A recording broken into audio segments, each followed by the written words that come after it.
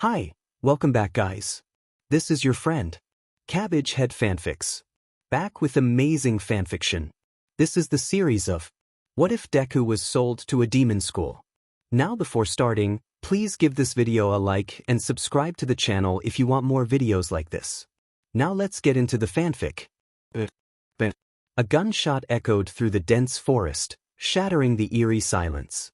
Two men prowled through the trees, their heavy boots crunching against the underbrush. "Come out, brat. There's no point in hiding," one of the men barked, his voice rough as he brandished a pistol. "Yeah, once we're done with you, there'll be nothing left to tie this deal to us," the second man sneered, his smirk barely visible in the dim light filtering through the canopy. Nearby, a 16-year-old boy crouched low, his green hair helping him blend seamlessly into the vibrant foliage. His chest rose and fell in rapid, shallow breaths as he tried to remain undetected. "Demenit." Izuku cursed silently, gritting his teeth. "I should have never taken that courier job." His mind raced with regret. "I knew this felt off. Should have trusted my gut." A feminine voice chimed in his head, light but dripping with sarcasm. "Told you so." Yeah, you win," Izuku replied internally, rolling his eyes. "Happy now?" "Very," the voice teased, a playful giggle echoing in his mind. "Now, let's figure out how to get out of this mess." Easier said than done, Izuku thought bitterly, glancing toward the direction of the men. "They're too close. If I move now, I'll just get shot." "Are you serious?" The boy could feel the deadpan expression the woman in his head was giving him right now. "Izuku, you have a way to get out of this situation, use it. Now." Izuku sighed. He really didn't want to, but he couldn't resist her stern, motherly voice. "All right, here goes nothing," Izuku thought, and green energy surrounded his body. "Smoke screen," he commanded, and in an instant, thick smoke billowed out, engulfing the area in an impenetrable fog. "What the hell?" one of the men shouted, his voice sharp with alarm. "Where'd all this smoke come from?" "I can't see a dimmin' thing," the other growled, coughing as he fumbled through the dense haze. Meanwhile, Izuku used the cover to slip away, his glowing green aura fading as he distanced himself from the scene. When he felt safe enough, he collapsed against a tree, sighing as he rubbed his face. "Damn it," he muttered under his breath, glaring up at the patches of blue sky peeking through the leaves. "Is it too much to ask to be normal? Just once? Even in my second life. The beginning after the end." A phrase many might find poetic or intriguing, but for Izuku Midoriya, now Suzuki, it was his reality. In his previous life, he had triumphed over All for One, fulfilling his duty as the ninth wielder of One for All. The cost, however, had been steep. His body bore the weight of countless injuries, and by the time the battle was over, he realized his heart had already stopped.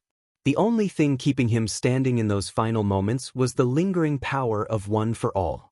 Then, after saying his teary goodbye, he closed his eyes, embracing the peace of knowing his fight was over, ready to rest his weary body and soul. Only to open his eyes in an unfamiliar place. And in the unfamiliar body of a 2-year-old child.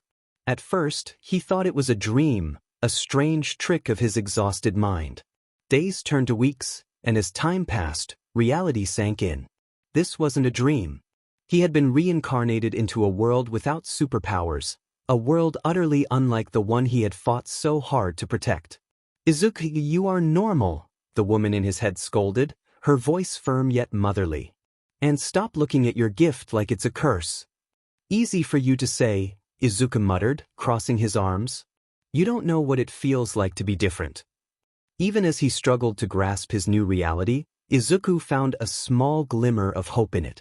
He had been given a chance to live a normal life, a life where he wouldn't be bullied for not having a quirk, a life where being different wouldn't make him a target of discrimination. Most of all, it was a life where he could be respected as an ordinary person, free from the crushing burden of saving the world. But as always, his luck had other plans. At the tender age of 3, his dream of normalcy was shattered. The moment he took his first steps, his scumbag parents saw an opportunity. They began exploiting him for their own gain, forcing him into situations no child should ever have to endure. Then, when he was 6 years old, One of those so-called adventures turned life-threatening. Deep in the forest, he encountered a wild bear. As the massive beast charged, Izuku froze, thinking that this was the end. But in his desperation, he swung his hand. Green energy crackled to life, swirling around his arm, and with one punch to the bear's gut, it fled. He was left alone in the forest, his arm shattered and throbbing in pain. "Then accept the fact that you are different," the woman remarked, her tone dry but understanding. After all, how many 16-year-olds have a talking ghost inside their head? The incident with the bear was a turning point for Izuku. He spent 3 agonizing months with a broken arm and came to a sobering realization. He couldn't keep breaking himself. There was no recovery girl in this world to patch him up. Every injury would leave a permanent mark, unlike the life he once knew. Determined to protect himself and his body, he made a decision. He would train his body, even though he had no intention of using that power at all. And so, once his cast was off, he started training while keeping up with the odd jobs that his parents kept throwing at him. "I know I'm different, it's just," Izuku murmured, staring at his hands as if they held answers he couldn't grasp. "Sometimes I feel so lonely. I miss my friends. And I can't even make new ones because my parents don't care enough to send me to school." At first, Izuku heeded All Might's old warnings about exploding limbs and kept his training purely physical. For years, he pushed his body without tapping into his quirk. It wasn't until he turned 14 that he dared to train his powers again. Starting small, just as he had. In his old world, Izuku focused on channeling small percentages of energy through his body. By the end of the first year, he had worked his way up to controlling 25% without straining himself. For once, things seemed to be going smoothly. And then, as always, his luck decided to throw him a curveball. One fateful night, after finishing yet another miserable job, Izuku sat in his handmade tent, staring at the stars. As he relaxed, a familiar face came to mind, a little white-haired girl who had begged him to come home after the war. The memory hit him like a punch to the gut, guilt swirling through his chest. "I couldn't even keep my promise to her," he thought, clenching his fists. Suddenly, an all-too-familiar sensation slammed into him like a freight train. His eyes widened in shock. "Danger sense," he whispered to himself, and before he had time to figure out what was going on, suddenly multiple strands of black whip emerged from his arms. He desperately tried to get them under control because if anyone saw him in this state right now, they would either assume he was some kind of eldritch horror or capture him for research. And that's when, just like an angel, he heard a woman's voice in his mind. "Calm yourself, Izuku," the woman's voice urged. "Nana?" Izuku whispered, tears spilling from his eyes. "Hey kid," Nana replied softly.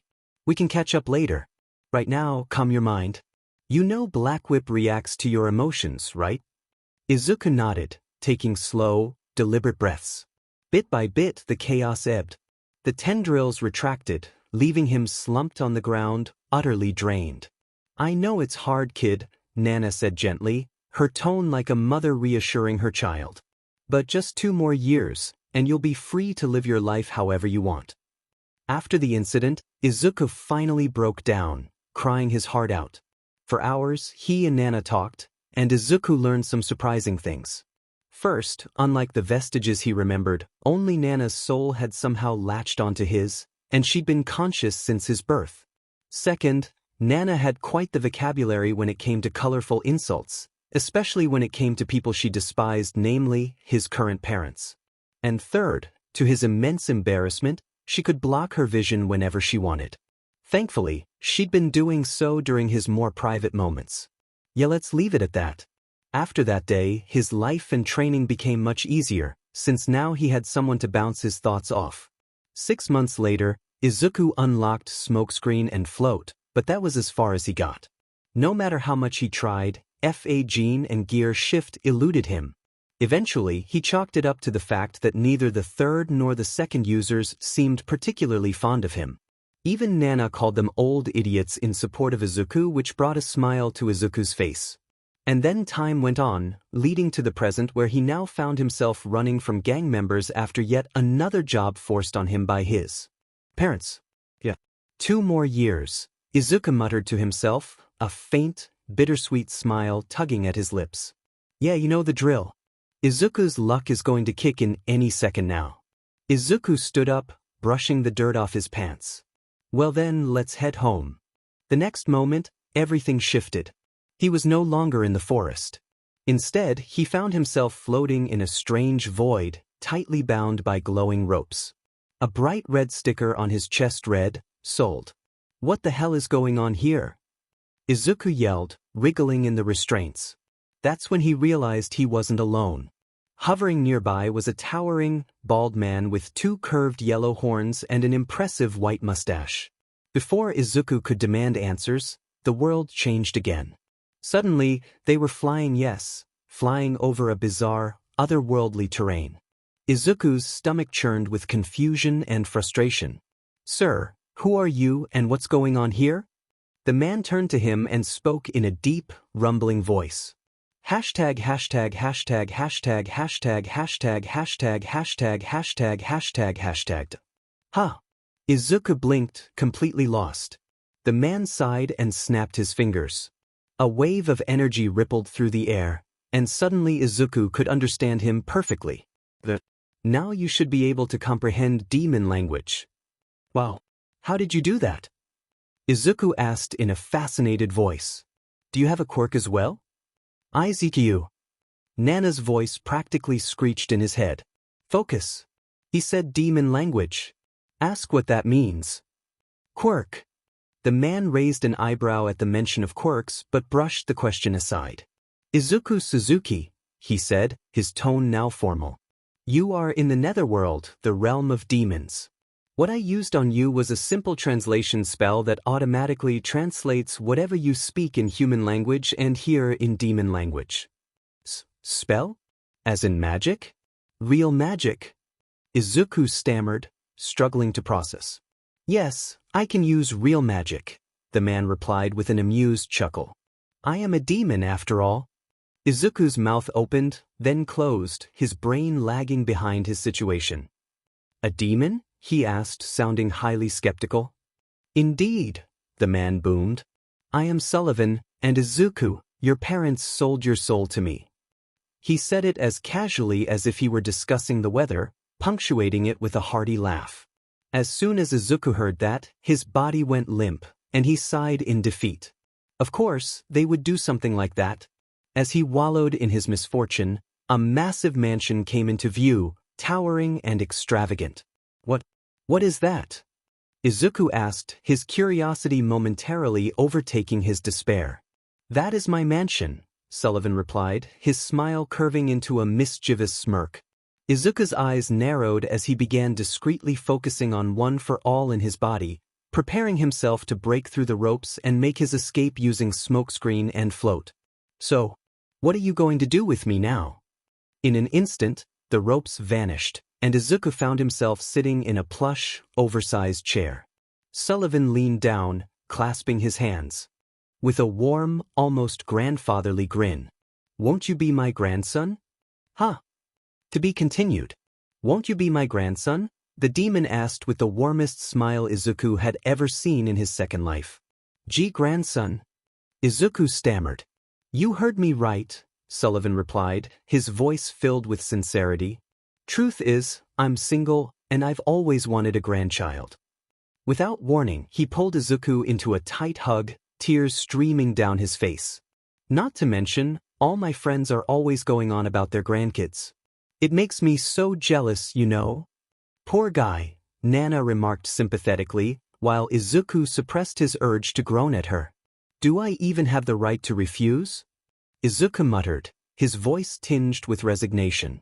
Considering you bought my soul and all. Of course, I respect your decision. The old demon clung to him again, sobbing uncontrollably. But I'm just such a lonely old man. Please, Izuku-kun, fulfill my dream.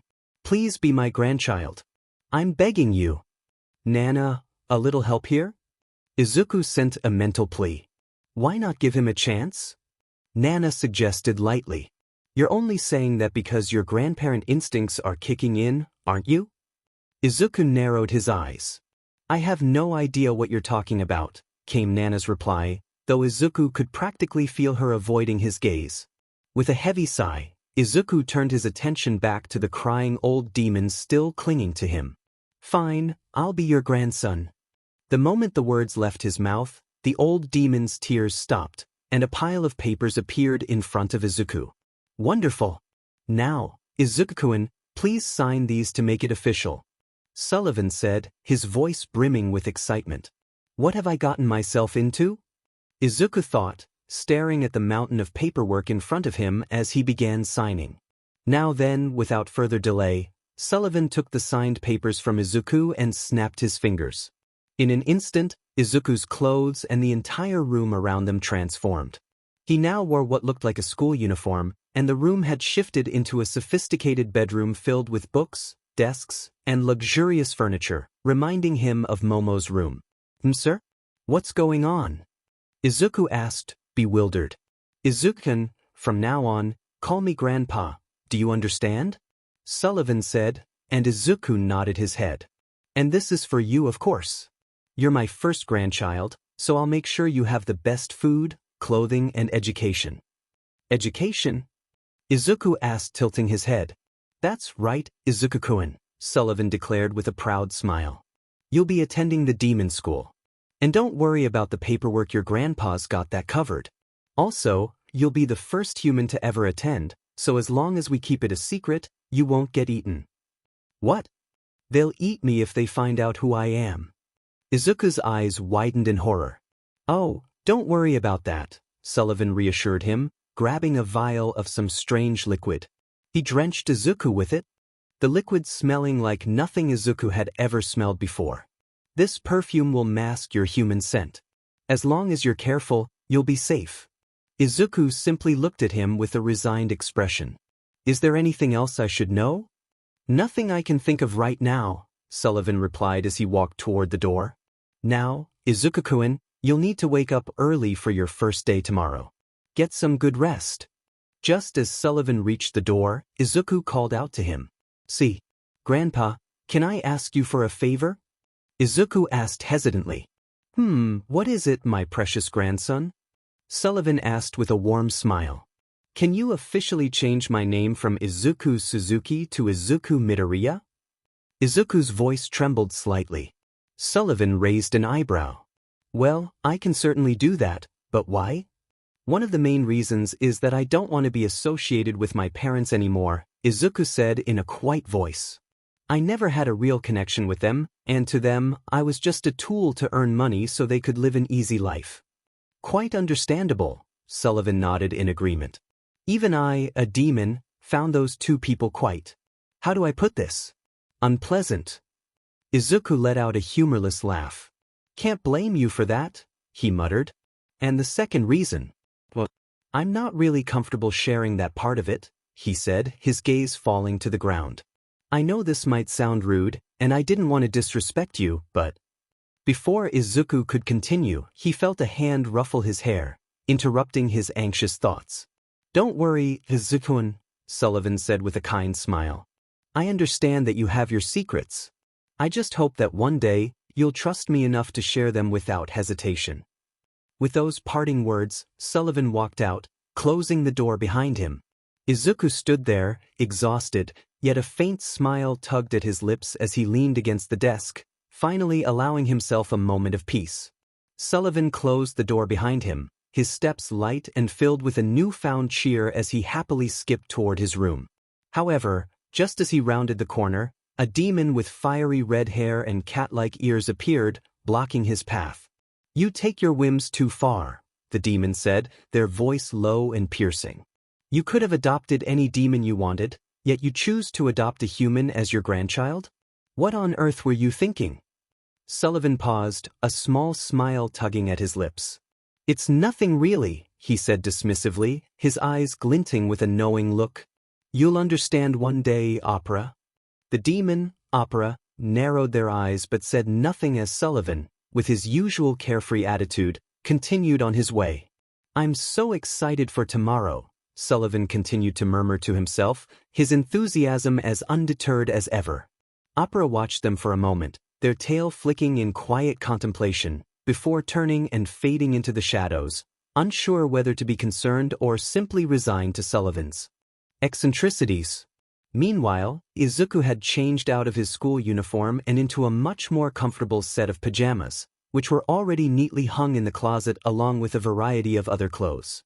You know, Nana, I still can't believe any of this is actually happening, Izuku said, his voice muffled by the pillow as he lay down on the bed. It feels like a dream. A really weird dream. I would have pinched you if I had a real body, Nana giggled in his mind, her voice light and teasing. Izuku let out a small laugh. Honestly, I'm just glad I have someone to talk to, he said, his voice softening as his eyelids grew heavier. Anyway, I'm going to sleep, hoping all of this is just a dream. Good night, m. He didn't realize he'd said the words out loud until the silence settled around him. But Nana heard it, and those simple words filled her heart with warmth. Despite the strange circumstances, the bond they shared felt real and comforting, and for just a moment, she let herself savor the feeling. Good night, Izuku, she whispered, her voice full of affection. Sweet dreams. The next morning, Izuku woke up to the screeching of birds and the harsh sunlight streaming through his window. He rubbed his eyes and sat up, immediately realizing he was still in the room provided by his new grandpa. So that was not a dream, Izuku muttered to himself, staring out at the unfamiliar scenery outside the window. Unfortunately not, Nana replied with a gentle tone, her voice echoing in his mind. Just as Izuku processed the reality of the situation, the door to his room opened, and his new grandpa appeared with a bright, cheerful smile. Good morning, Izuku-kun. Did you sleep well last night? Sullivan asked, his voice full of enthusiasm. Izuku simply nodded in response. In that case, hurry up and get ready for school. I'll meet you downstairs, Sullivan said, before turning to leave the room. Izuku quickly went through his morning routine, changing into his school uniform, and before long he made his way downstairs. In the living room, both Sullivan and Opera were waiting for him. Oh my! You look absolutely handsome, my precious grandson, Sullivan exclaimed, spinning around Izuku with excitement.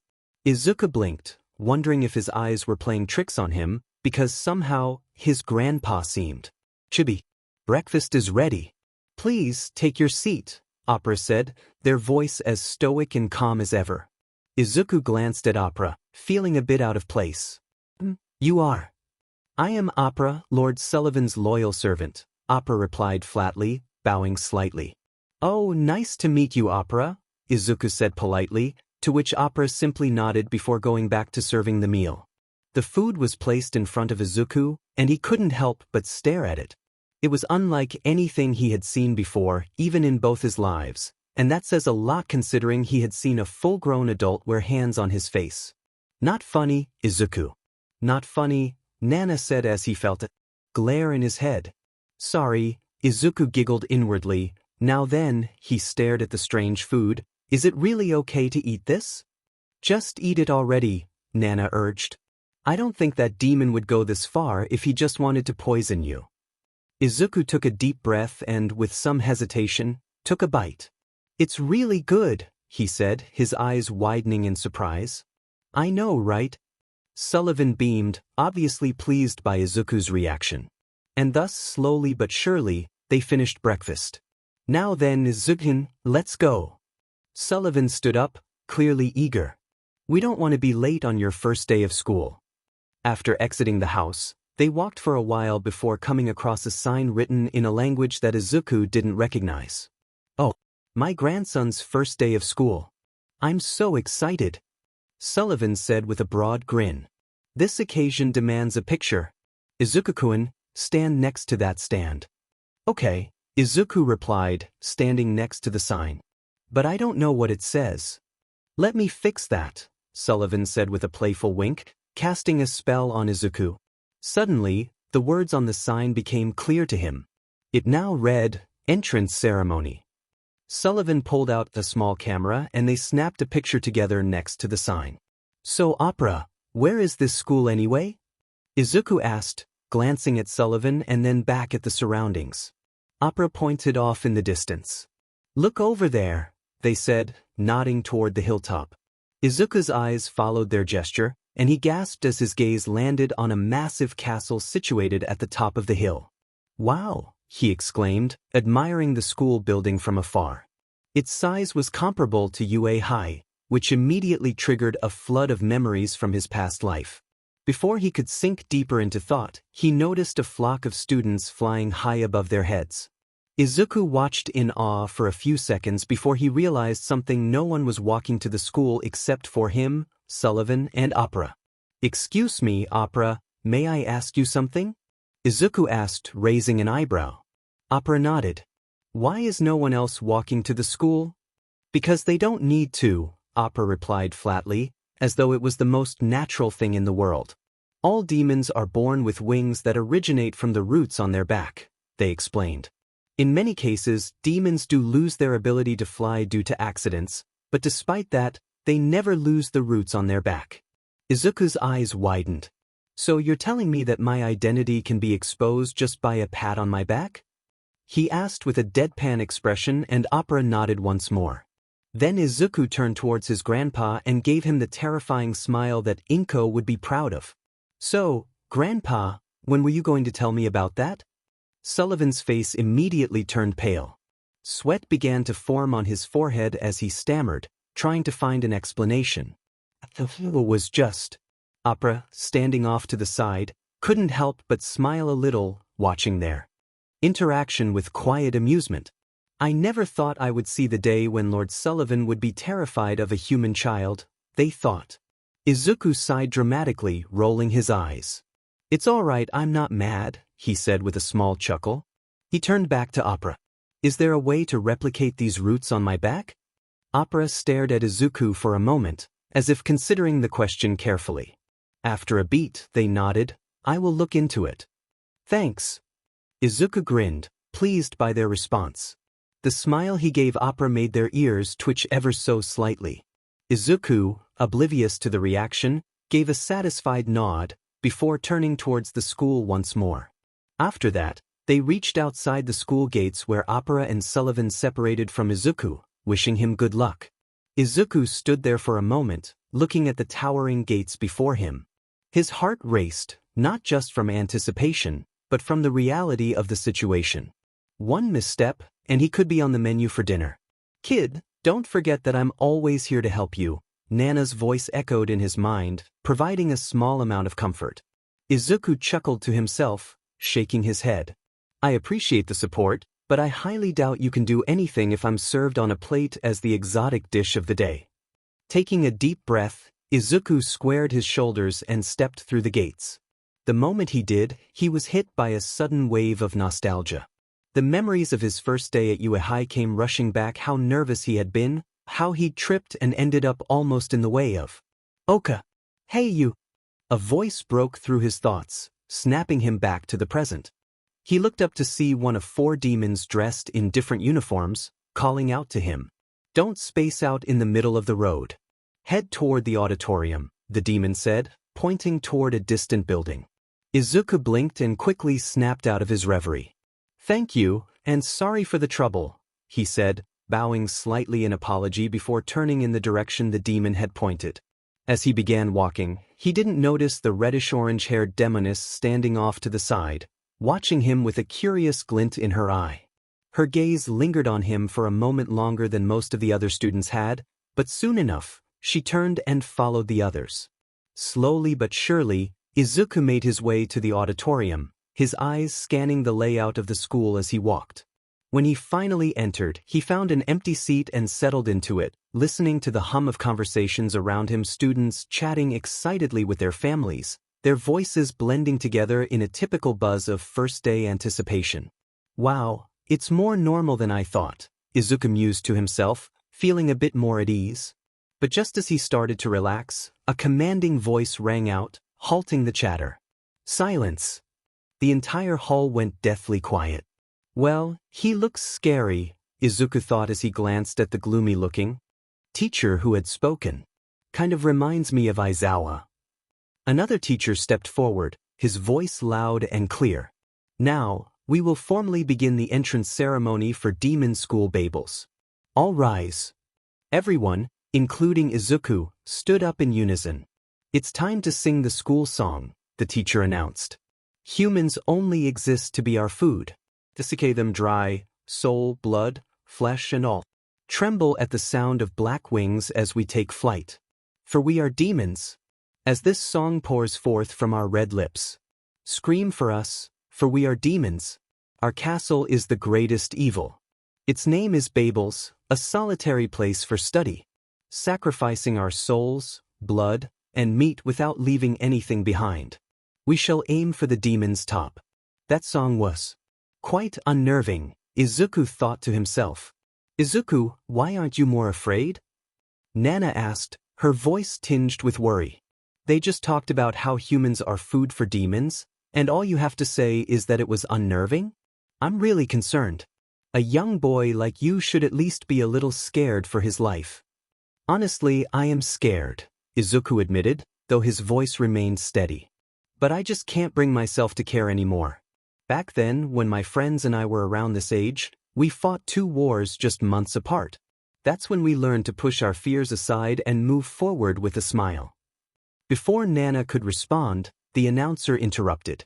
Next, greetings from our chair demon. The crowd erupted into cheers, chanting, "Yeah, Demon King." Izuku's head snapped toward the stage, his heart skipping a beat when he saw a familiar face, his new grandpa, Sullivan, standing behind the podium in his chibi form. "It's me, your grandpa." "So he's the chair demon," Nana commented with a resigned tone, though there was a hint of amusement in her voice. The audience, meanwhile, was abuzz, whispering and wondering who the grandson of the chair demon was. "Yes, indeed. My grandson now attends this school," Sullivan announced, his voice brimming with pride. "He's just so adorable." Izuku's face turned bright red, and he could feel his embarrassment deepening. "Demented. This is more embarrassing than when Mom showed my baby pictures to All Might." Izuku groaned internally, wishing he could melt into the floor. "Please don't make it worse.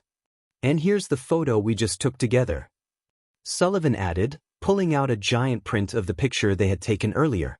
"And he made it worse," Nana said sympathetically, though she was also enjoying this little scenario of a grandparent embarrassing their grandchild. "I'll make sure everyone gets a copy later." Sullivan continued with a grin before leaving the stage, leaving Izuku with his face buried in his hands. The next announcement came, and Izuku was almost thankful for the distraction. "Now we have a speech from a representative of the new students." Izuku looked up as a student with pink hair stood up, his flawless white uniform standing out in the crowd. "Asmodeus Alice," the announcer called, and the boy began to walk toward the stage. As he did, several of the girls in the audience started to fangirl, whispering and giggling over him. "Well, at least I'm not in the spotlight anymore," Izuku thought with a sigh, relieved for a moment of peace. But just as he was about to relax, the announcer's voice broke through again. "The honor student, Izuku Midoriya." Izuku froze. "Huh." Both he and Nana reacted at the same time, staring at the stage in confusion. Then, in the corner of his eye, Izuku saw Sullivan, holding a camera and giving him a thumbs up. Izuku groaned inwardly. "Resigning to my fate, I guess." With a deep breath, he stood up, his heart pounding. As he walked toward the stage, the murmurs of the students reached his ears. "Well, he's quite plain-looking compared to someone like Asmodeus," Izuku overheard from the crowd. "I know I've heard that before," he thought, rolling his eyes internally. "But look at his arms. He looks well-built under that uniform," another voice commented, drawing a faint blush to Izuku's cheeks. "Thank you, I really worked for that." As he approached the podium, Izuku sighed and decided to take charge in the only way he knew how. He slammed the floating picture of him and Sullivan onto the podium with a resolute thud. The audience stilled, their eyes locked onto him. That's when Izuku realized something important. He had no idea what to say. For a fleeting moment, he considered pulling a Kaken, announcing something bold like, "Fight for second place all you want, but I'm going to be the best student in this school." The thought brought a small smile to his face. The demons, however, interpreted his smile quite differently. "Man, even when facing this huge crowd, he's smiling fearlessly," someone murmured in awe, and a ripple of admiration swept through the room. Meanwhile, Izuku's mind raced until his eyes fell on the picture he had slammed down. On its back was a message scrawled. "I've sent this message to you so that you won't stumble through your school days. Love, Grandpa." Beneath the message were several words that immediately screamed trouble. "Should I read this?" Izuku mentally asked Nana.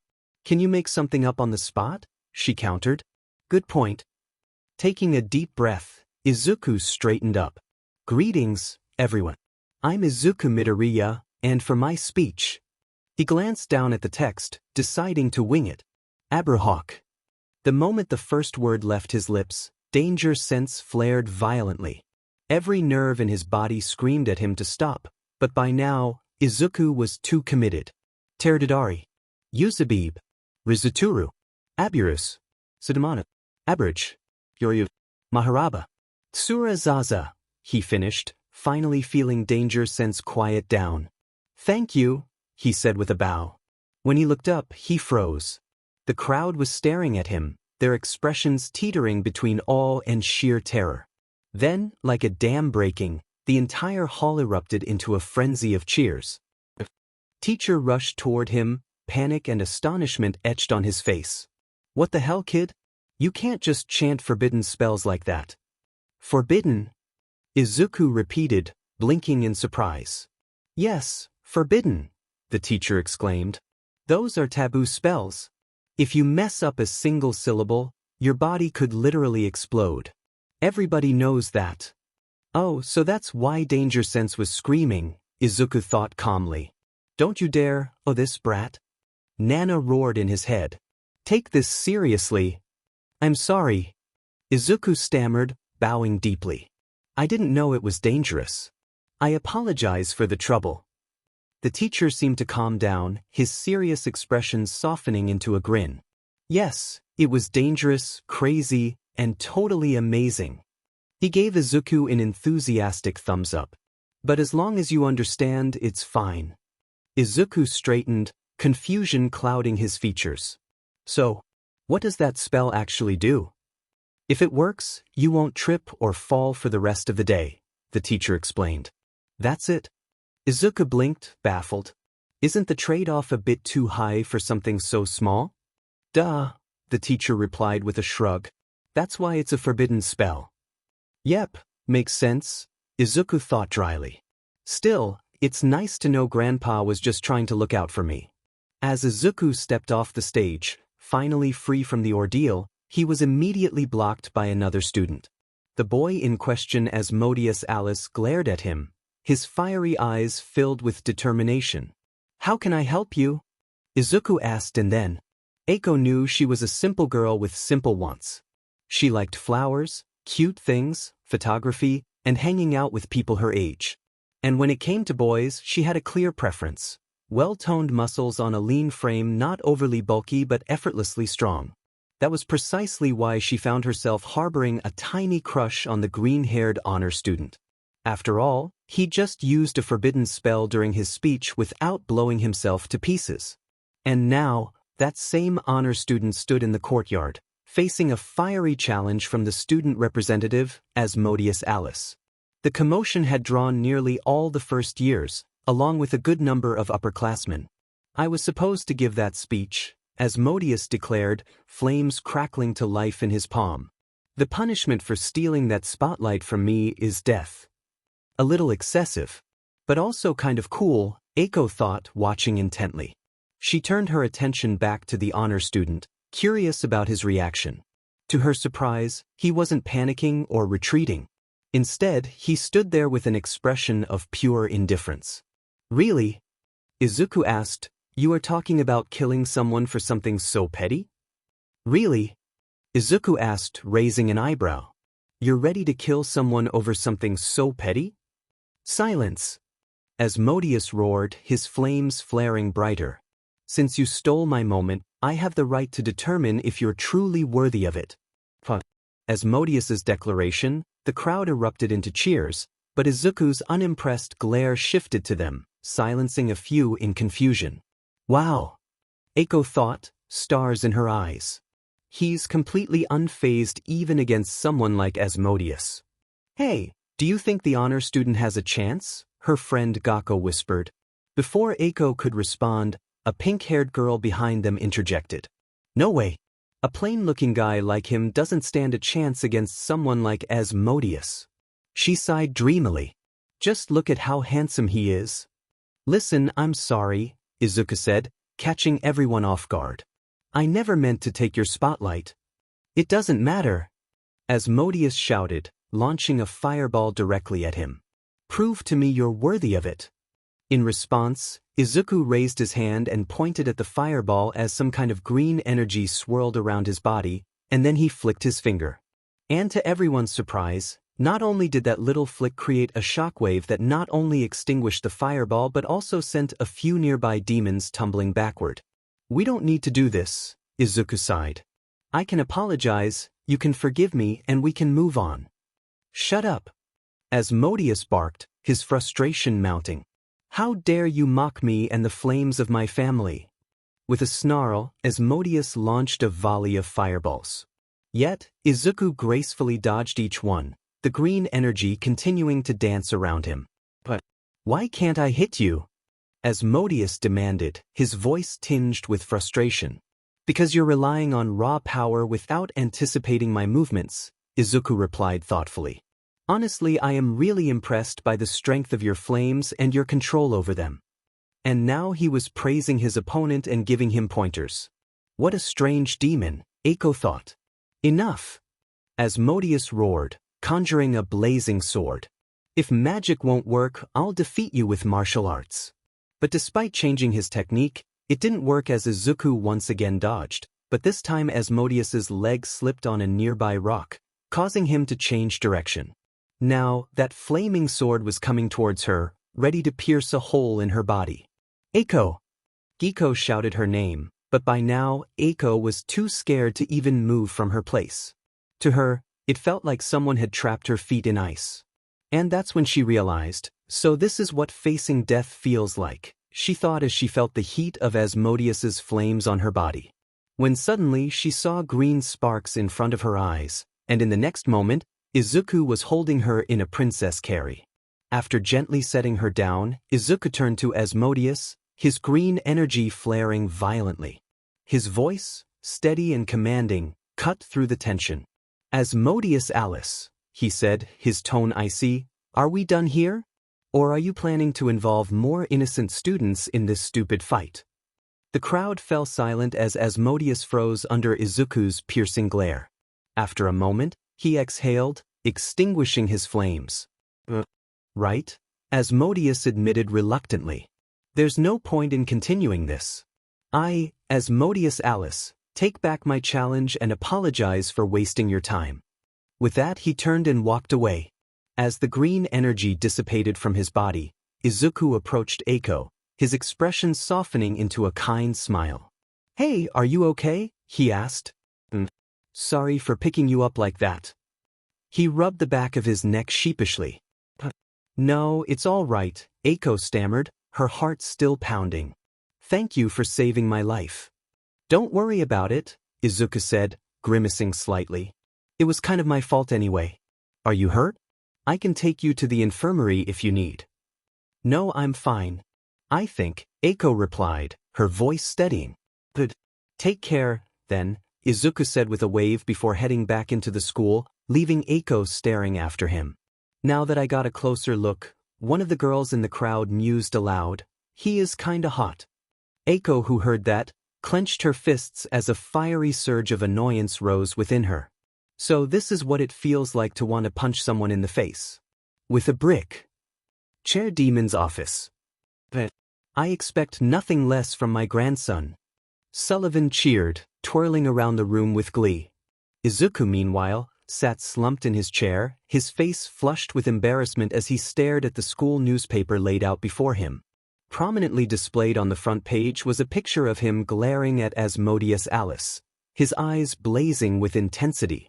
Above it, the headline proclaimed, Honor Student Izuku Midoriya forces Student Representative Asmodeus Alice to back down. Why the long face, Izuku? Sullivan asked, his tone cheerful as ever. Izuku bowed his head, guilt etched across his face. I'm sorry, Grandpa. I didn't mean to cause a scene on the very first day of school. What's wrong with that? Sullivan tilted his head, confused. It's not just about the scene, Izuku explained. I enrolled here as your grandson, and I feel like I've already caused trouble. Being on the front page like this, it makes me look like some sort of delinquent. Now, Izuku-kun, Sullivan said, patting him gently on the head. Don't be so hard on yourself. If anything, it's my fault for putting you in such a tricky spot. Besides, I doubt anyone will think you're a delinquent after how heroically you saved that girl from Asmodeus's attack. Izuku's ears burned, but he said nothing.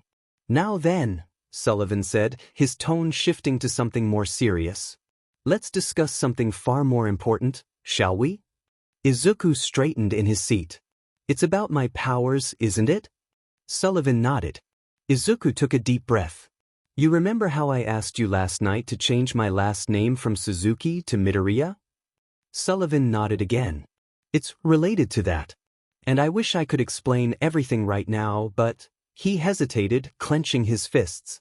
I'm not ready yet. Izuku looked up, determination blazing in his eyes. Oh yes, is for you to trust me on this, Grandpa. Please. Sullivan gazed at him for a long moment, his expression unreadable. Finally, he smiled warmly. Very well, Izuku-kun. I will place my trust in you. After all, I was the one who brought you here, Sullivan said. It's my duty to accept you, your good qualities and your flaws alike. Izuku's breath hitched, tears welling in his eyes. Somewhere in the back of his mind, he could almost hear All Might's voice. I told you to stop being such a crybaby. Thank you, Izuku said, hastily wiping his tears. Thank you for believing in me. Sullivan chuckled softly. Izuku-kun, why don't you rest in the adjoining room? You've had a long day. Don't worry, I'll send Opera to fetch you once I'm done with my work. Izuku nodded gratefully and left the office. As the door closed behind him, Sullivan turned to Opera, his cheerful demeanor giving way to a more thoughtful expression. Well, what do you think of him? I want your honest opinion. Opera adjusted their posture, their voice calm and measured. Master Izuku is an enigma. Even without considering his powers, he's highly observant. I've noticed him taking notes on a variety of topics, particularly whenever someone used magic or a bloodline ability. His curiosity is genuine, almost childlike in its awe. But what struck me most, Opera continued, is his complete lack of self-preservation. When the school anthem played or when Asmodeus confronted him, his body language remained steady. Yet, the moment that girl was in danger, he moved without hesitation as though his body and mind are conditioned to prioritize others above himself, Sullivan finished, his smile returning. Opera nodded. Precisely. Sullivan leaned back in his chair, his eyes sparkling with intrigue. What a fascinating human you are, Izuku Midoriya. To be continued. Izuku stood in a dark void, surrounded by a quiet and oppressive atmosphere. Suddenly, the sound of running footsteps broke the stillness. He turned, his heart lifting as he saw a teenage Eri sprinting toward him. Spreading his arms wide, he prepared to catch her in a hug only for her to pass straight through him, completely ignoring his existence. Stunned, Izuku turned again. This time, he saw an adult Ochako, clad in her hero costume, standing nearby. Hey Eri, where are you off to? Ochako called out. Oh, hi, big sis Ochako, Eri replied with a radiant smile. She held up a small green Deku plushie and asked, Do you know what this is? I found it in my old stash. Izuku's eyes widened in shock at her words. Did she really forget about me? He thought, disbelief crashing over him. Ochako stepped closer, taking the plushie from Eri's hand to examine it. Nope, I have no idea who this is, she said casually. But it kinda reminds me of those oversized All Might hoodies I used to have years ago. The ones you donated to charity? Eri asked. Yeah. I never even knew where they came from, so I figured. Someone else might appreciate them more than I ever could, Ochako explained with a shrug. Izuku watched their conversation in stunned silence. He wanted to call out to them, to make them see he was right there, but the black mist swirling around him held him captive. He couldn't move, couldn't speak. It was as though the void itself was smothering him. "Then I'll do the same," Eri said brightly. With that, she and Ochako turned and began walking away. Panic surged through Izuku. He tried to scream, to reach out, but his voice was swallowed by the mist. The space around him began to shrink, the walls of the void collapsing inward until everything folded in on him, leaving him in darkness. Izuku shot up from his bed, gasping for air as his heart pounded in his chest. His body was drenched in sweat, his breathing ragged. "Izuku, can you hear me?" Nana's voice echoed in his mind. "Come on, kid, we've done this drill before. Take deep breaths and calm your nerves." He nodded to himself, sliding off the bed and curling up on the floor. Wrapping his arms around his knees, he rubbed his face with trembling hands and began taking slow, deliberate breaths. Ever since Izuku had been reborn in this new world, these nightmares had plagued him every few weeks. At first, they were about the grief his death had caused in his old world, leaving him consumed by guilt for days afterward. But over the years, the dreams had shifted.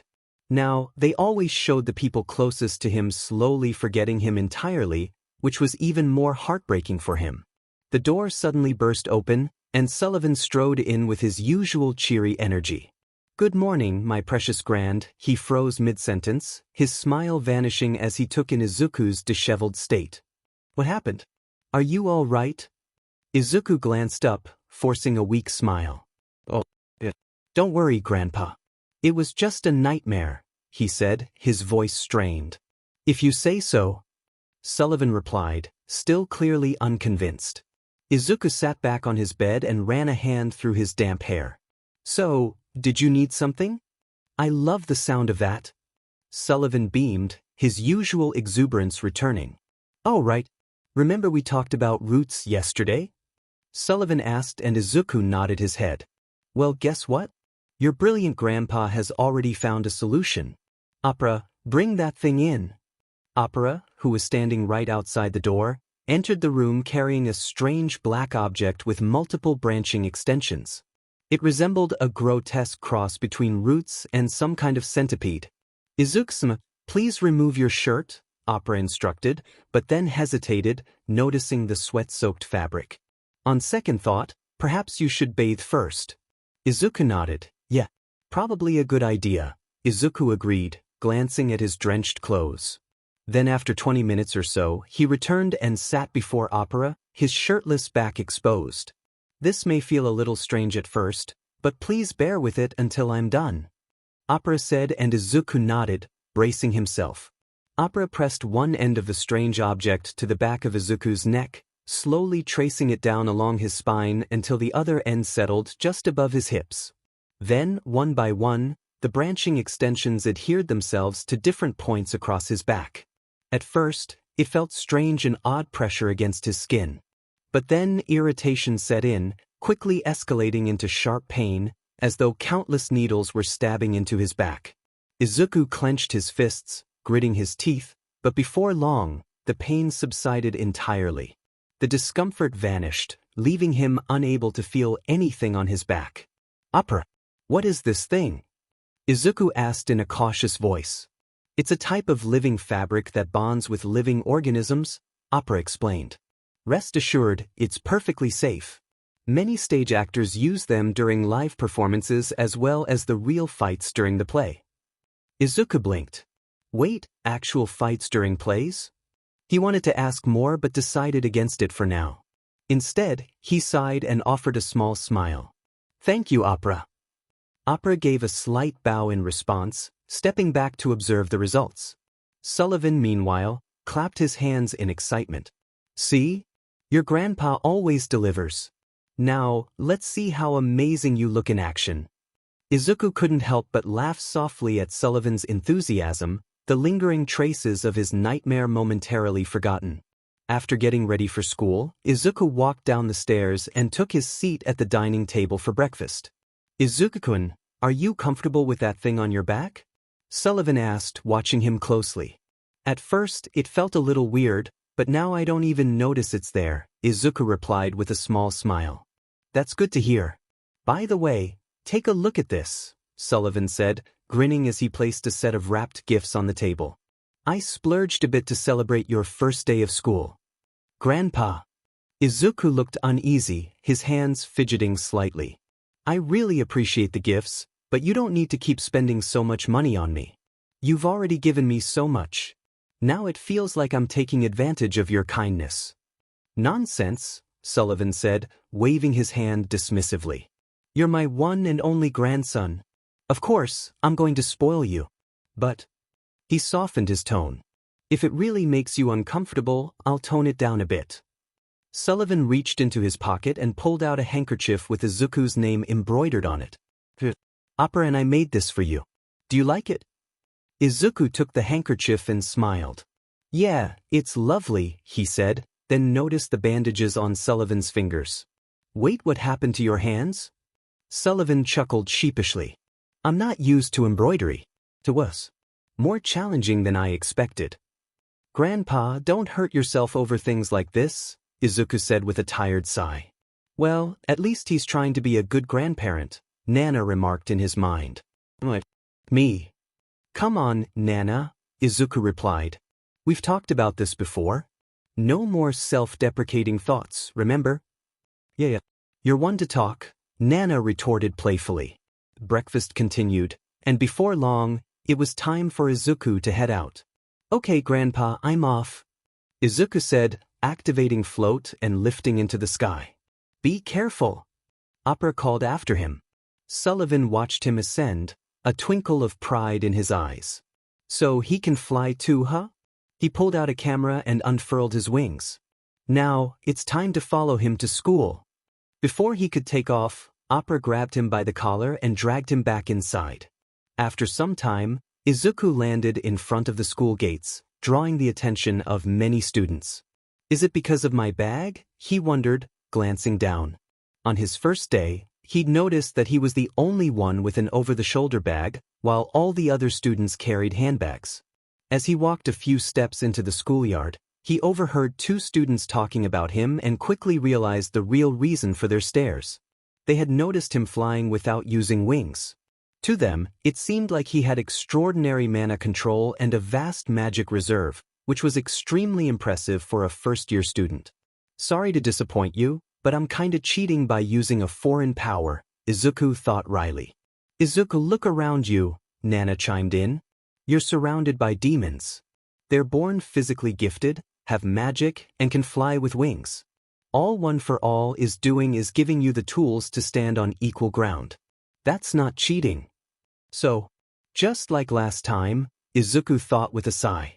Then, from the corner of his eye, he saw someone he wished he could avoid for some time. That demon was Asmodeus Alice, the boy he managed to piss off on the very first day of school. Instinctively, Izuku turned, planning to take another route. But a thought stopped him in his tracks. No. I need to clear this up now before it comes back to bite me. Besides, I don't want another Kaken tormenting me for the rest of my years here. Taking a deep breath, Izuku summoned his courage and walked up to him. Hey, Asmodeus. Can we talk? Hey, Asmodeus, can we talk? The green-haired boy asked, staring straight into his eyes, and for a moment, Asmodeus Alice didn't know how to respond. And Izuku in this EU is as tall as Asmodeus, which is 5.7 feet. Up until yesterday, Asmodeus had been a peerless demon in every aspect of his life. His noble lineage and mastery of magic ensured that no one aside from his family ever dared approach him. Whether it was due to awe or his intimidating personality, he preferred the distance, finding peace in the fact that he upheld his family's prestige by standing out among the common rabble. But yesterday had changed everything. At first, Asmodeus had been furious with the green-haired boy for taking his spot. How could some plain-looking nobody dare to usurp my place? He'd thought. He'd been ready to incinerate him as soon as he walked off the stage, but the realization that this boy was Sullivan-sama's grandson stopped him. Attacking him could jeopardize his mother's work, and he couldn't risk that. So, instead of outright confrontation, he'd done the next best thing, a noble demon's approach, and challenged him to a battle. He conveniently ignored the fact that he'd dragged the boy into the courtyard for the challenge. The boy, however, declined the challenge, apologized, and tried to defuse the situation.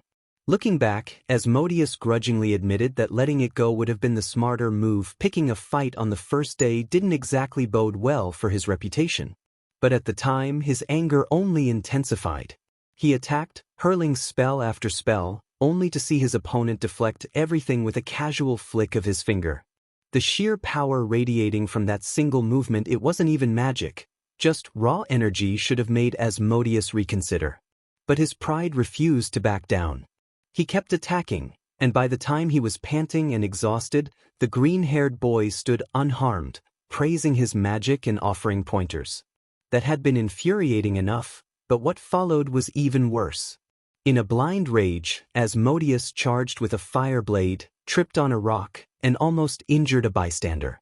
Instead of mocking him, the boy was genuinely angry, not at the insults or accusations Asmodeus had hurled, but because he'd nearly hurt someone else.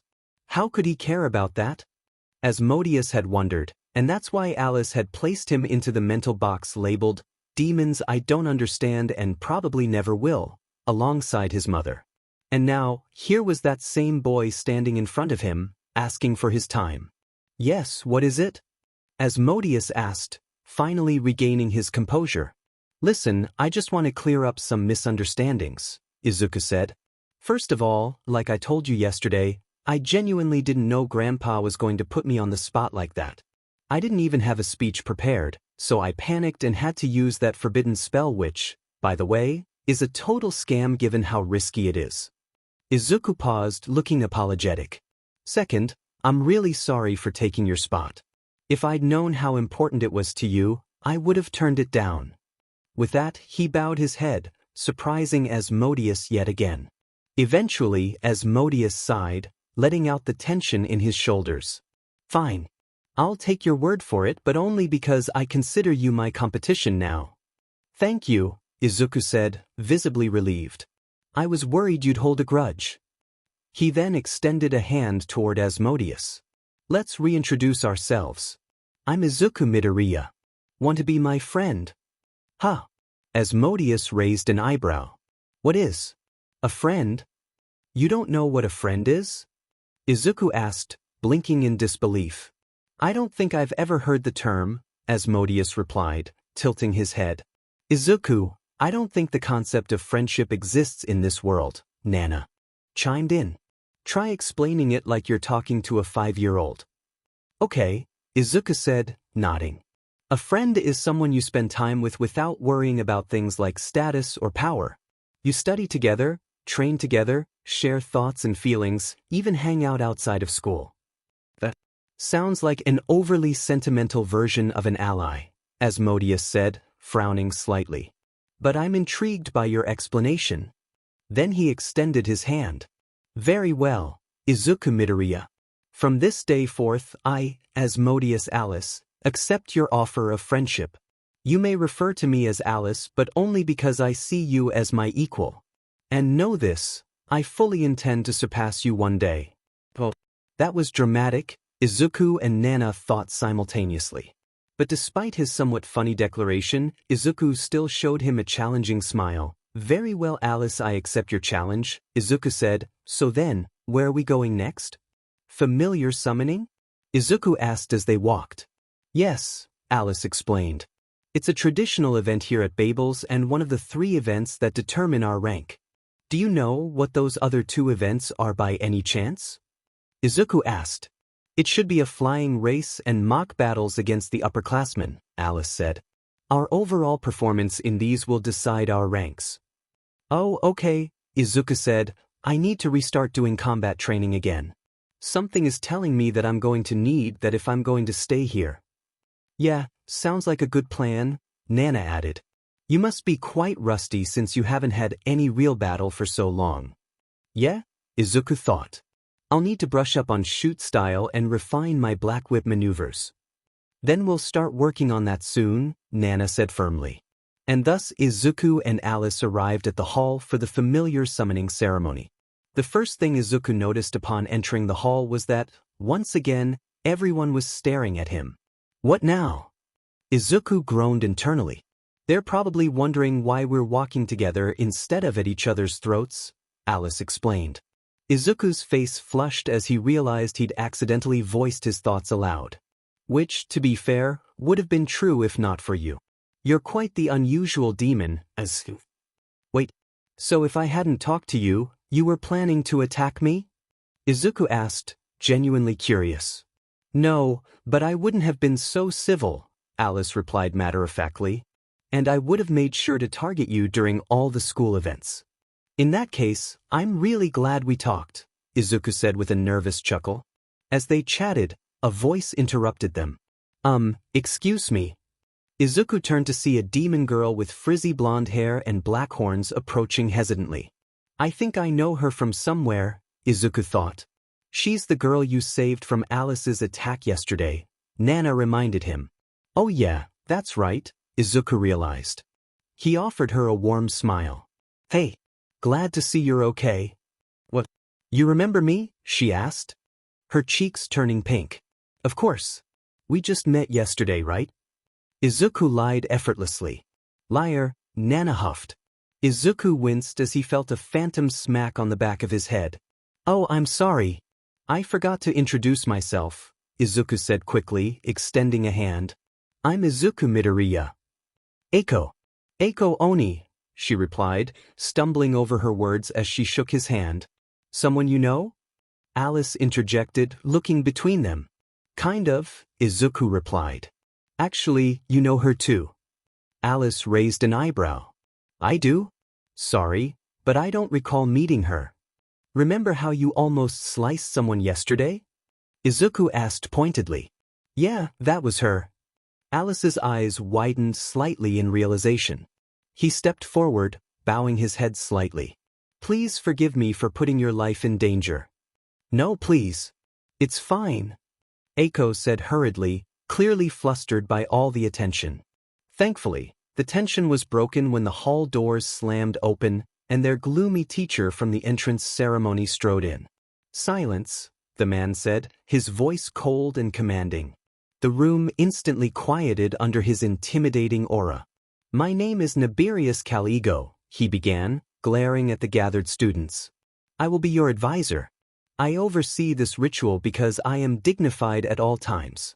Today, I will determine whether you are useful trash or useless trash. Great, Izuku groaned internally. No matter what world I'm in, there's always that teacher. As if reading his thoughts, Caligo's sharp gaze landed on him. The demon walked over, stopping inches away to stare directly into his soul, and said, especially those who rely on their grandfather's position and recklessly chant forbidden spells in public, he said coldly. Then he glared at Alice next, and those who pick fights with fellow students, he said, but his eye twitched upon noticing that Izuku looked indifferent to his intimidation and Alice just outright ignored him. Then, stepping back to address the entire class, Caligo continued, incompetent students will be forced to withdraw immediately. Really? Is fate playing some kind of sick joke with me? Izuku thought as he remembered the words of a certain hobo that haunted him for days. The one with the lowest score will be judged hopeless and will be expelled from the school. Upon hearing that, the students erupted into protests, but Caligo's withering glare and overwhelming aura silenced them just as quickly. Then out of nowhere, he produced a small pink digital board decorated with cutesy images of animals and flowers, and yet was totally killing Caligo's vibe. The board's chirpy voice began explaining the summoning ritual steps. A guide to basically summon a familiars. Draw a circle on the parchment with your blood. Walk into the magic circle. Throw the parchment into the flames. A familiar will emerge from the smoke. Caligo's expression darkened as murmurs spread through the room. Without hesitation, he slapped the board out of the air. Stupid guide, he muttered disdainfully. He hit it, one student whispered. Does he hate cute things? Another murmured. Ignoring them, Caligo held up a parchment. Use this paper with my seal on it. If you forge one, I'll know immediately. Now line up. You will be called one by one. Is this going to be dangerous? Eiko asked as she slowly raised her hand. What a foolish question, Caligo said. You will be summoning a subordinate and making it serve you. That's what familiars are, and should a familiar disobey its master, Cal Ego picked up the cute board and created a hole in it. There will be punishment. That's how deep the blood pact is. Now line up in an orderly fashion and perform a ritual when your name is called. And so the event started, and one by one, the students performed the ritual, summoning an array of strange and fantastical creatures. Izuku, meanwhile, was watching with wide eyes, his inner fanboy bubbling up uncontrollably.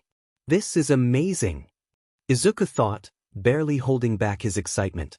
It's like getting your own Pokemon. Stop freaking out, kid, Nana chided. Did Yoichi bite you or something? I mean, how could I not? Izuku protested. I always wanted to have my own Pokemon when I was a child, and now I can get my own.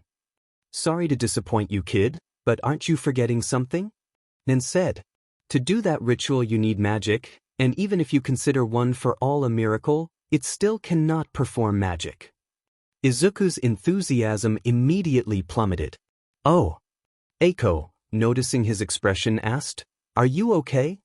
Before Izuku could answer, her name was called.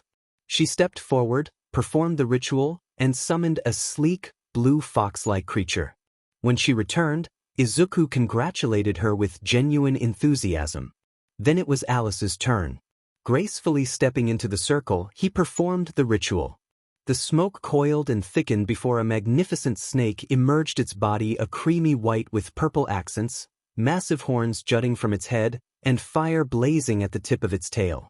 Gorgon snake, a serpentine monster with macaroon cream scales and purple highlights. It has clawed wings, massive horns, red slitted eyes, and fangs that gleam like polished steel.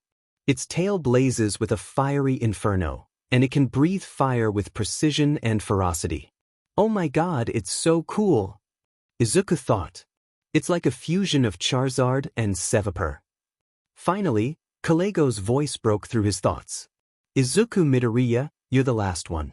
Get in there already. Good luck, Izuku. Eiko cheered with a thumbs up.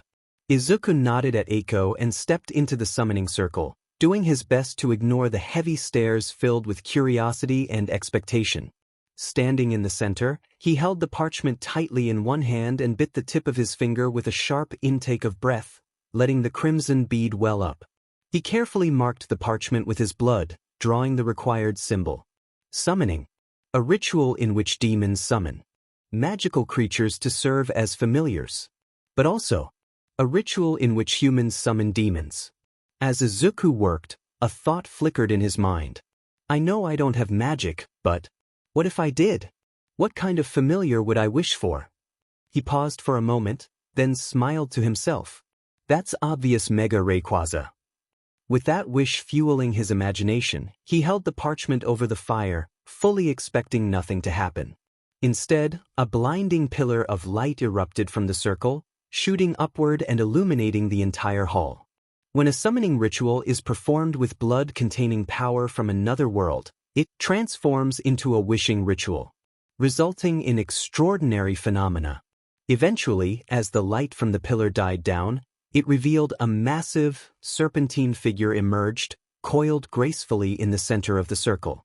Its sleek black body shimmered with gold markings, tendrils glowing faintly around its majestic golden horns. The creature's piercing yellow eyes locked onto Izuku, who was staring at it with wide, sparkling eyes. I pulled a shiny, he muttered in awe, utterly enchanted. Hey, Izuku. Why can I see you standing in front of me? Nana's voice echoed in his mind. Not now, Nana. I'm busy admiring my... He froze mid-thought. Wait, what do you mean, see me? One more thing.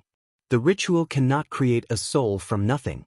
Instead, it chooses between the demon tied to the summoning parchment or an extra soul carried by the summoner. Nana, can you roar for me? Just once? Izuku asked. What? Why? Nana asked. Just do it, Izuku said, and a moment later, the Rayquaza in front of him let out a thunderous roar, the sound reverberating through the hall and causing many students to flinch in fear. Okay, Nana, don't freak out, but I think I accidentally summoned you as my familiar, Izuku explained. Oh, Nana replied calmly. Wait, that's it? Izuku's thoughts raced. I thought you'd be furious about being turned into a servant. Well, first of all, Izuku, this is not the first weird thing that has happened to us in the last few days, Nana explained. And second, I'm kind of liking this form. I mean, I could literally feel the power in my body. I also think that this form will be more useful since we're going to live here. As Izuku tried to process this, Kalego's sharp voice cut through his thoughts. Midoriya, what is that thing? It doesn't match anything in our records. It's a Rayquaza, Izuku blurted out without thinking. And how, pray tell, do you know that? Kalego's eyes narrowed. Crap. Me and my big mouth, Izuku cursed internally. It told me. You can speak with it?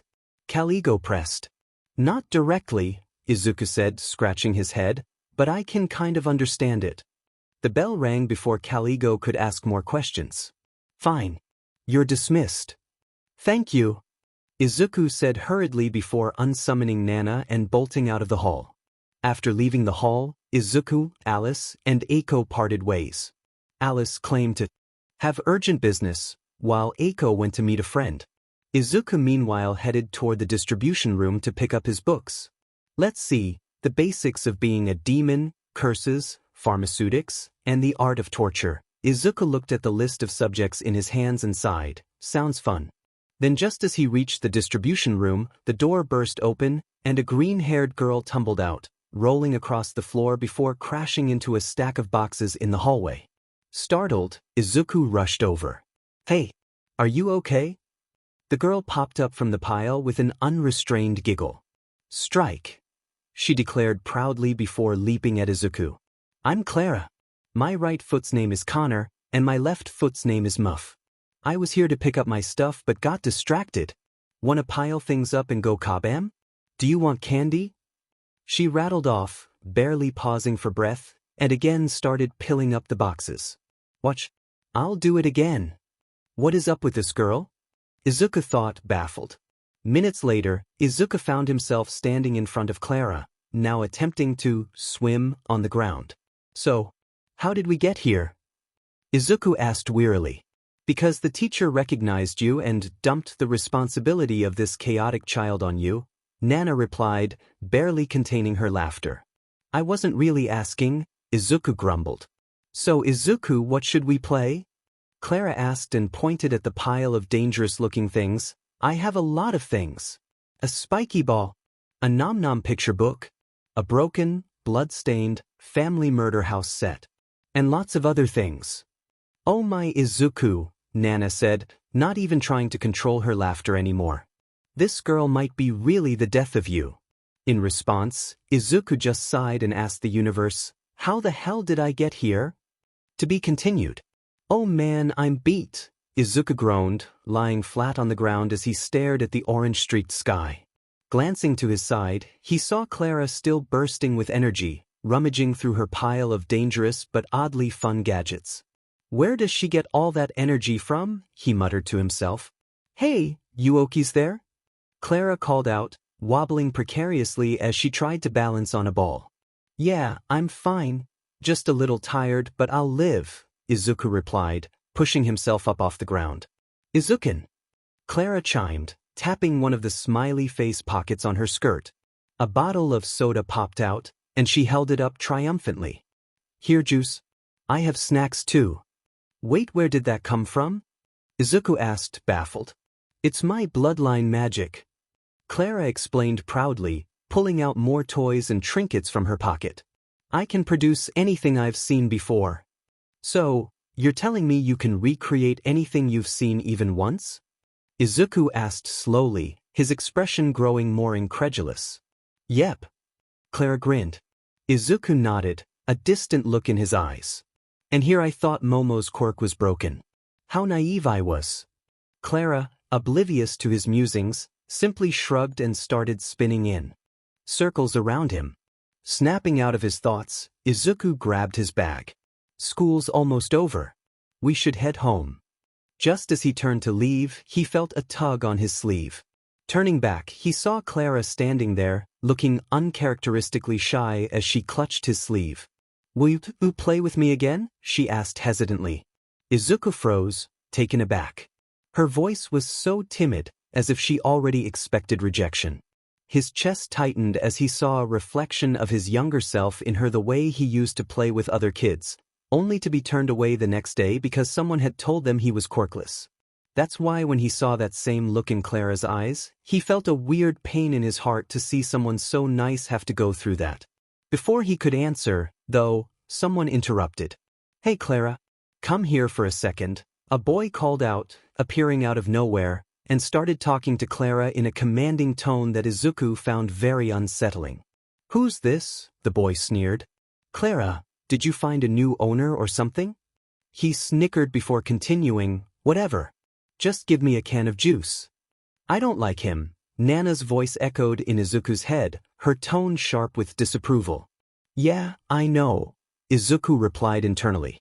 As Clara moved toward the boy, Izuku instinctively grabbed her hand and stepped in front of her. If you want something to drink, go buy it yourself, he said firmly. Huh. The boy frowned in annoyance. Come on, honor boy. Stop hogging her and let me get something too. Izuku's expression darkened. His reply was short and cold, leave. What? The boy flinched but tried to stand his ground. Wait, what did you? Leave. Izuku's voice dropped, low and intimidating as green sparks crackled faintly around him. The boy grumbled, glaring at them. Fine. Keep her to yourself. It's not like I care about that stupid girl anyway, he shouted and stormed off. When Izuku was sure the boy was gone, he turned to Clara only to see her crying on the ground. Wait, why is she crying? Was she friends with that guy? Izuku panicked, his mind racing with wild theories. Of course not, idiot, Nana chided. Why? Clara sobbed. Why did you do that? Now he won't play with me. Izuku crouched down, his confusion evident. Claire, he wasn't going to play with you. He just wanted free stuff. I'm not stupid, Clara said through her tears. I know nobody will play with me unless I give them free stuff. It's the fee to put up with me.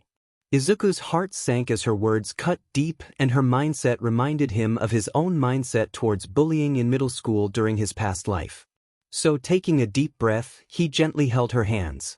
Clara, listen to me, he said softly. Anyone who doesn't want to play with you is an idiot. That got her attention, and she looked up at him, tears still glistening in her eyes. To tell you the truth, it's been ages since I've had this much fun. And it wasn't because of the toys you made it. Was because playing with you is fun. Really? She asked, her face lighting up with a radiant smile.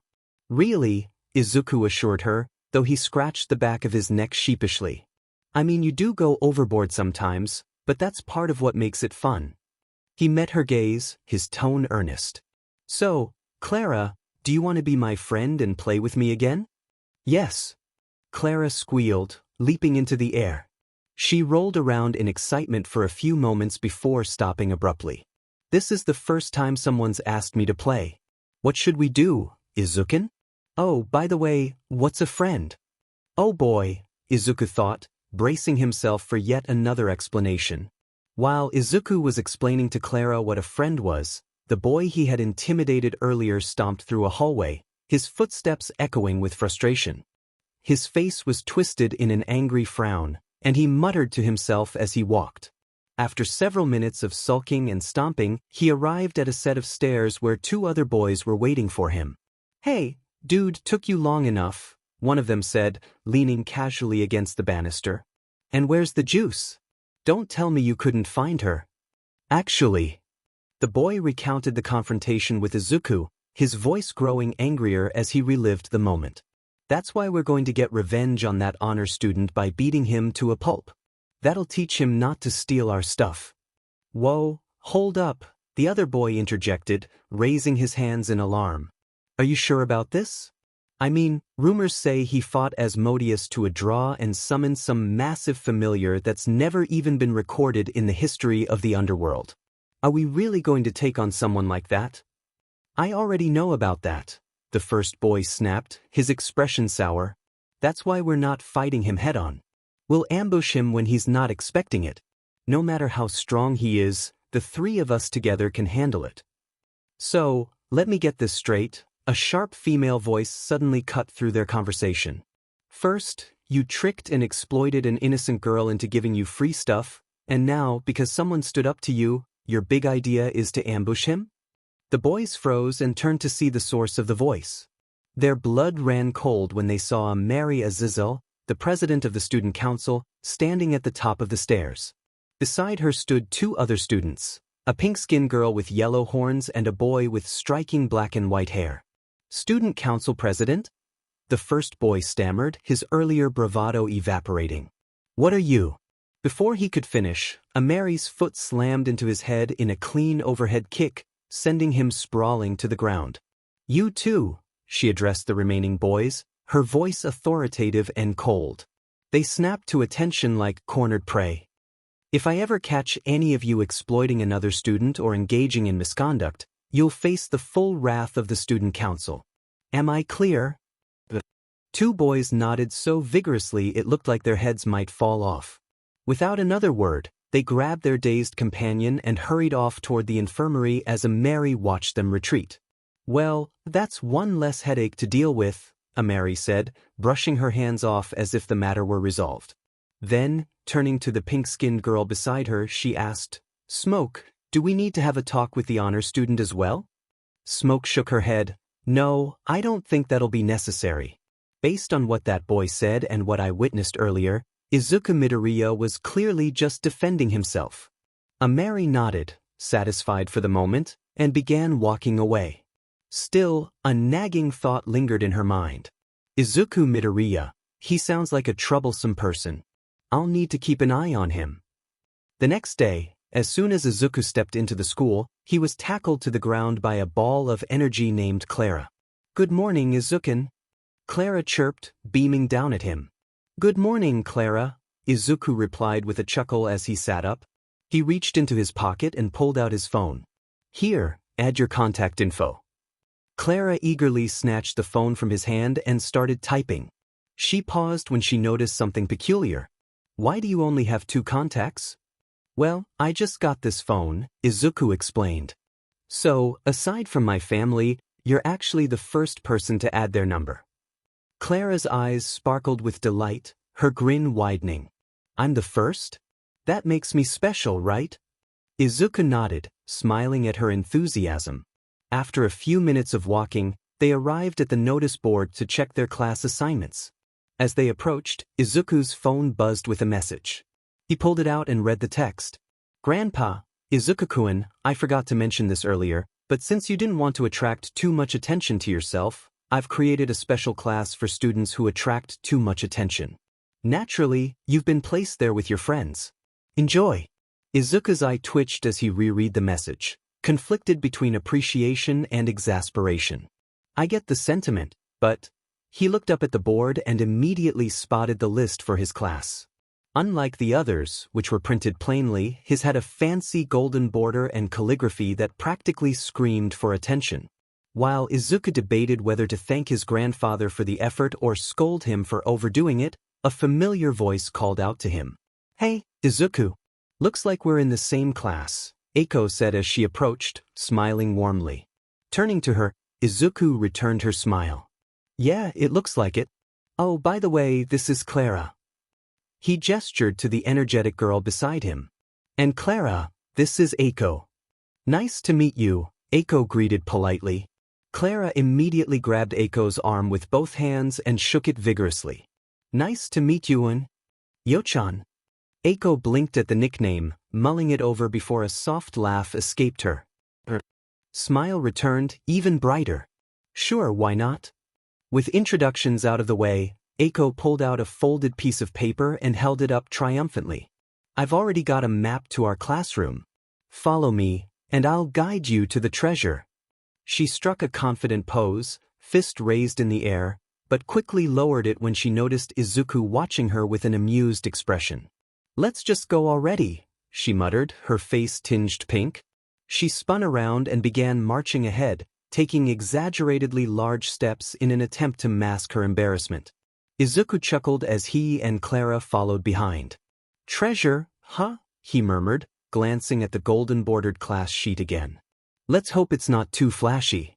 After walking for a little while, Izuku, Clara, and Eiko arrived at a massive gate in a secluded underground area of the school. It looks old, Clara remarked, glancing around curiously. This doesn't look like a classroom, Izuku added, eyeing the weathered door and the eerie surroundings. You two stay here. Let me check if this is actually our classroom or if someone's pulling a prank. Cautiously, Izuku pushed the door open. The moment he stepped inside, his danger sense flared. Without hesitation, he jumped back, narrowly dodging a barrage of flying weapons. Landing in a defensive stance, he positioned himself protectively in front of Clara and Eiko. But then, to his surprise, a cheer erupted from inside the room. What? Izuku muttered as he cautiously approached the doorway again. Peeking inside, he was immediately surrounded by an excitable group of students. Well done, dude, a boy with spiky yellow hair said, grinning. That was incredible, added a tall, striking girl. That's the honor student for you, chirped a bird-like demon.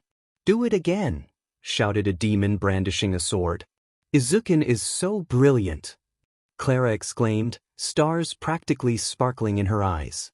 Anyone who just lost their bets, line up here and hand over your money, announced a black-haired demon holding a microphone. Izuku blinked, bewildered. Okay, what the hell is going on? And what are they even betting on? A familiar voice answered him. They were betting on how many of those weapons would hit the next person who walked through the door. Izuku turned and stared. Alice? What are you doing here? Same as you, Alice replied with a casual shrug. I was assigned to this class too. And I think we both know why. Yeah, Izuku muttered, glancing away. I can guess. Then, frowning, he asked, but why were they so excited about me dodging those weapons? Because you're the only one who dodged all of them, Alice explained. Everyone else got hit at least once or twice. I just burned them all, and that guy, Alice nodded at a towering shirtless demon behind Izuku, took them head-on. Izuku turned to see the massive demon, weapons still embedded in his muscular frame. Are you okay? That looks painful. Nonsense, the demon declared, flexing. The weapons popped out of his body as he roared. These weak sticks can't even scratch me. I, Sabro Sabnok, am destined to be the Demon King. He's so big. Clara gasped, pulling out a measuring tape and enthusiastically measuring his height. Sabnok ignored her and pointed dramatically at Izuku. Listen, honor student. I will become a Yod, rank 10, and then the Demon King. One day, you will kneel before me. What's a Yod? Izuku asked, tilting his head. Yod is the highest rank a demon can achieve, Sabnok explained, puffing out his chest. Only those at rank 10 can be considered for the position of Demon King by the 13 crowns. To reach that rank, I must prove my strength. He grabbed a sword from the ground and crushed it with one hand. Anyone who dares challenge me will be crushed like this sword. Izuku stared, half impressed and half concerned, until Sabnok jabbed a finger at him. But who are you anyway? You don't even know what a Demon King is. What kind of idiot are you? Knock it off, Sabnok, Alice interrupted, stepping forward. Do you really think bullying people will make you the Demon King? Sabnok smirked mockingly. Well, if it isn't Asmodeus. Top of the entrance exam, and your familiar is a Gorgon snake. So what?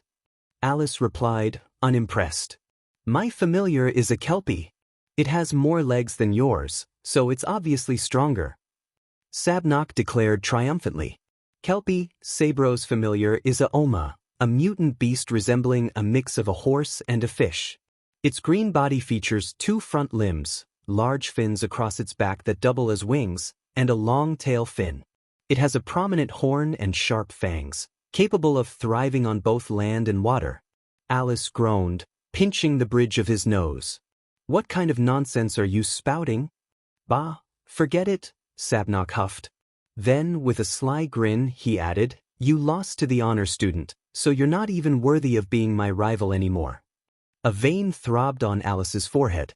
I didn't lose, it was a draw. Oh yeah, Sabnok asked. Then why are talking so casually with him right now? Why aren't you hunting him down to settle the score?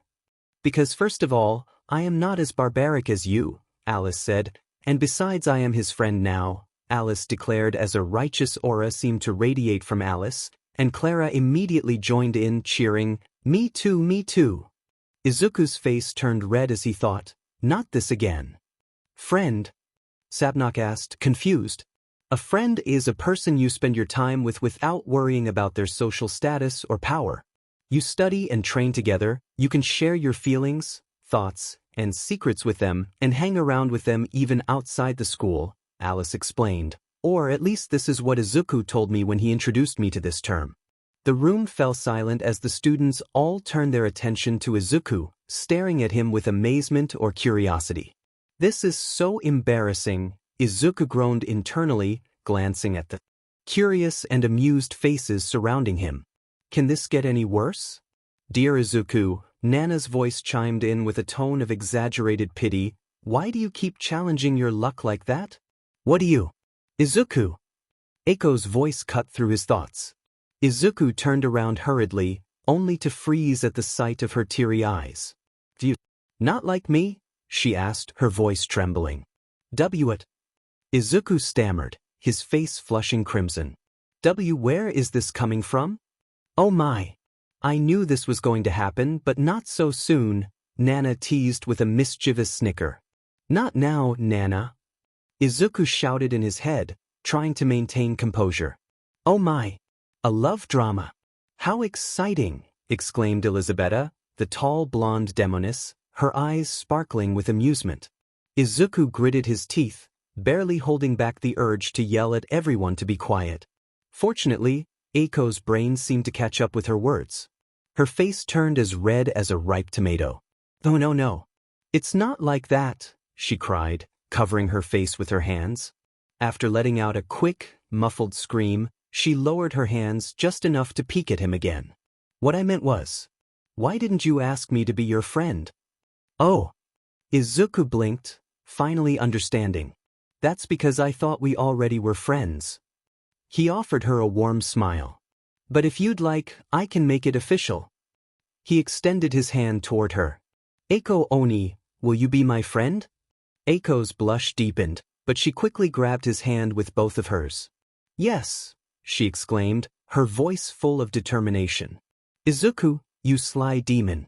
Stop playing with that poor girl's heart, Nana teased again, her tone mock scolding while Izuku resisted the urge to groan out loud. Hey, let me on this friend thing too, sounds interesting, the yellow-haired demon said.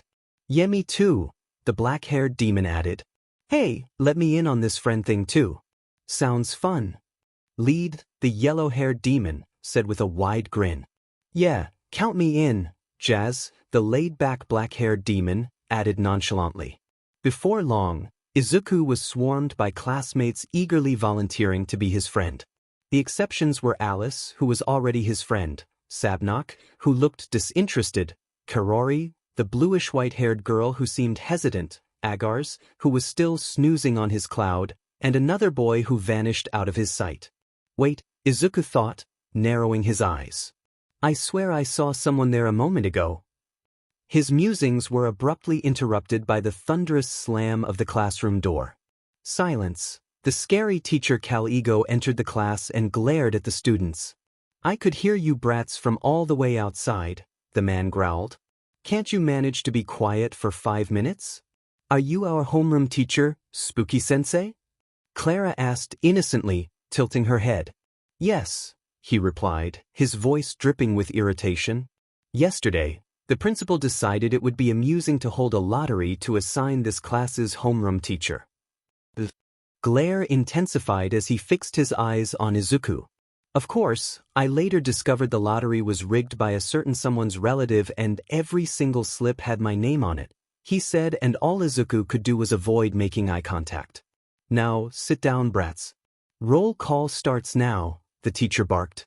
With a wave of his hand, a magical attendance book materialized in his hand. Agars Pissarro, he called. The boy lounging on his floating cloud gave a half-hearted yawn in response. Asmodeus Alice. Yes, sir, Alice replied smoothly. "Allo, Sir Schneider.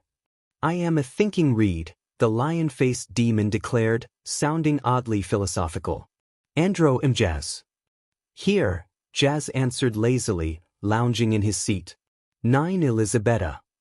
"Present," the blonde demoness chimed, giving a playful wave. "Valak Clara." "Here, Spooky Sensei," Claire announced, raising both hands enthusiastically. "Stop calling me that," Cal Ego growled, his eye twitching. "Kame Kamui," he called but no one answered. "Are you not here, Kame Kamui?" The small bird-like demon, who had been staring dreamily at Elisabetta, hastily raised his hand. "Here." Cal Ego glared at him but continued the roll call. "Garp Goman." "Here," the hairy demon with a sword replied. "Corsul Karori." "Here," the girl with bluish-white hair whispered. "Shax lead." "Here, here," the yellow-haired boy replied while playing a video game on a handheld. That again made Kalego's eye twitch. "Sabnok Sabro." "Indeed," Sabnok replied with a confident smirk. "Sabnok, refrain from extremely insolent behavior and foolish actions such as challenging your teachers to fight," Cal Ego said with a glare. "Eiko Oni." "Here," Eiko replied, raising her hand timidly. "Person soy." No response. Cal Ego didn't even bother looking up. "And Izuku Midoriya." "Here," Izuku said, raising his hand. "Good," Cal Ego said. Then, without warning, he ordered, "Midoriya, switch seats with Kame." "No. I don't want to sit away from," Kame began to protest, but one glare from Cal Ego made him immediately shrink back and switch seats. Izuku found himself flanked by Clara and Eiko, both of whom seemed thrilled with this new arrangement. "Now," Cal Ego said, slamming the attendance book onto the desk. "Class begins. All of you outside." After a few minutes, the misfit class stood on a cliffside at the back of the school grounds. "Your ranks will be determined by the familiar summoning exam from earlier, along with this race and the mock battle scheduled for next Monday," Cal Ego explained. "The goal is the flag at the top of a hill, shrouded in mist far beyond this valley," Cal Ego continued, pulling out a cute-looking digital board. "Now, I'll let this abomination explain the rules. I will now explain the course. The first route is a bit longer, but you can pass through Warbling Valley with relatively little danger. The second route is much shorter, cutting through Cutthroat Valley. However, it's filled with danger and traps along the way. Wary of the monsters and demon birds protecting their nests. Good luck to you all in the race." As soon as the explanation was over, Cal Ego knocked the board down and stepped on it. "That's it for the explanation." "And he still hates cute things," Izuku thought with a strained smile. "The Cutthroat Valley is shorter, but it's quite dangerous," Alice said. "Well, it's technically shorter, but one wrong encounter could exponentially increase your time compared to those taking the other route," Izuku explained, and unbeknownst to him many of the others were actually listening to him. "Not to mention, in the worst-case scenario, you could lose your life. So, in hindsight, the trade-off isn't worth it, just like that forbidden spell." A small smile appeared on Alice's face as she asked, "You're still salty about that, huh?" "Huh." Sabnok sneered, overhearing their conversation. "What a coward's way of thinking. The only way for a future Demon King is through the Cutthroat Valley." Before anyone could respond, Cal Ego immediately squashed Sabnok's declaration. "The only route this year is through Warbling Valley," he said, cutting through the tension. "And good deduction, Midoriya." "Thank you, Sensei," Izuku replied. Sabnok, however, wasn't satisfied. He stormed up to Cal Ego. "Why can't we go through Cutthroat Valley?" he demanded, his massive frame looming over the teacher. "Because," Cal Ego replied, unfazed, "an enormous magical beast that rules over Cutthroat Valley has been particularly moody lately. For everyone's safety, no one is allowed to enter. We can't guarantee your safety if you run into it." "I'm still going through Cutthroat Valley," Sabnok declared with a defiant grin. "If I can't, what's the point of even participating?" Cal Ego simply shrugged, his expression indifferent. "Do whatever you like. But know this, if you go through with your choice, neither I nor the school will take any responsibility for what happens to you." Oh, by the way, during this whole conversation, Clara was trying to catch Sabnok's tail, which was swinging back and forth like a rope. Izuku, looking at Sabnok's determined face, approached him with concern.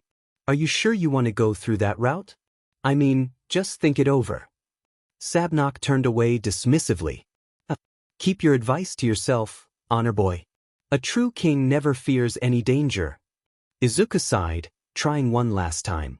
But Sabnok walked off, uninterested in hearing any more. Alice, seeing Izuku's frustration, walked up to him with a more pragmatic attitude. There's no point wasting your time on an idiot like him. Just be satisfied that at least you tried to warn him. You're right, Izuku said, his shoulders sagging slightly. I just hope he comes out in one piece. Cal Ego clapped his hands loudly, drawing everyone's attention. All of you, get ready, he shouted. We will now begin the flying race. With a single snap of his fingers, everyone except Izuku unfurled their wings, ready to take flight. Cal Ego nodded in approval. Ready and go. In an instant, everyone shot off into the sky, leaving Izuku standing awkwardly at the cliff's edge, smiling sheepishly. Sensei, I have a question if you don't mind, Izuku called out, his voice barely carrying over the wind. Cal Ego, his face already beginning to twitch in irritation, glanced back at him. What now? Izuku hesitated for a moment before asking, does my method of flight affect my score? Cal Ego raised an eyebrow. Why are you asking that? Izuku shifted uncomfortably. Actually, I had my wings removed due to a childhood accident, but I have other methods of flight available to me. Cal Ego rubbed his temples, clearly worn out by this new revelation. Well, it's not like I can take any objections if it's a medical condition, he muttered. I'll allow it as long as you finish the race. Thank you, Sensei, Izuku said gratefully, bowing before springing into the air. Cal Ego muttered under his breath, watching Izuku fly off. What a troublesome brat, he said, and with a flick of his wrist, Cal Ego teleported himself to the finish line. Yawn so sleepy, Agars complained lazily, floating along on his cloud, his eyes half closed in indifference.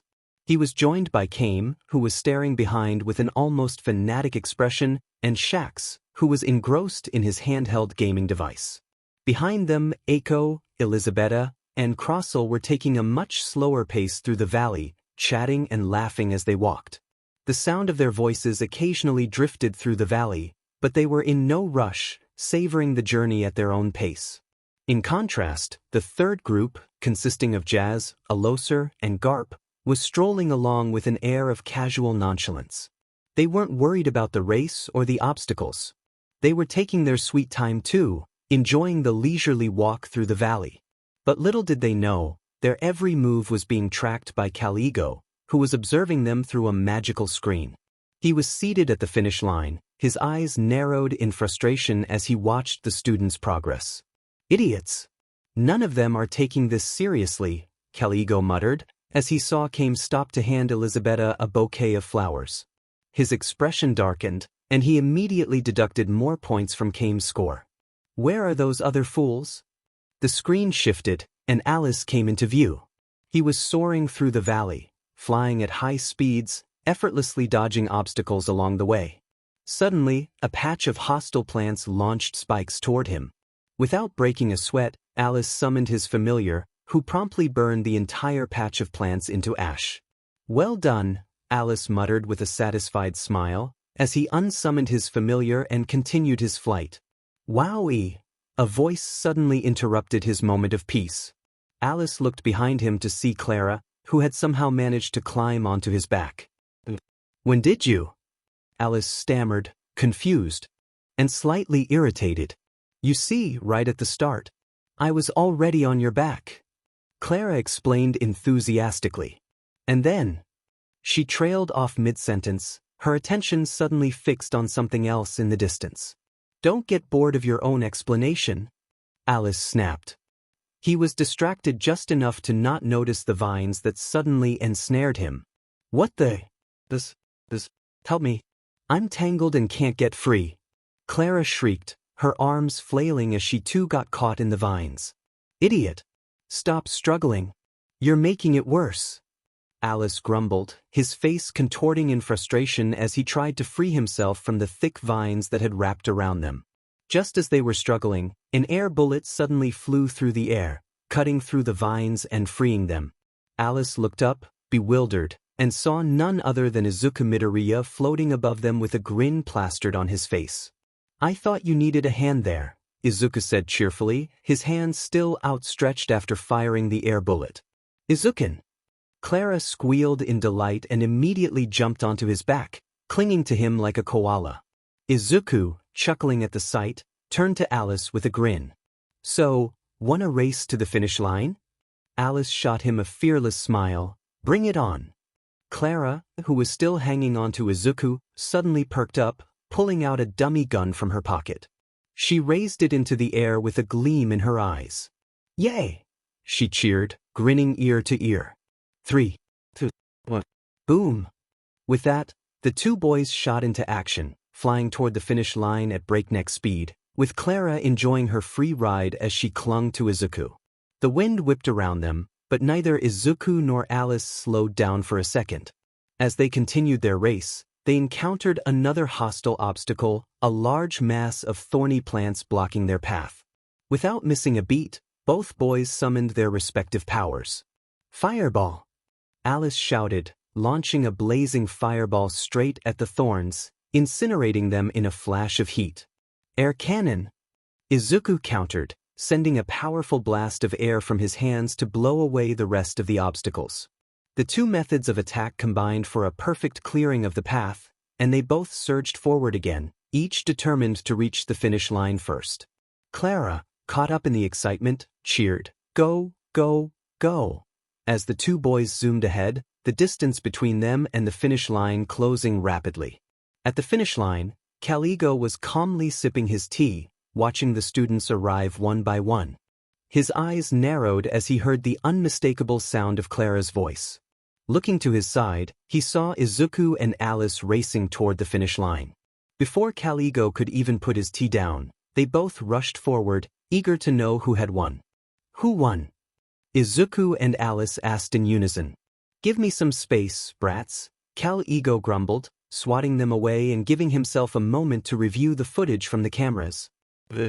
Few seconds, he flicked a finger, and the video played on a screen in front of them. It showed Izuku crossing the finish line a few seconds before Alice. "Midoriya, you're first. Asmodeus, you're second, and..." Caligo paused, pointing at Clara, who was dancing around Izuku, waving a winner's sign above her head. "She's third." Clara didn't seem to care about the rankings as she pranced around, ignoring Alice's grumbling. "You need to go back to the start line and fly here yourself," Alice said, but Clara was already distracted, tossing rocks into the air. Izuku turned his attention to Caligo. Sensei." Caligo looked over at him, sighing. "What now? Did Sabnok really take the other path?" Izuku asked. Caligo rubbed his face in exasperation. "Yes, despite all the warnings, that idiot decided to go through the Cutthroat Valley." Izuku's face darkened. "What are the odds that he'll actually survive?" Caligo's response was blunt. 5%. That too, only if the Guardian decides to toy with him instead of killing him outright with a single blow. Izuku nodded and sat on the side trying to make up his mind about something. Izuku's expression faltered, but he nodded and sat down, deep in thought, trying to make sense of the situation. His classmates slowly trickled in, chatting and laughing among themselves, but none of them, not even Eiko or Clara, tried to approach Izuku, who was intensely staring at the ground. "Izuku, it won't be your fault if something happens to that boy, you know that, right?" Nana's voice echoed in his mind. "Nana." Izuku struggled to find the right words. "I know I'm not a hero anymore. I know I'm not obligated to save anyone, but I can't just sit here while someone's life is in danger." "Izuku, I don't know what to do with you," Nana said with a soft chuckle. "But you won't be one of us without that attitude." Izuku smiled faintly to himself, rising to his feet. "I'm going to look for Sabnok," he declared, determination in his eyes. He reached into his pocket and pulled out the summoning stickers that Opera had given him. Quickly, he used them to summon Nana in her Rayquaza form. "Midoriya, Stop this foolishness, Cal Ego called out in an irritated voice. You don't need to go after that fool. If you go, the same rules apply to you as well. Izuku's unwavering eyes met Kalego's. Sensei, I understand what you're saying, and I take full responsibility for my actions. He paused, his gaze shifting to his friends. If I don't come back in an hour, make sure to inform Grandpa about this whole situation. Izuku, are you sure about this? Eiko asked, concern evident in her voice. Yep, I'm sure, Izuku replied with a reassuring smile. Izuku, I really don't understand why you're doing this, but don't do something stupid, Alice said, and Izuku nodded, giving Alice a soft smile, grateful for his concern. Izuken, Clara said, nervously approaching him with a small bag of candy. Dad told me it's good to eat something sweet before going on an adventure. Izuku smiled warmly at her, taking the candy. Thanks, guys. Then, without further hesitation, he jumped onto Nana's back, and together, they shot into the sky, heading straight for Cutthroat Valley at lightning speed. Do you see anything? Izuku asked, his eyes darting across the treacherous terrain. By now, he had understood why Kalego-sensei had warned them about going through this route. It was filled with dangerous magic beasts that were constantly eyeing him and waiting for their opportunity to eat him. But fortunately for him, Nana's sheer size and presence were enough to keep all of them at bay. No, nothing. Nana's voice was cut off by a loud, piercing cry that echoed from deep within the valley. Izuku's head snapped in the direction of the sound. What was that? Nana asked. Don't know, but we should check it out, Izuku decided. I'll go down there, and you watch my back from up here. Sure, be safe, Nana responded. Izuku nodded, then without another word he leaped off Nana's back and began descending slowly into the valley. The air grew thick with danger as he navigated the rocky terrain, staying alert to every sound and movement around him. The eerie silence was broken only by his careful footsteps and the distant calls of unseen creatures. After a short search, Izuku came across a massive white demon bird standing in the middle of a rocky outcrop. The bird had an imposing presence, with dark purple eyes, horns jutting from its head, and an almost regal air about it. However, there was something different about this creature. Its large talon was deeply injured, an open wound visible along its sharp, blackened edges. The bird growled menacingly as Izuku approached, its sharp beak clacking threateningly in his direction. Despite the intimidating display, Izuku didn't back down. He stopped a safe distance away, trying to assess the situation. The bird's body language was clearly hostile, but Izuku soon realized why it was acting this way. Oh, that's why it's acting so aggressively, Izuku thought, narrowing his eyes as he noticed the deep wound in the bird's talon. Maybe I can help. Hey big guy, watch this, Izuku said softly, trying to calm the creature. He then took out a sharp rock from the ground and lightly cut his palm. Blood trickled from the wound, and Izuku wrapped it quickly with a handkerchief to stop the bleeding. Want me to do this for you? The bird paused, its keen eyes locking onto Izuku's, studying his every move. There was a moment of silence before it looked up, sensing something else in the air. A cold chill ran down its spine as it noticed the immense, serpentine creature hovering above them. The bird froze in place, understanding the power dynamic now, realizing that Izuku was connected to this terrifying beast. Reluctantly, the demon bird stretched out its wounded talon toward Izuku. Oh, thank you for trusting me, Izuku said, a little surprised at the bird's response. He moved closer, reaching for the bird's talon, but then paused. I don't have anything to wrap your wound with. As Izuku stood there thinking, a drop of his blood fell from his hand and landed directly onto the bird's talon. The moment it touched the wound, something incredible happened. The injury began to heal before his eyes, the flesh knitting together as if the wound had never existed. Izuku blinked in surprise. Huh, he murmured, staring at the now healed talon, then looking at the drop of his blood in his hand. What just happened? The bird, now free of pain, examined its talon with a sense of relief.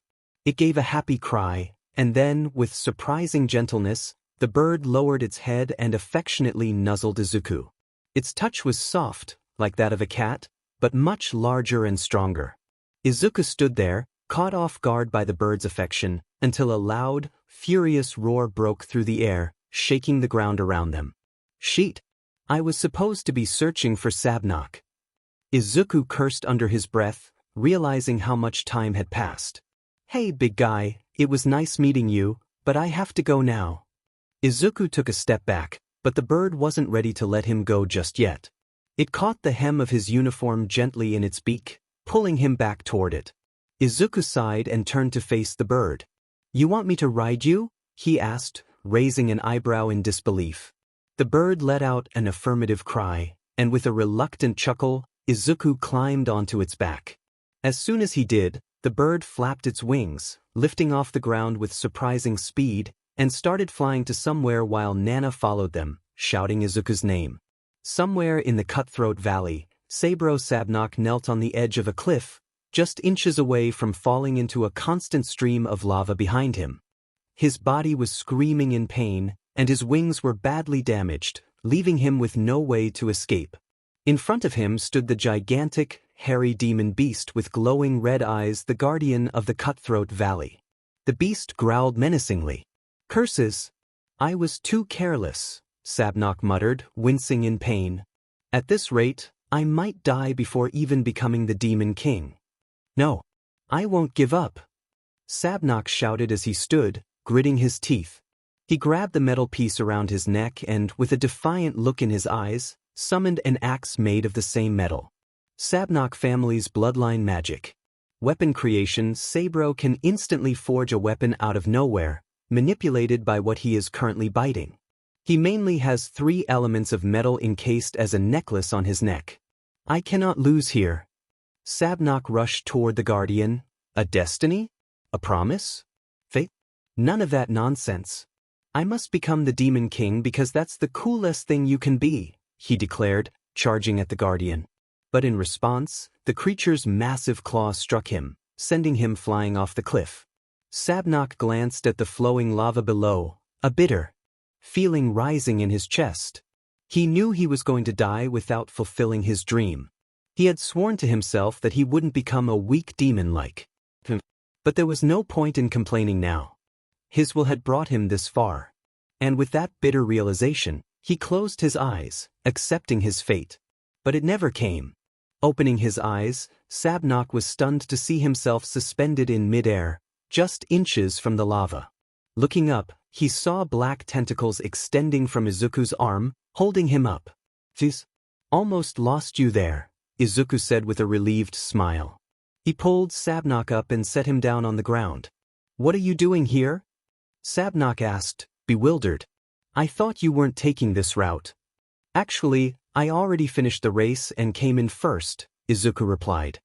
But then Sensei told us you had a 5% chance of survival, so I came to look for you. Sabnok stared at him, his eyes wide. Izuku had come. For him? He'd come to rescue him, despite all the insults and demeaning comments Sabnok had thrown at him. But before he could process this, a massive claw came crashing down toward them. Watch out! Sabnok shouted, pushing Izuku behind him and trying to shield him with his own body. But before the claw could strike, a giant black tail intercepted it, knocking the guardian back.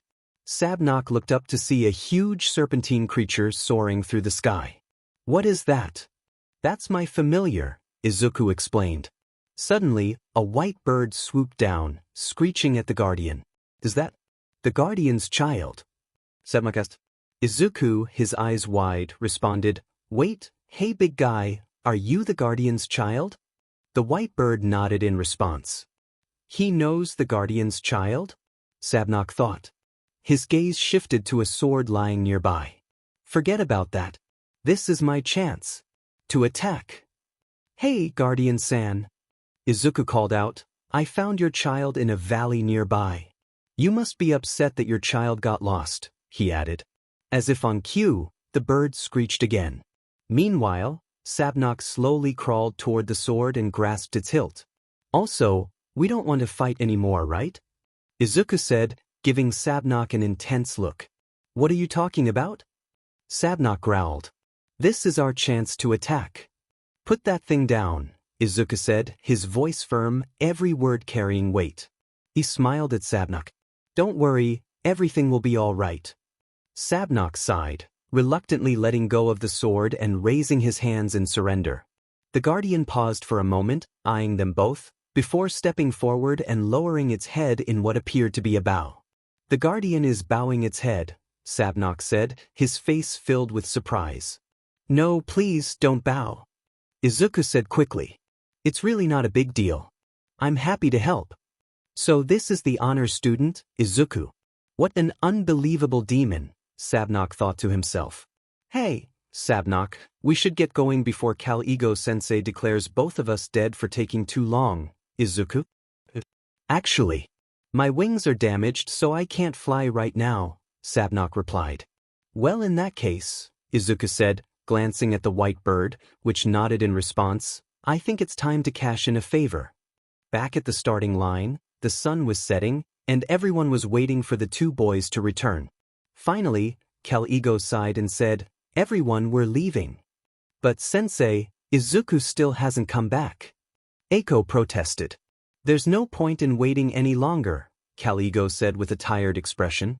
I'll ask the principal to arrange a rescue team for those two idiots. But just then, the winds picked up violently, and in the distance, they saw Izuku riding his familiar, the white bird, with the guardian of Cutthroat Valley carrying Sabnok flying toward them. Meanwhile, Alice wore a smirk, Eiko had a relieved smile, Clara was happily chanting Izuku's name, and the other students stood stunned. Cal-Ego, on the other hand, looked like he was done with his life. Finally, as Izuku and Sabnok descended from their respective mounts, Cal-Ego approached them and glared at Izuku. Explain. Izuku then recounted the series of events that led to him returning with the Guardian, though he conveniently left out the fact that his blood might be a miracle cure for Demo. For obvious reasons. Cal-Ego sighed and thanked the Guardian for putting up with his moron students. As the Guardian was about to leave, its child appeared in front of Izuku and screeched. The bird is saying that it's thankful for your help, Kame explained. You can understand animals? Izuku asked, surprised. Yes, it's an inherited magic of my clan, Kame replied. The bird screeched again and started nuzzling Izuku's chest. It's saying that it will feel sad if you don't visit again, Kame translated. Oh, don't worry, big guy. I'll come see you whenever I can, Izuku said, hugging the bird, which Eiko quickly captured on her phone. With that, the parent and child flew off, leaving behind a tired teacher and a class of excited students. Silence! Cal-Ego barked. We're leaving now. As they walked back to the classroom, Sabnok approached Izuku and said, Izuku, once again, thank you for saving my life. Sabnok bowed his head. I apologize for my rudeness earlier. It's all right, Izuku said. We can't judge each other by our first interactions. But I must say, Sabnok continued, you're an amazing person, and that's why, from today, you're my rival. He grinned. Shall we fight for the seat of the Demon King? That sounds like a goal for the distant future, Izuku chuckled. For now, let's just help each other become the best versions of ourselves. He smiled and caught up to Clara, Alice, and Eiko. Huh, you really are a strange demon, Sabnok muttered, smirking. The next day, when Izuku arrived at school, he saw that he was headlining the school newspaper for the third time in a row. This time, the headline read, Izuku Midoriya befriends the guardian of Cutthroat Valleys. Child accompanied by a photo of him hugging the massive creature. Yeah, I should give up on staying out of the spotlight. Maybe it'll work in my favor somehow, Izuku thought with a tired sigh. At least today will be normal since we don't have anything scheduled. Too soon, Izuku. Too soon, Nana warned, just as someone tapped Izuku on the shoulder. He turned around to see two students who were often seen at the gates before school assemblies. You're the honor student, Izuku Midoriya, right? The one with black and white hair asked. Yeah, that's me, Izuku replied. Is there a problem? Actually, yes, said the pink-haired girl, who reminded him of Mina. The president wants to have a little chat with you. To be continued. The president of the student council, Mary Azazel, was sitting in her office, reviewing a stack of documents, when her gaze fell on the clock on her desk. I still have some time before my meeting with the honor student, she thought, leaning back and stretching her arms. With a decisive nod, she rose from her seat and walked over to a towering bookshelf in the corner of her office. Her hand moved swiftly as she activated a concealed magical pattern hidden behind a row of books, causing a hidden compartment to reveal itself. The secret shelves were filled with books unlike any others in her collection. They were vibrantly colored, adorned with cute and intricate illustrations, and written in a language foreign to her world human language. These are the secret texts passed down in my family for generations, Amari mused, her fingers tracing the spines of the books. They record events and customs from the human world, proof that humans truly exist. She selected one of the volumes with care and returned to her desk, placing the book gently before her. Taking a deep breath, she steadied herself, though a faint blush crept up her cheeks. "All right," she murmured, flipping open the cover. Almost instantly, her stoic demeanor melted, replaced by a wide-eyed, flustered expression. "I can't read the letters, so I don't fully understand what's happening, but—" She turned a few pages, her curiosity evident. "It's so fascinating." Her excitement grew as she skimmed through the illustrations, but when she landed on a particular page, her face turned beet red. Her heart thudded loudly in her chest. Badump. The memory of yesterday's incident flashed vividly in her mind. Flashback. After a long and tiring day of school, most students had already gone home. Amari Azazel, however, remained, conducting one final patrol before calling it a day. "I could really use a hot shower right now," she muttered, rolling her shoulders as she entered the classroom assigned to the misfit class.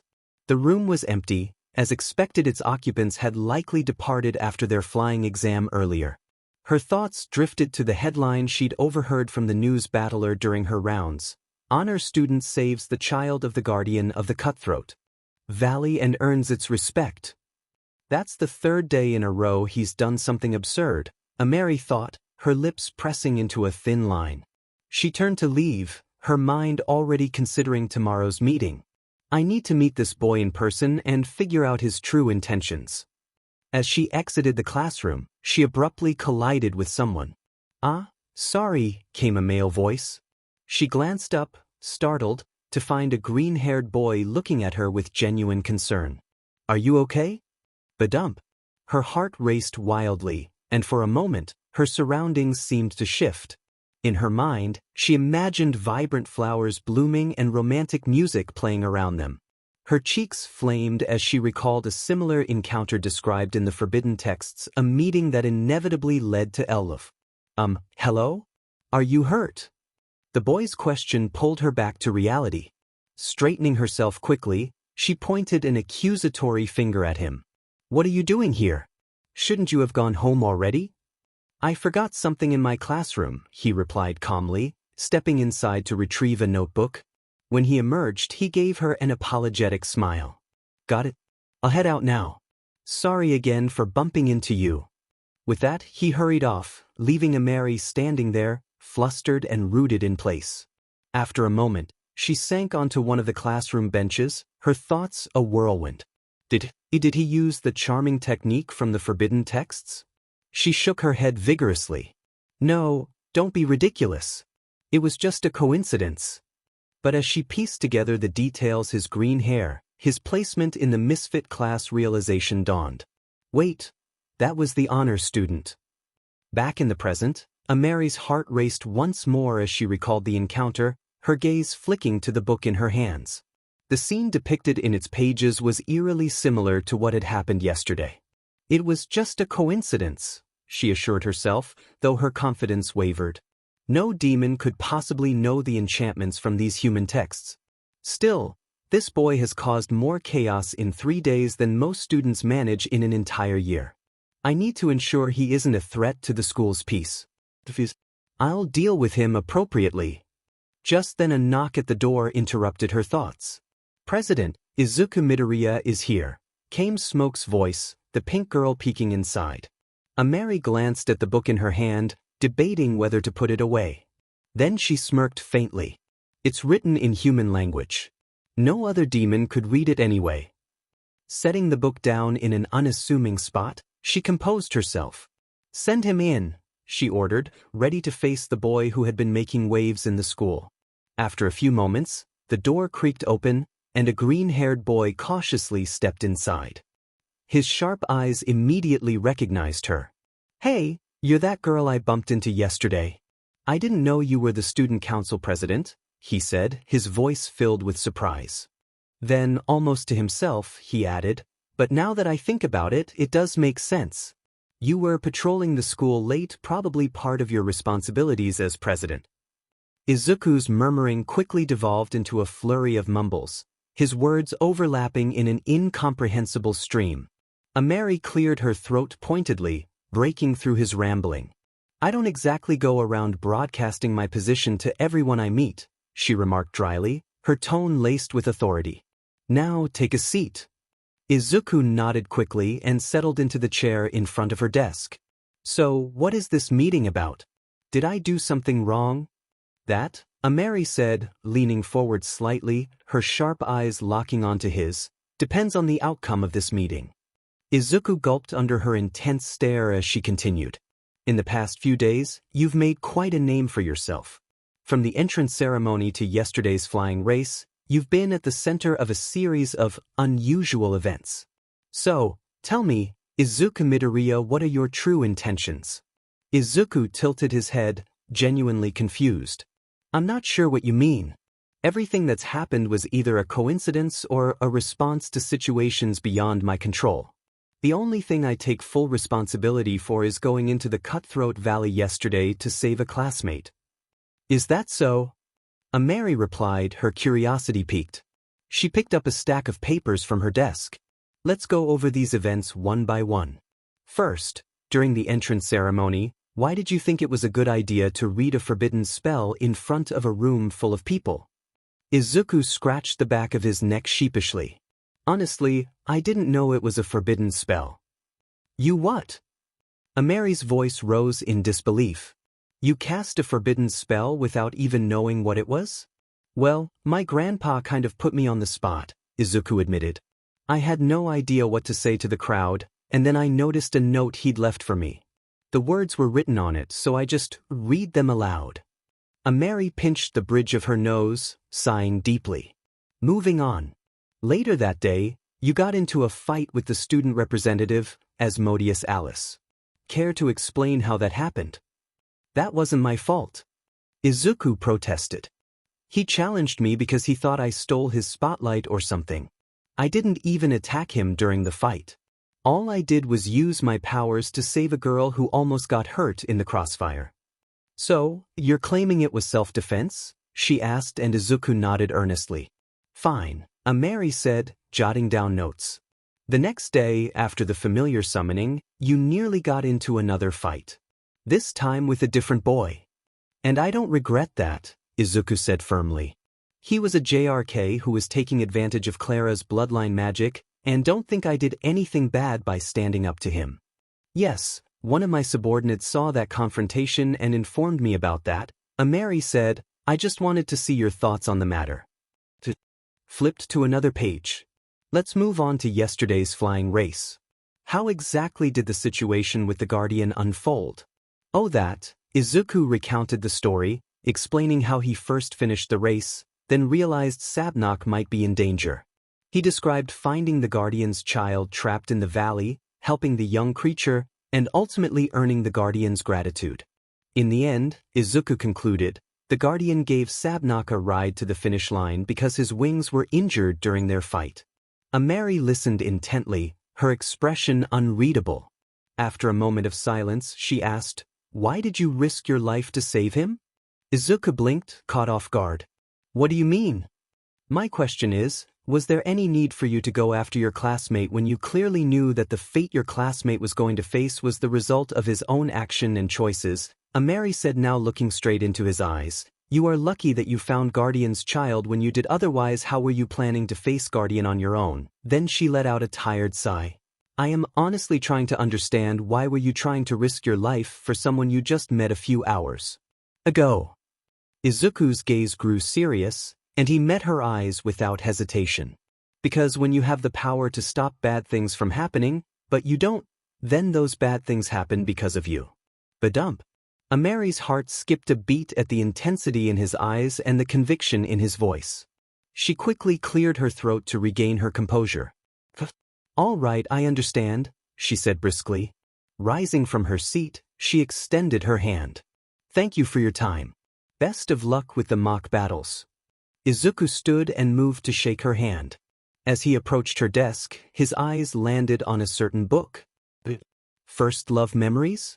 What's this manga doing here in the demon world? He blurted out, picking up the volume. I remember seeing this all the time in the stores while passing by one. Meanwhile, Amari was looking at him with wide eyes. He can read it. He can read manga written in the human language. That means I can ask him to read it for not the time, Amari, she yelled at herself. Now it all makes sense. His mindset is so unlike other demons. Wait a minute, what is a human doing in the netherworld in the first place? How did he cross the dash? Then she remembered hearing her parents' conversation about the possibility that the principal had visited the human world. Don't tell me. Sullivan-sama brought a human into the demon world. I have to inform my father as soon as possible. But before that... Her expression hardened. Standing abruptly, she grabbed Izuku's hand. The boy froze, his face pale as realization dawned on him.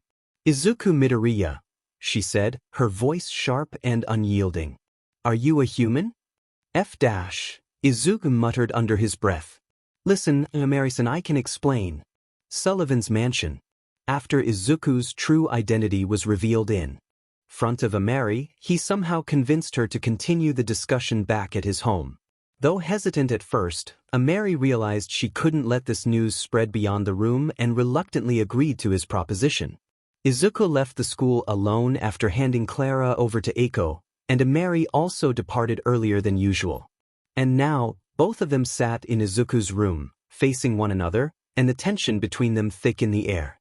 Thank you, Amari said, as Opera served her tea and stood behind her, watching Izuku with a vigilant eye, ready to intervene if necessary while Izuku remained silent, staring down at the floor. So, you're a human? Amari asked, her voice calm but edged with curiosity. Izuku nodded silently. And how did you get here? My parents sold me to my grandpa, Izuku answered flatly, his tone devoid of emotion, as though the words held little weight anymore. And no, it wasn't out of necessity. They didn't need money. I was just a tool to make money for them. Amari's expression softened at his words, a deep frown tugging at her lips. She could feel the sharp sting of bitterness in his voice, understanding how deep the betrayal must have cut him, being sold by his own parents. Okay, she said carefully, so Sullivan-sama bought you, asked you to be his grandson, and sent you to Babel's. She looked at him for confirmation, and Izuku gave a stiff nod. Izuku, my parents work in Demon Patrol and have sent many humans back to the human world. If you want I can. But what if I don't want to go back? Izuku interrupted, his voice suddenly harder, more intense. What if I want to stay? Amari frowned, caught off guard by his reaction. Why would you want to stay here? Don't you want to go back to your own kind? My kind?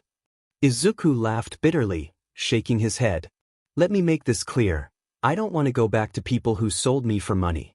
And besides, he said, green sparks beginning to swirl around his body as his emotions surged, I'm not like other humans. I have powers. That's why I can't go back, even if you send me back to the human world. I'm happy here. I have a family, I can go to school, I can use my powers without being locked away in a cell, and most importantly, I have friends here. Why would I ever want to go back to a world where I'd lose all of this? Amari's sigh was heavy, and she saw the desperation in his voice, but she couldn't forget her place as a member of the Azazel family. Even if you say that, the demon world isn't a place where humans can survive. It's too dangerous for you. Then give me a chance to prove myself, Izuku said with sudden intensity, his eyes locking with hers. Amari blinked, momentarily taken aback. What? I'm asking for just one chance, Izuku continued, his voice filled with determination. One chance to show you that I'm strong enough to survive here. He bowed deeply. Ameri paused, her gaze narrowing as she thought it over. After a long silence, she stood and spoke her decision made. Very well, Izuku Midoriya. If you want a chance, I'll give it to you. Izuku's eyes lit up in hope. Really? Yes, Ameri affirmed, her voice steady. On the day of your mock battle exam, I will personally choose your opponent. If you can last the entire match without being knocked out, I'll agree that you're strong enough to survive in the demon world. Are these terms acceptable? Yes. Thank you, Ameri. Izuku grinned, his confidence renewed, the weight of the conversation lifting as hope surged through him. I promise I won't disappoint. Ameri stood quickly, her face flushing unexpectedly as her heart skipped a beat as well as flustered by the sudden shift in atmosphere. I should take my leave now, she stammered, turning quickly to make her exit.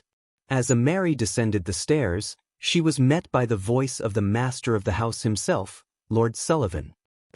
If it isn't the heir of the Azazel family, what brings you here?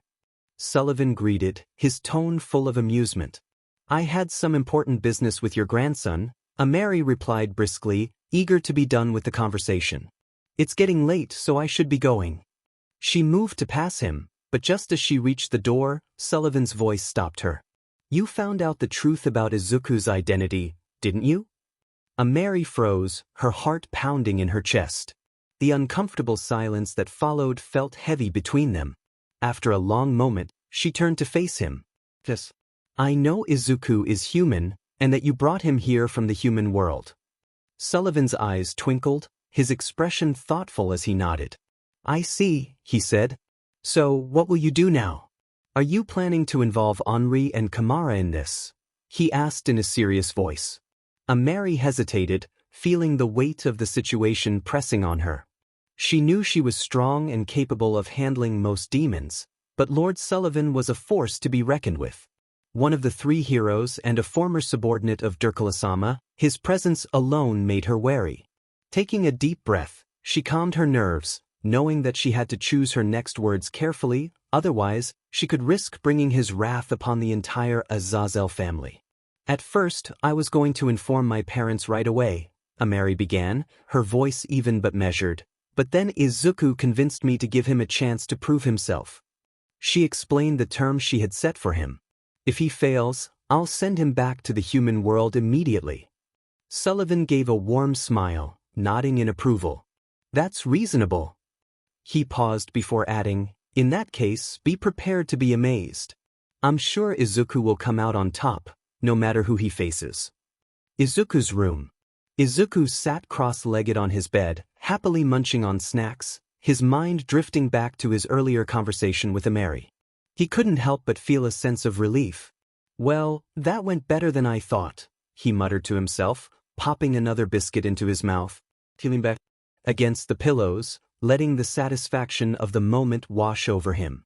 The tension from earlier started to fade away, but that peace was short-lived as a familiar voice echoed in his mind. Izuku. It was Nana. Her voice sounded unusually tired, as if she'd been waiting to talk to him all day. Please take this a little more seriously. You almost revealed your second biggest secret to a girl you met for the first time. I know, right? Izuku thought, taking another bite. Idiot. Nana's voice was laced with a mix of frustration and concern. Just be glad she turned out to be a reasonable girl and gave you a chance to present your side. Izuku chuckled softly, shaking his head. Yeah, I guess I'm lucky she didn't go running off to the nearest demon patrol. That could have been a disaster. Nana grumbled in response. You should be more careful next time. One slip-up could have cost you everything. Just then, Opera entered the room, their demeanor as calm as always. Izuku-sama, what are you planning to do now? Izuku looked up from his snacks, blinking as he stretched his arms. Well, first of all, I'm going to take a good nap. My body and mind are both wiped out. I was talking about Miss Ameri's challenge, Opera said. Oh right. Opera, do you know any open spaces where I can work on my mobility and summon my familiar? Izuku asked. For mobility training, you can use the training grounds below the mansion, Opera replied. Wait, we have training grounds here? Izuku asked, his face full of surprise. Yes, although it hasn't been used in a long time. I'll prepare it for you by tomorrow, Opera said. As for summoning your familiar, I'd recommend Cutthroat Valley. It has a large and used open space, and since the Guardian has taken a liking to you, it should keep you safe. Thanks for the advice.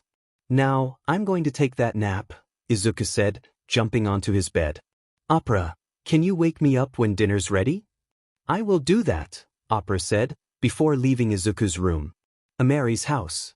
After a long and relaxing bath, Amari sat in her room, lost in thought about a certain green-haired boy.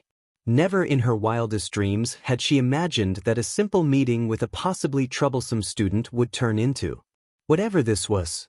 Honestly, part of her brain was urging her to just come clean and tell her parents everything, get it over with. But then Izuku's face flashed in her mind, and for some reason she couldn't bring herself to break his trust. She sighed in defeat and buried her face in her pillow just as someone knocked on her door. Lady Amari, are you in there? The door opened to reveal a demoness in a maid uniform with light blue hair, black horns, and blue eyes. This was Moana, the Azazel family's security demon and, in many ways, an older sister figure to Amari. Yeah, Moana, what's up? Amari asked, her voice muffled from the pillow.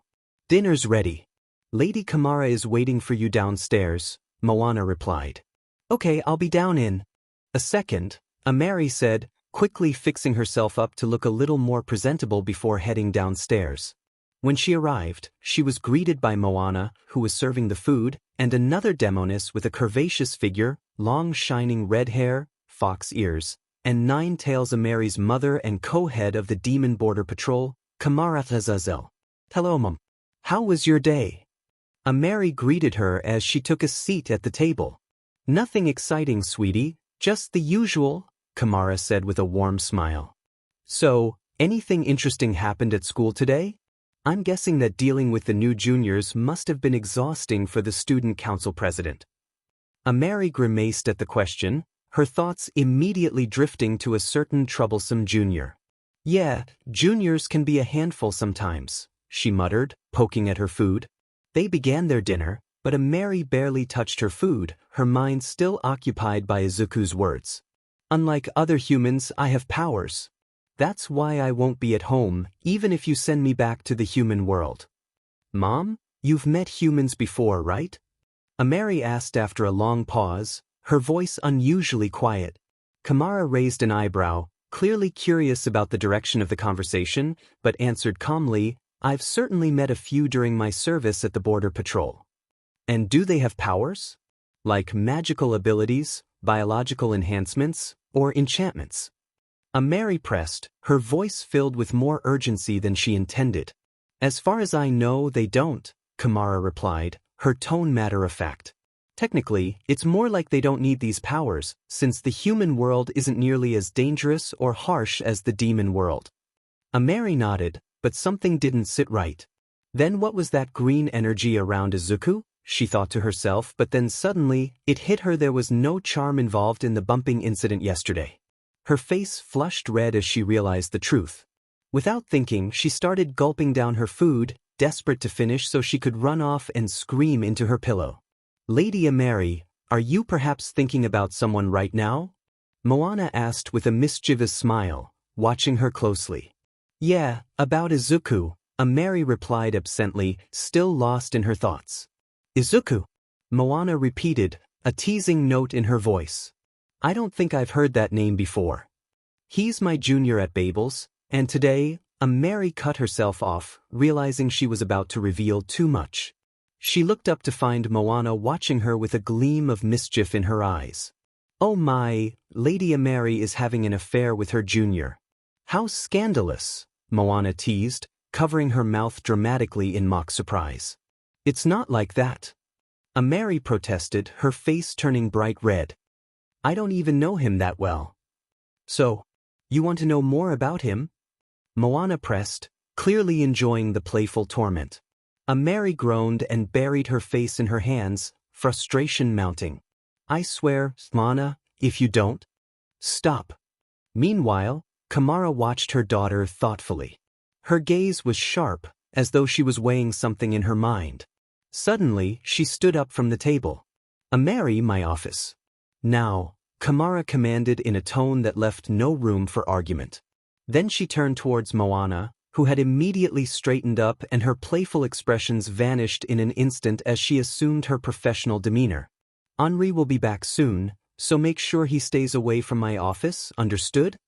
"Understood, Lady Kamara," Moana replied with a respectful bow. Kamara then turned back to Ameri. "Get up. What are you waiting for?" Inside Kamara's office, Kamara sat across from Ameri, who was nervously fidgeting with her fingers, her usual confident demeanor nowhere to be seen. "So, Mom, you wanted to talk?" Ameri asked in a small, tentative voice. Kamara, seeing her usually confident daughter shrinking before her, sighed and placed a hand on her cheek. "My little devil, what's going on? What's troubling you so much?" "It's nothing, Mom," Ameri replied quickly, forcing a strained smile. "I just got a little flustered from Moana's teasing, that's all." Ameri tried to cover her nerves with a forced laugh, but Kamara wasn't buying it. Her sharp gaze softened as she tilted her head. "Let me guess. This boy, Izuku, was it? He's human, isn't he?" In that instant, all the strength seemed to drain from Ameri's body as she froze, wide-eyed. She had been trying so hard to keep the secret, but it seemed her mother had seen through her. "How did you know?" Ameri asked in a barely audible whisper, her heart pounding. Kamara chuckled softly, her playful tone never masking the intelligence behind her eyes. "Darling, I didn't become head of the border patrol by just relying on my beauty," she teased with a smile. "During dinner, you were lost in thought the entire time. Then out of nowhere, you started asking questions about humans. When Moana asked if you were thinking about someone, that boy's name just slipped right out of your mouth. I made a guess from there, and you just confirmed it," Kamara explained. "Now tell me what is going on and how are you related to any of this?" Ameri let out a long sigh, her shoulders sagging in defeat. There was no way out now. She might as well come clean. "Okay, I'll tell you," she said, her voice small. "But promise me you won't do anything drastic." Kamara's expression shifted into a sweet yet unnerving smile. "That depends on what you tell me, dear," she replied, the hint of danger in her words only adding to Ameri's growing unease. Taking a deep breath, Ameri began her explanation. She told her everything from Izuku's surprising feats to her agreement with him. Kamara, on the other hand, listened to the entire explanation without interrupting her daughter. "So you're telling me that Izuku Midoriya, a human boy, was sold to Lord Sullivan? And this same human boy was able to fight Amaryllis's son to a draw, summon an unknown familiar, earn the respect of Cutthroat Valley's guardian after saving his child, and has some mysterious power." Kamara's voice was incredulous, as though she was trying to make sense of the unbelievable. "And in the end, you're giving him a chance to prove himself in the upcoming mock battles?" "Yeah, that about sums it up," Ameri replied with a tired sigh. "I know it's your job to send humans back to their world, but can you please wait until after the mock battles? Just trust my judgment on this one." "Why?" Kamara asked with a sharp gaze. "Why do you want to give him a chance in the first place?"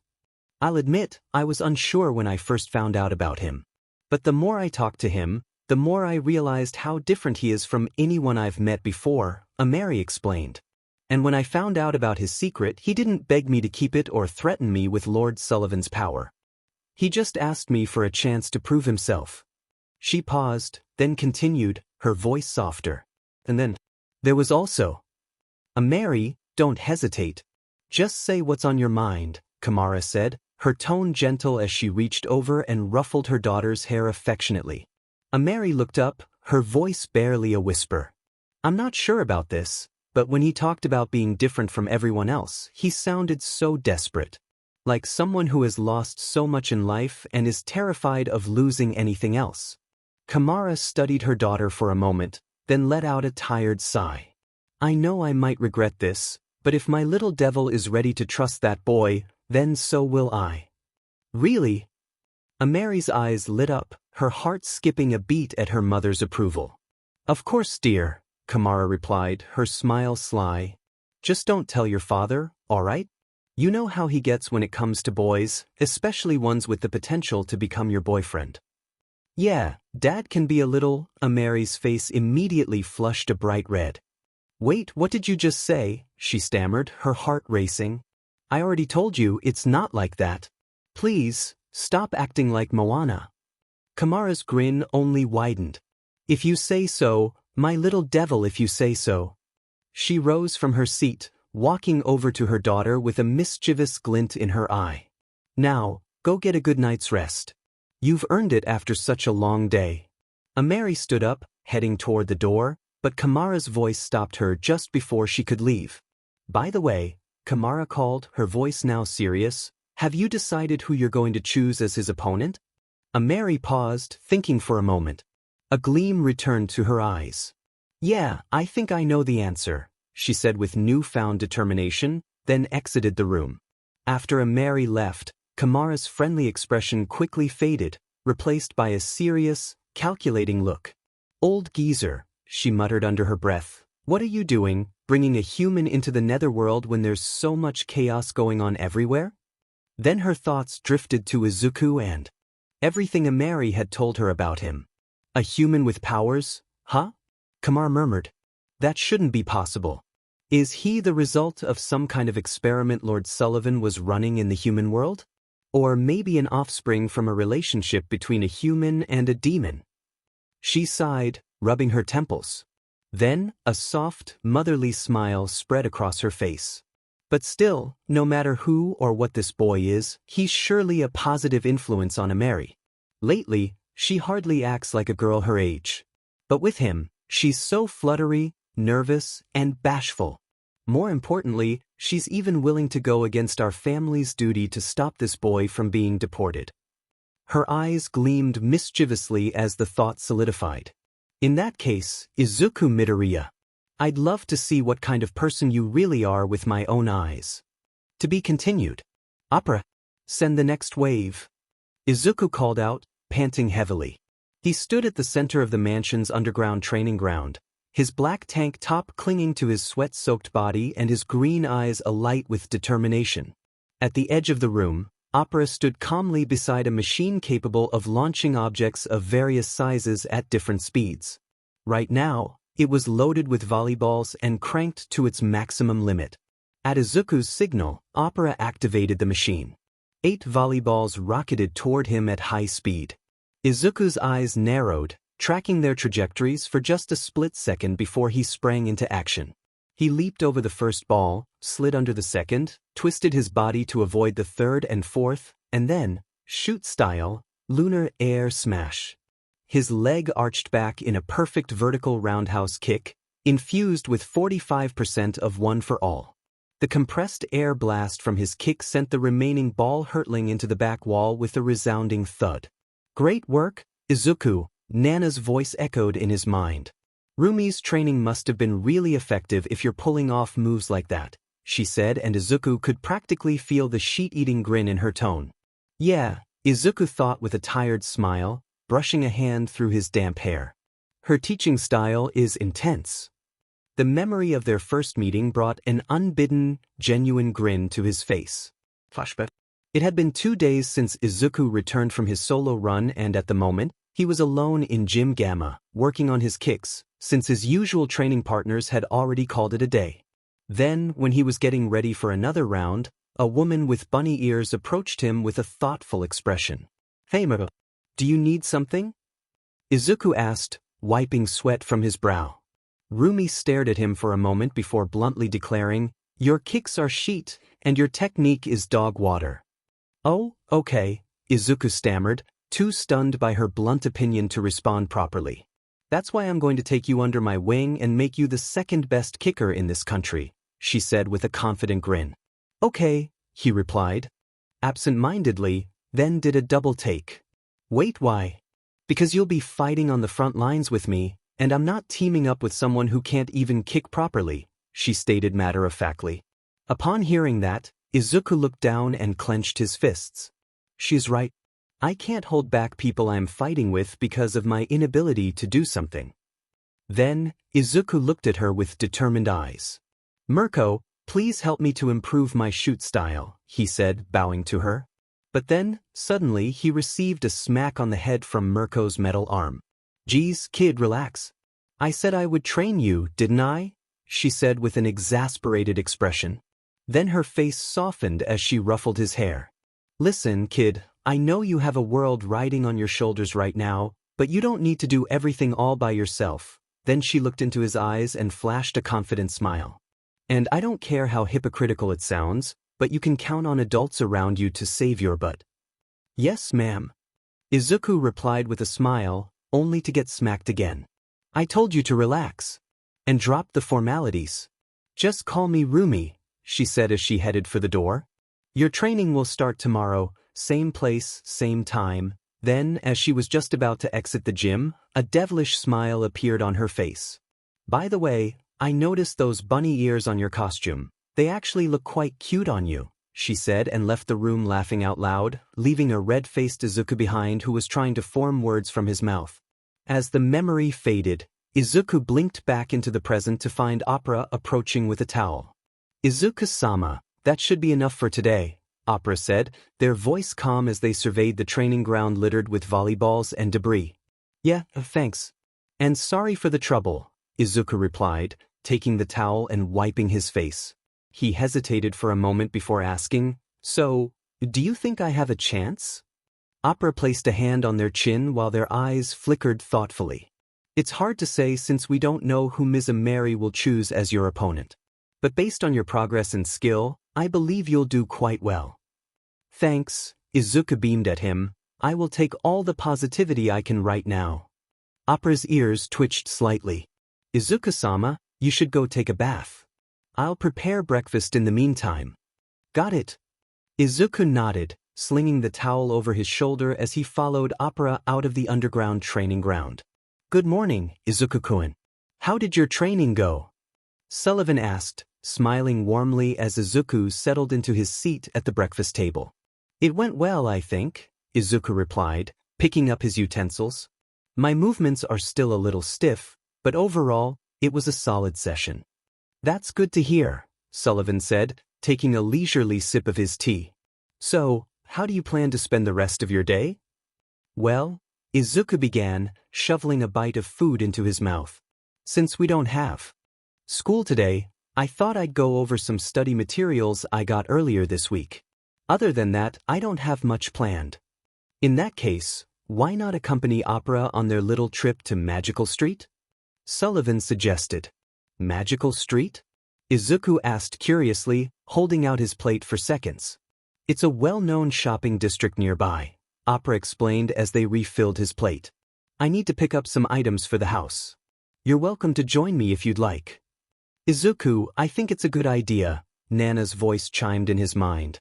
Going along could help you learn more about this world and its economy. Izuku mulled it over for a moment before nodding. Sure, I'll join you, he said. Excellent. Sullivan beamed, clapping his hands together. And while you're at it, pick up a few things for yourself. Izuku tilted his head, smiling sheepishly. You've already given me so much, Grandpa. I don't think there's anything I really need right now. In that case, what about a custom uniform? Sullivan suggested, his eyes sparkling with excitement. A custom uniform? Izuku echoed, his curiosity piqued. Yes. I'm sure you've noticed that many of your peers use custom uniforms. Why not have one made for yourself as well? Sullivan asked. That sounds interesting, so why not? Izuku said with a shrug. He turned to Opera. When do we leave? Opera rested a hand under their chin thoughtfully. We'll head out in an hour. I'll finish up the remaining chores first. Okay, Izuku replied, then looked back at Sullivan. Are you coming with us? Sullivan's expression shifted dramatically as metaphorical storm clouds gathered over his head. He slumped in his chair, whining, I wish I could, but I have important meetings today. Unless, he perked up, a sudden mischievous grin appearing. What if Grandpa skips all those boring meetings and spends the day with his grandson instead? Absolutely not, Opera interjected, shutting down the idea immediately. I'll accompany Izuku-sama, and you will attend your meetings. Sullivan clutched Izuku in an exaggerated hug, dramatically wailing, "You're so cruel, Opera. All I want is to spend time with my beloved grandson." Opera raised an unimpressed brow. "Do you really want to set a bad example for Izuku-sama by shirking your responsibilities?" Sullivan froze, then straightened his posture with newfound determination. "You're right, Opera. As a grandfather, I must be someone Izuku-kun can look up to." Adjusting his tie, he grabbed his briefcase. "Izun, Opera, I'll see you both this evening." As Sullivan left, Izuku chuckled softly. "It must be tough taking care of two children, huh?" "It's part of the job description," Opera replied smoothly, sipping their tea. "Well then, Izuku-sama, I'll see you in an hour." "Whoa!" Izuku exclaimed, his eyes wide as he took in the bustling market. "This place is incredible. There are so many unique things here." "That's to be expected," Opera said, walking beside him. "This is one of the largest markets in the Netherworld. By the way, first, we'll stop to order your new uniform. Is that all right with you, Izuku-sama?" "Sure," Izuku said. As they both walked through the magical street, Izuku took notice of the various items displayed outside the shops. What fascinated him more was the fact that many of them resembled items from the human world. A lot of these items resemble things from Earth, Izuku thought. "Yeah, quite a lot actually," Nana added. "Honestly, if you drop any of these demons in our old world, no one will even bat an eye or think that they don't belong in the overworld."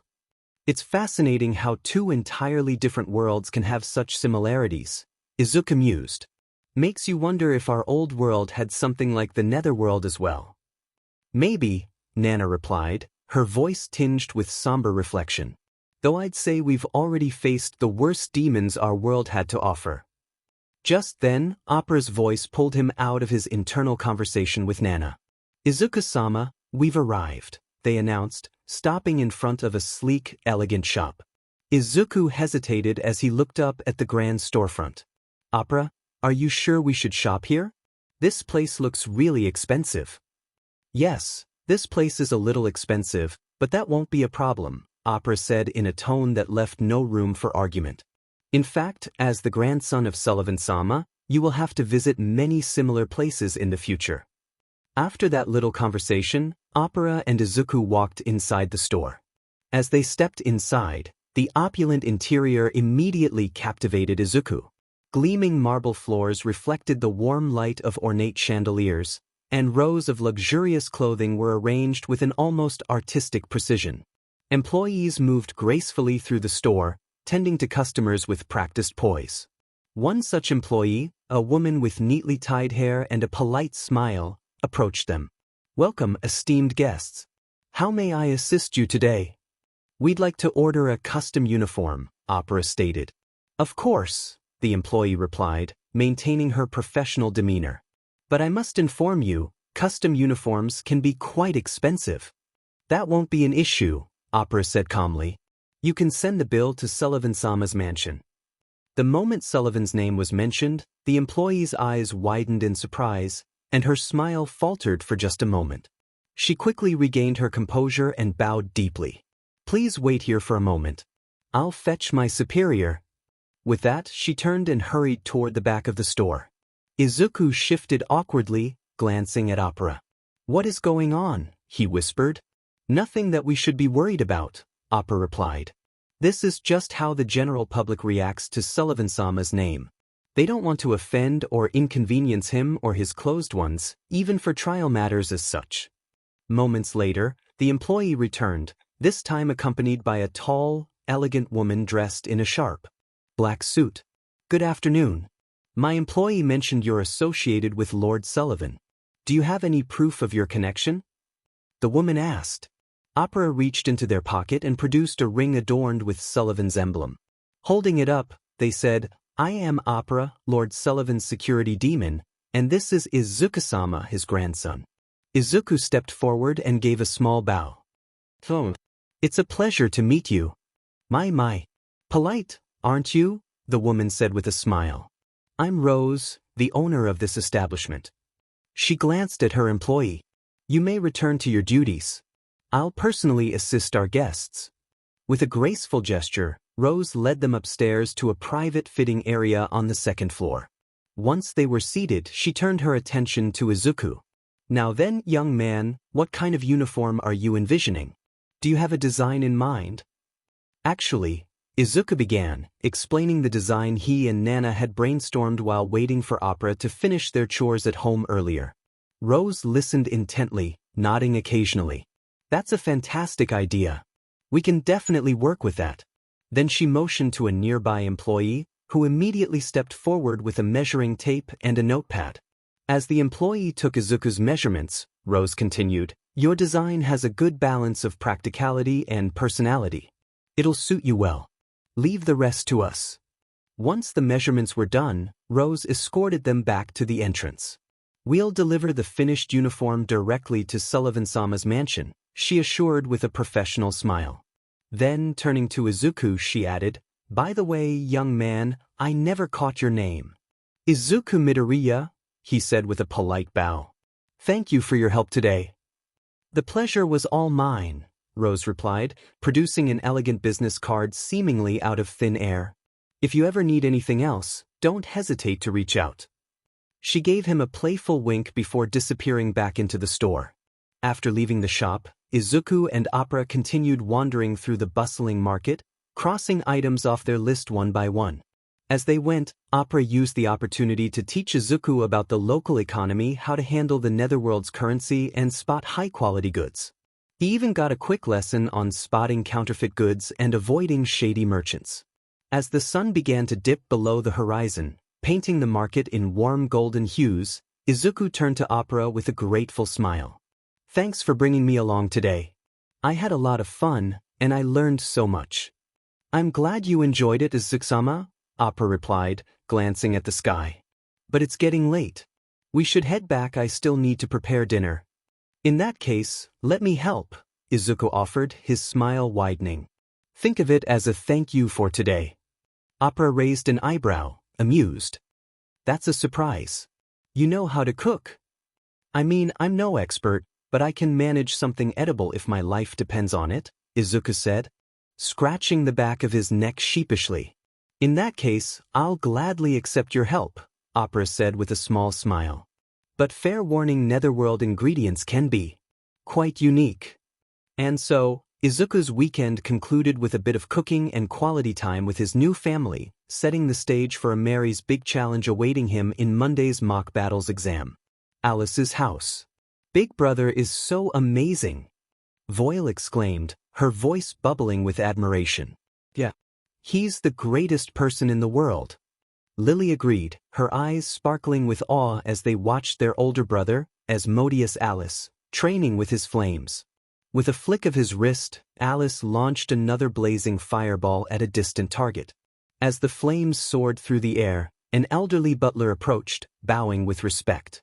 Alice-sama, he began, Lady Amaryllis has returned from her work and wishes to see you. Got it, David. I'll be there in a minute, Alice responded, his focus unshaken as he prepared yet another fireball, launching it at the next target. David hesitated for a moment, then spoke again, his voice tinged with concern. Forgive me for interrupting, Alice-sama, but you've been training for hours now. Perhaps it's time to take a break? You've accomplished quite a lot today. Alice, still absorbed in his training, muttered under his breath. Yeah, I know. Just one more push. With a deep breath, the flames in his hands roared to life, swirling in an intricate dance of heat and power. He compressed the energy tightly before hurling the fireball with perfect precision. The resulting explosion obliterated the target completely, turning them to char. Yeah. So cool. Voyle and Lily cheered, clapping enthusiastically as they watched their brother's display of power. That was quite a spectacular attack, Alice-chan. A cheerful voice chimed in from behind, and before Alice could even react, he was suddenly tackled into a bear hug by a tall, elegant woman with long, flowing pink hair. Mother! Alice growled, his face reddening as he struggled against her tight grip. Get off me! I'm covered in sweat. How can you not find this disgusting? Amaryllis grinned mischievously, pinching his cheeks affectionately. Darling, I'm the one who gave birth to you. Nothing about you could ever disgust me. Alice sighed, his patience already wearing thin as she continued. Still, I must admit, I've never seen you this passionate about training. What's got you so fired up? Alice straightened, a cocky smirk spreading across his face. It's because, for the first time in ages, there's someone who can actually keep up with me. And I'm not about to lose to him. But how could anyone possibly compete with you? You're the best in the whole netherworld. Voile asked, her head tilted in confusion. Lily nodded in agreement, equally perplexed. Alice crouched down and affectionately ruffled their hair, a fond smile on his face. Don't worry, girls. I'll keep working hard to stay on top just for you two. Amaryllis watched the scene unfold with a warm, affectionate smile, but her curiosity was piqued. By the way, Alice, who is this new rival of yours? Alice shot her a suspicious look. Why do you want to know? I'm just curious, Amaryllis said, pouting dramatically. I want to meet the boy who's managed to motivate my Alice so much.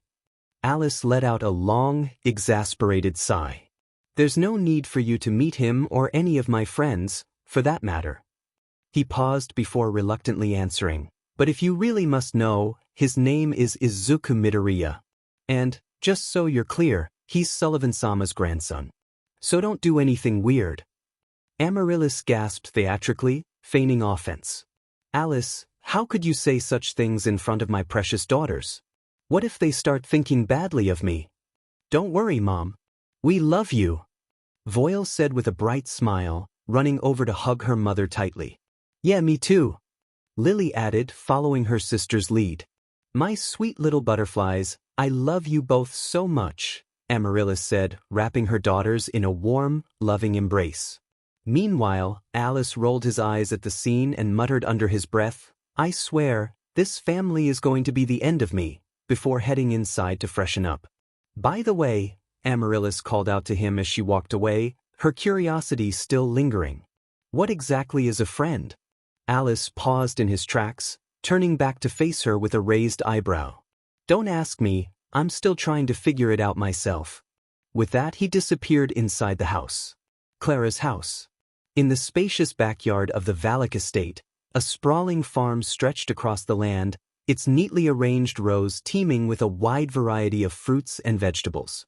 Clara, as cheerful and lively as ever, moved from plant to plant, picking the ripened produce and placing it into the basket slung over her back. Her humming and soft singing filled the air, creating a harmonious melody as she worked. Nearby, her mother, Mrs. Valak, watched her with a warm smile. She had always known Clara to be energetic and full of life, traits that ran deep in their family. But recently, there was something even brighter about Clara's demeanor, something her mother couldn't help but notice. Clara, did something happen? Mrs. Valak asked, raising an eyebrow with a hint of curiosity in her voice. You seem even more cheerful than usual. Clara paused for a moment, glancing up at her mother with a playful tilt of her head. Really? She asked innocently. Then she shrugged it off, her smile widening. I'm just happy because tomorrow I'll get to play with Azaz, Ochan, and Izuku, she declared, her face lighting up at the thought. Her mother's eyes widened in surprise at the mention of Clara's peers, as this was a subject Clara rarely discussed at home. It was unusual for Clara to talk about others, and Mrs. Valak felt a tug of curiosity.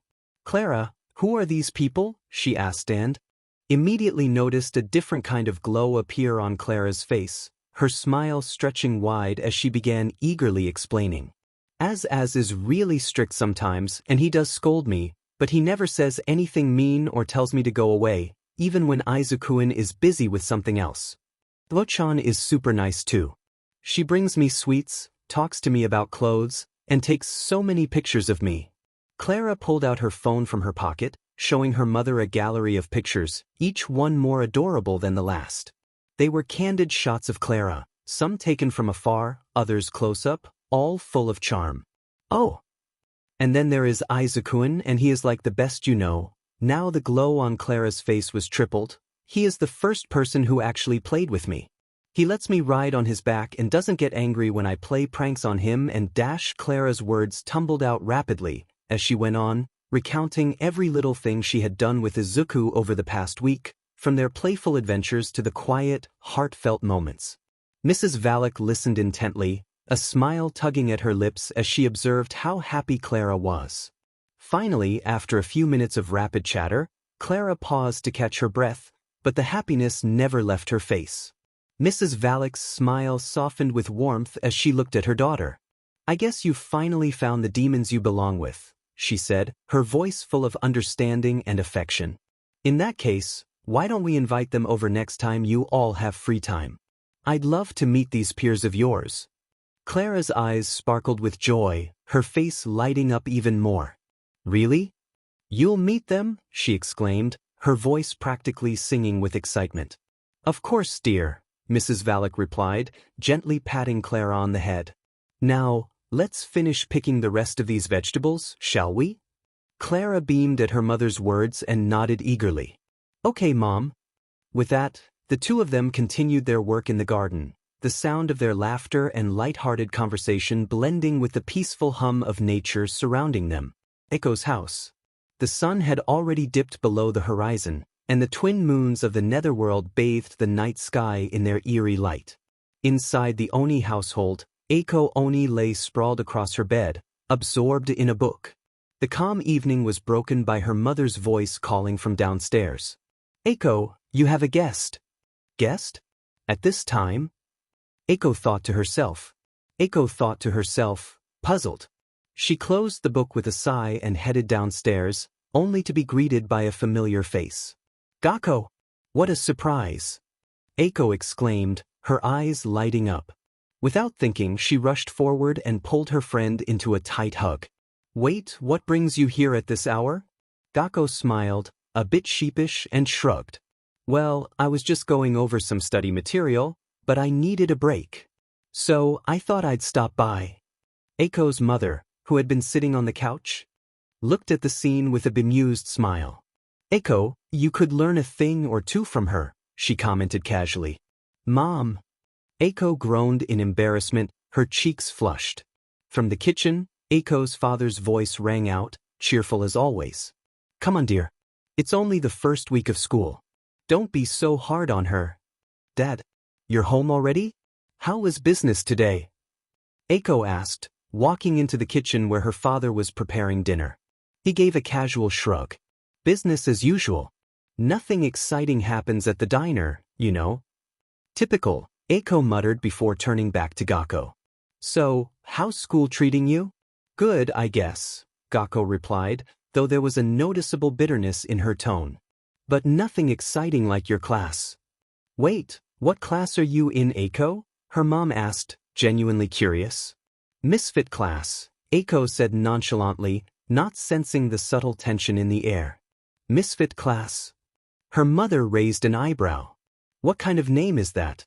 And what did you do to end up in such a strange class?" "Maybe it's because of the kind of people she's been hanging out with lately," Gakko said suddenly, her voice carrying an edge. Eiko turned, her eyes widening in surprise. "Gakko, what are you saying?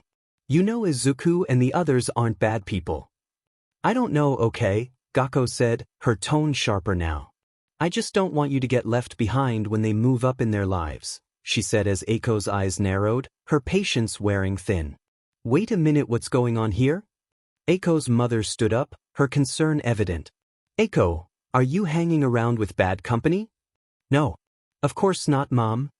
Eiko rushed to defend herself, her face flushed with frustration. "Izuku saved my life on the first day of school, and has even apologized to me for that incident. And Clara is Clara, she can't be a bad person." Gakko sighed and rubbed the back of her neck, clearly reluctant. "Izuku Midoriya is Sullivan-sama's grandson, and as is Asmodeus Alice," she said, her voice flat. At the mention of those names, Eiko's mother's face drained of color. There was a sharp clattering sound from the kitchen as a dish fell to the floor. "Izuku did save her during his fight with Asmodeus when a stray attack nearly hit her," Gakko added. "But it was their fault to begin with." "This Clara girl?" her mother asked, her voice now tinged with suspicion. "Clara Valak," Gakko said dismissively. "She's an idiot." "Take that back." Eiko snapped, glaring at her friend. Her voice was fierce, unlike anything Gakko had heard from her before. Clara might do some silly things every now and then, but she is not an idiot. Gakko flinched, caught off guard by the sudden intensity. Okay, sorry. I didn't mean it, she mumbled, her tone now apologetic. However, Eiko's gaze didn't soften. Also, Gakko, please leave, she said firmly, the words sharp. I don't want to talk to someone who's bad-mouthing my friends. Wait, Eiko, Gakko started, but Eiko cut her. Her voice cold. No, just go. I'll talk to you later, but not right now. Gakko stared at her for a moment, hurt and surprised by the sudden distance. With a defeated sigh, she turned to leave. The door clicked softly behind her, and the house fell into an uncomfortable silence. Eiko's mother let out a long, weary sigh and walked over to the couch. Eiko, come here for a moment, she said softly, motioning for her daughter to sit beside her. Eiko hesitated but obeyed, sitting next to her mother. Her mother's expression was concerned but understanding. Listen, it's not that I don't trust you, but are you sure you're not associating with bad people? Her mother studied her for a moment, her face softening as she took in her daughter's words. After a long pause, she sighed. All right, I believe you. But if anything ever goes wrong, if they hurt you in any way, you come to me. I'll show them a mother's wrath, no matter who their parents are. Eiko smiled gratefully, feeling a warmth spread in her chest. Thanks, Ma. You're the best. Her mother chuckled, ruffling her hair affectionately. Yeah. Stop buttering me up and go call your brother for dinner. With that, Eiko felt the tension leave her body, and she gave her mother a quick hug before heading toward the upper floor to call her brother for dinner. And thus, the eventful weekend came to an end, and now it was time for the mock battles exam. I know many people don't like OCs, but I am trying not to rewrite Irumakuin's story with Izuku's skin, so there will be few OCS in the story, and I hope you will like them. Oh man, it's been ages since I felt this nervous about anything, Izuku thought, staring at his reflection in the mirror, a towel loosely draped around his waist. Honestly, this feels just like the day of UA's entrance exam. A soft chuckle escaped him as memories surfaced. I was so nervous back then, scared even. I'd only gotten one for all a few hours before and had no idea how I'd manage to pass if it didn't come through for me. But you did pass, Nana chimed in, her voice warm and encouraging. And you didn't just pass, you saved someone's life. That's as heroic as it gets. Izuku smiled faintly, shaking his head. I don't know, Nana. Most of the time, I was running around like a headless chicken, panicking about what to do next. And then I completely wrecked myself at the end. I doubt anyone watching thought that was heroic, especially on the teacher's screens in the monitor room. Oh, I wouldn't be so sure, Nana teased lightly. Ochako certainly seemed to think otherwise, didn't she? She said, but immediately regretted it when she sensed Izuku's mood shift and his expression darkened, as well as the faint smile vanishing from his face. Well, I guess we'll never know, huh? He replied, his tone tinged with bitterness. I'm sorry. I didn't mean to. It's fine, he cut in, forcing a sad smile. Really? It's been 16 years. I've accepted my reality and moved on. The smile stayed on his face, but Nana wasn't fooled. She could feel the lie beneath his words, the ache he refused to acknowledge. However, she wasn't cruel enough to call him out on it. After a few moments of awkward silence, Izuku silently thanked whatever luck he still had when Opera called out, Izuku-sama, your new uniform is here. Turning, Izuku saw Opera standing in the doorway, holding an elegant, branded bag in their hands. Thanks, Opera. Just leave it on the bed, Izuku said with a small nod. Opera complied, setting the bag down carefully. Then, as they straightened, they regarded Izuku thoughtfully. Nervous? They asked. Izuku rubbed the back of his neck, looking away. Yeah, a little. I'm confident in my abilities, but I still don't know what to expect from my opponent. That's what's throwing me off. In that case, I have some advice for you, Opera said. Advice? Izuku tilted his head. Well, more like a hidden trick, Opera explained. In the rank-obsessed society of the Netherworld, showing fear to your opponent is as good as admitting defeat. That's why, when you feel fear, you need to step out, run towards that fear, and turn that into excitement. Opera-san, that is terrible advice for someone like Izuku, Nana said dryly, though she knew Opera couldn't hear her. This boy already runs headlong into danger without thinking twice. Izuku ignored Nana's comment and thanked Opera, who left shortly afterward to prepare breakfast. Get ready, Izuku, Nana said softly as his gaze fell back on the bag on the bed. Today's going to be a long one. He sighed, reaching for the bag. Yeah. I know, he thought, his resolve steeling itself despite the nervous flutter in his stomach. Babel's staff room. Half an hour before the students began flooding into the school, Nibirius Caligo sat in the staff room, meticulously reviewing documents and savoring the rare, precious silence his day allowed. However, this brief moment of peace was abruptly shattered by a voice that grated on his very soul. Caligo-sensei. Bars Robin's boisterous call echoed as he strode into the room with his usual boundless, and to Caligo, thoroughly unwelcome, energy. Robin, the new trainee teacher, was loud, brash, and utterly lacking in tact, the perfect trifecta of traits Caligo despised most in a person. Even casual conversation with him felt like torture which Caligo wasn't inclined to endure. With a resigned sigh, Caligo glanced up from his documents, his tone sharp and clipped. What do you want? Today's the mock battles exam, right? Robin asked, leaning casually on Caligo's desk, as Caligo's eye twitched in irritation. Yes, Caligo grunted. What about it? I was just thinking it's kind of unfair, isn't it?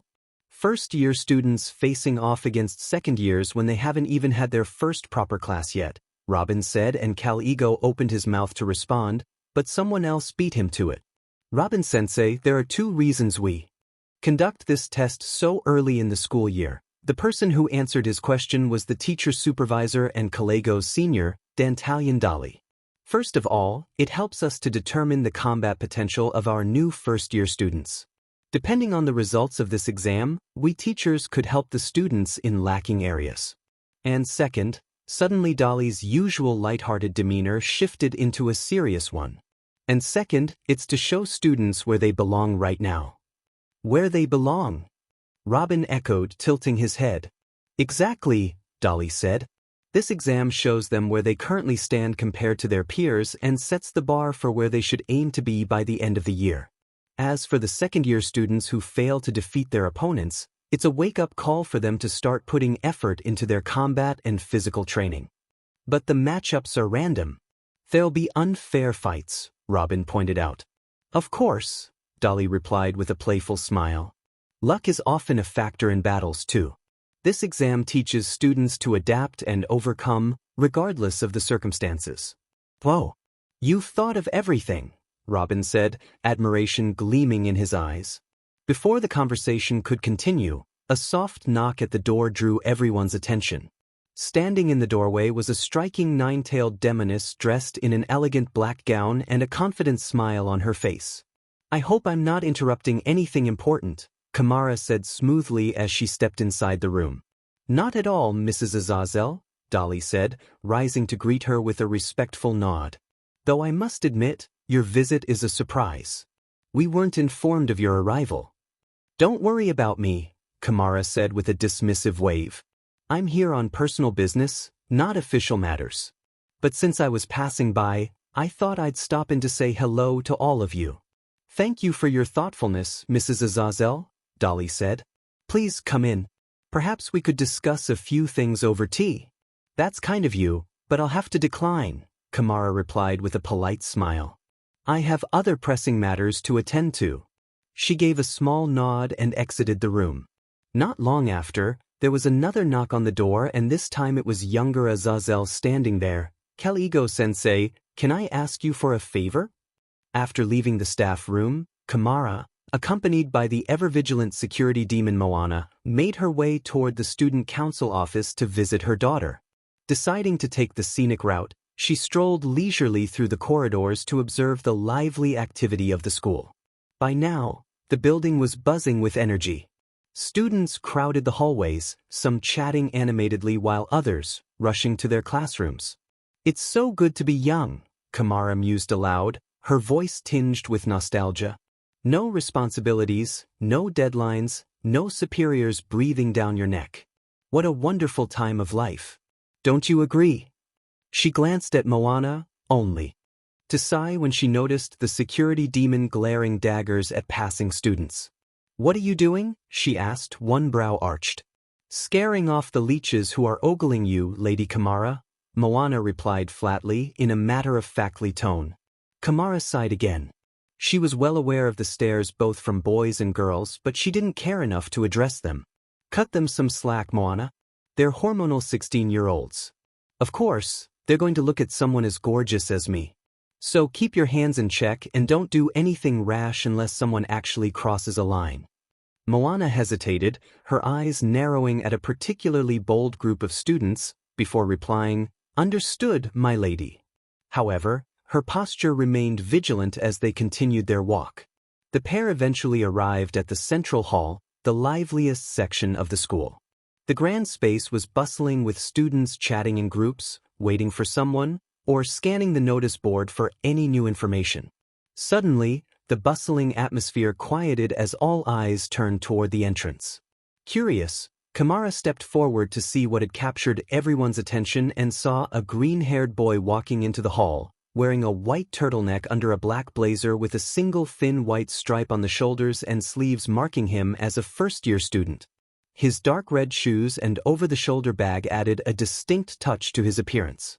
But that wasn't all. Kamara also observed the reactions of the other students towards the boy and noticed how some looked at him with admiration, others with fascination, and a few with jealousy.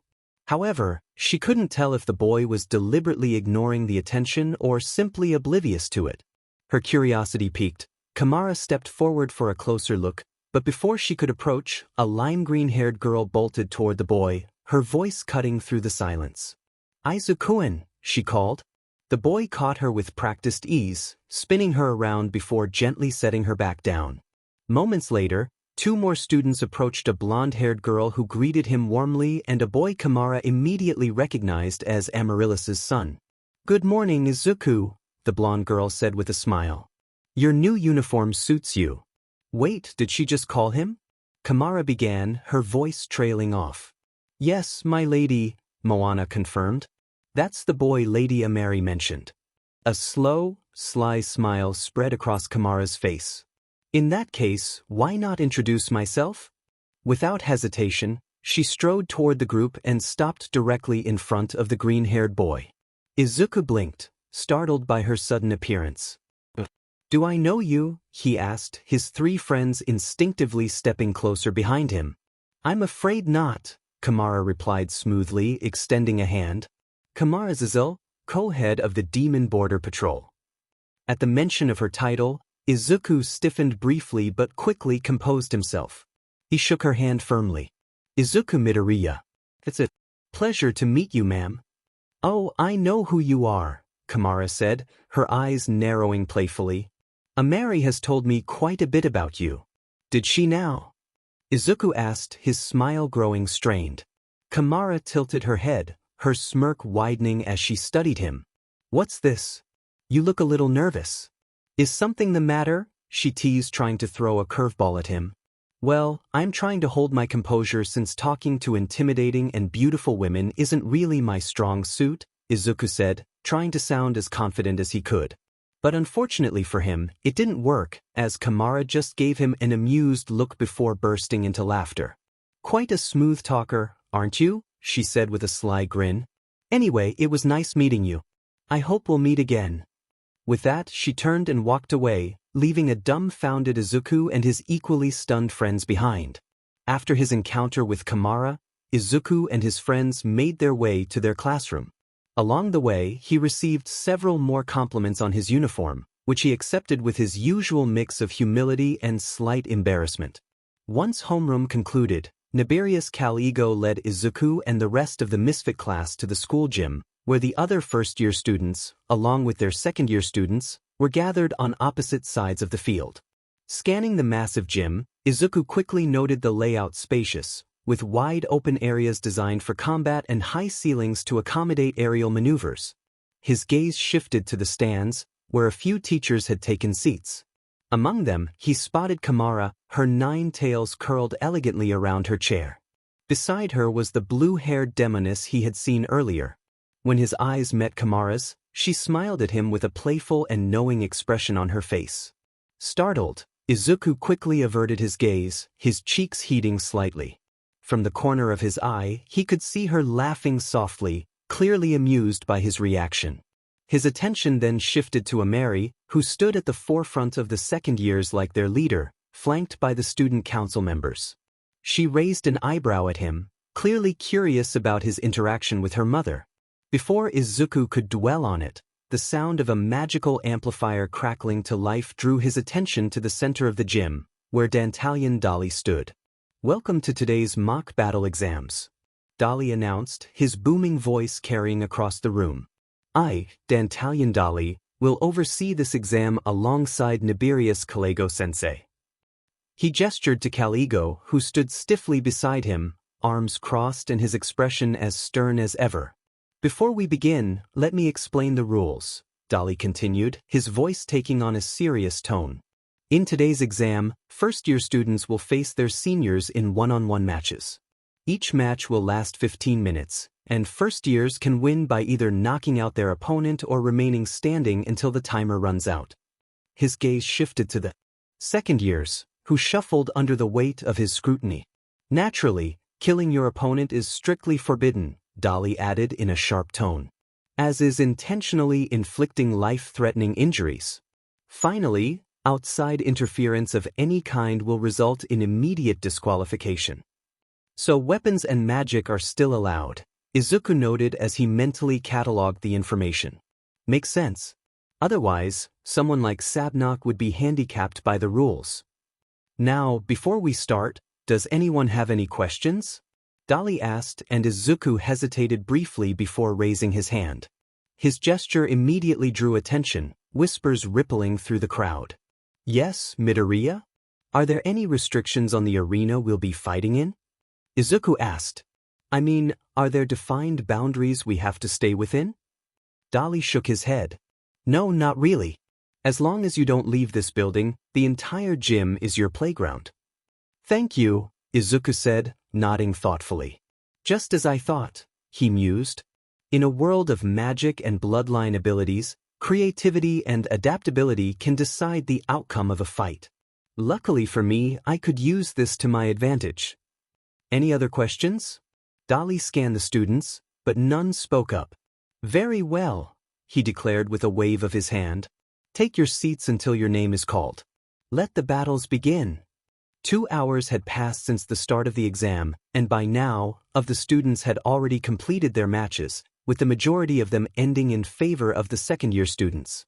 At first, Izuku had assumed that the 15-minute matches would drag on forever, leaving him stuck waiting for hours. But to his surprise, nearly every match ended well before the time limit. Most wrapped up under the 3-minute mark. The longest match, however, had stretched to 5 minutes, one involving a tall, brown-haired student who was relentlessly chasing after a senior. The senior, meanwhile, had casually started singing a song during the match, and, in a bizarre turn of events, managed to win by the end of it. Izuku observed that the matches involving the first years were mostly lopsided. The few students who had won their matches were mostly paired up against second years who didn't seem all that interested in combat at all. It was clear that the seniors held a significant advantage, especially since they were using powerful spells that Izuku knew he and the other first years wouldn't be learning for quite some time. Now, the exam was nearing its conclusion. Only 14 students remained, of course, including Izuku and the misfit class. As he watched the final few matches unfold, Izuku couldn't help but reflect on how things had gone for his classmates. And well, surprisingly enough, not as disastrous as some might think. The results from the misfit class could be divided into 3 categories. The first category consisted of the students who didn't care much about the exam and performed half-heartedly. For example, had simply slept through his match and lost by default, while Jazz, on the other hand, had tried to steal from his opponent but lost interest when he realized the student had nothing valuable. Instead of backing off, he attempted to attack only to quickly lose after a swift and well-placed counterattack. Kame had strongly refused to strike his female opponent, only to be knocked out when she didn't hold back and landed a powerful kick to his face.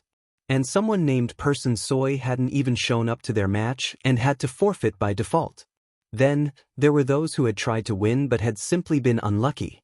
Shax had faced Johnny, the strict and no-nonsense student council member.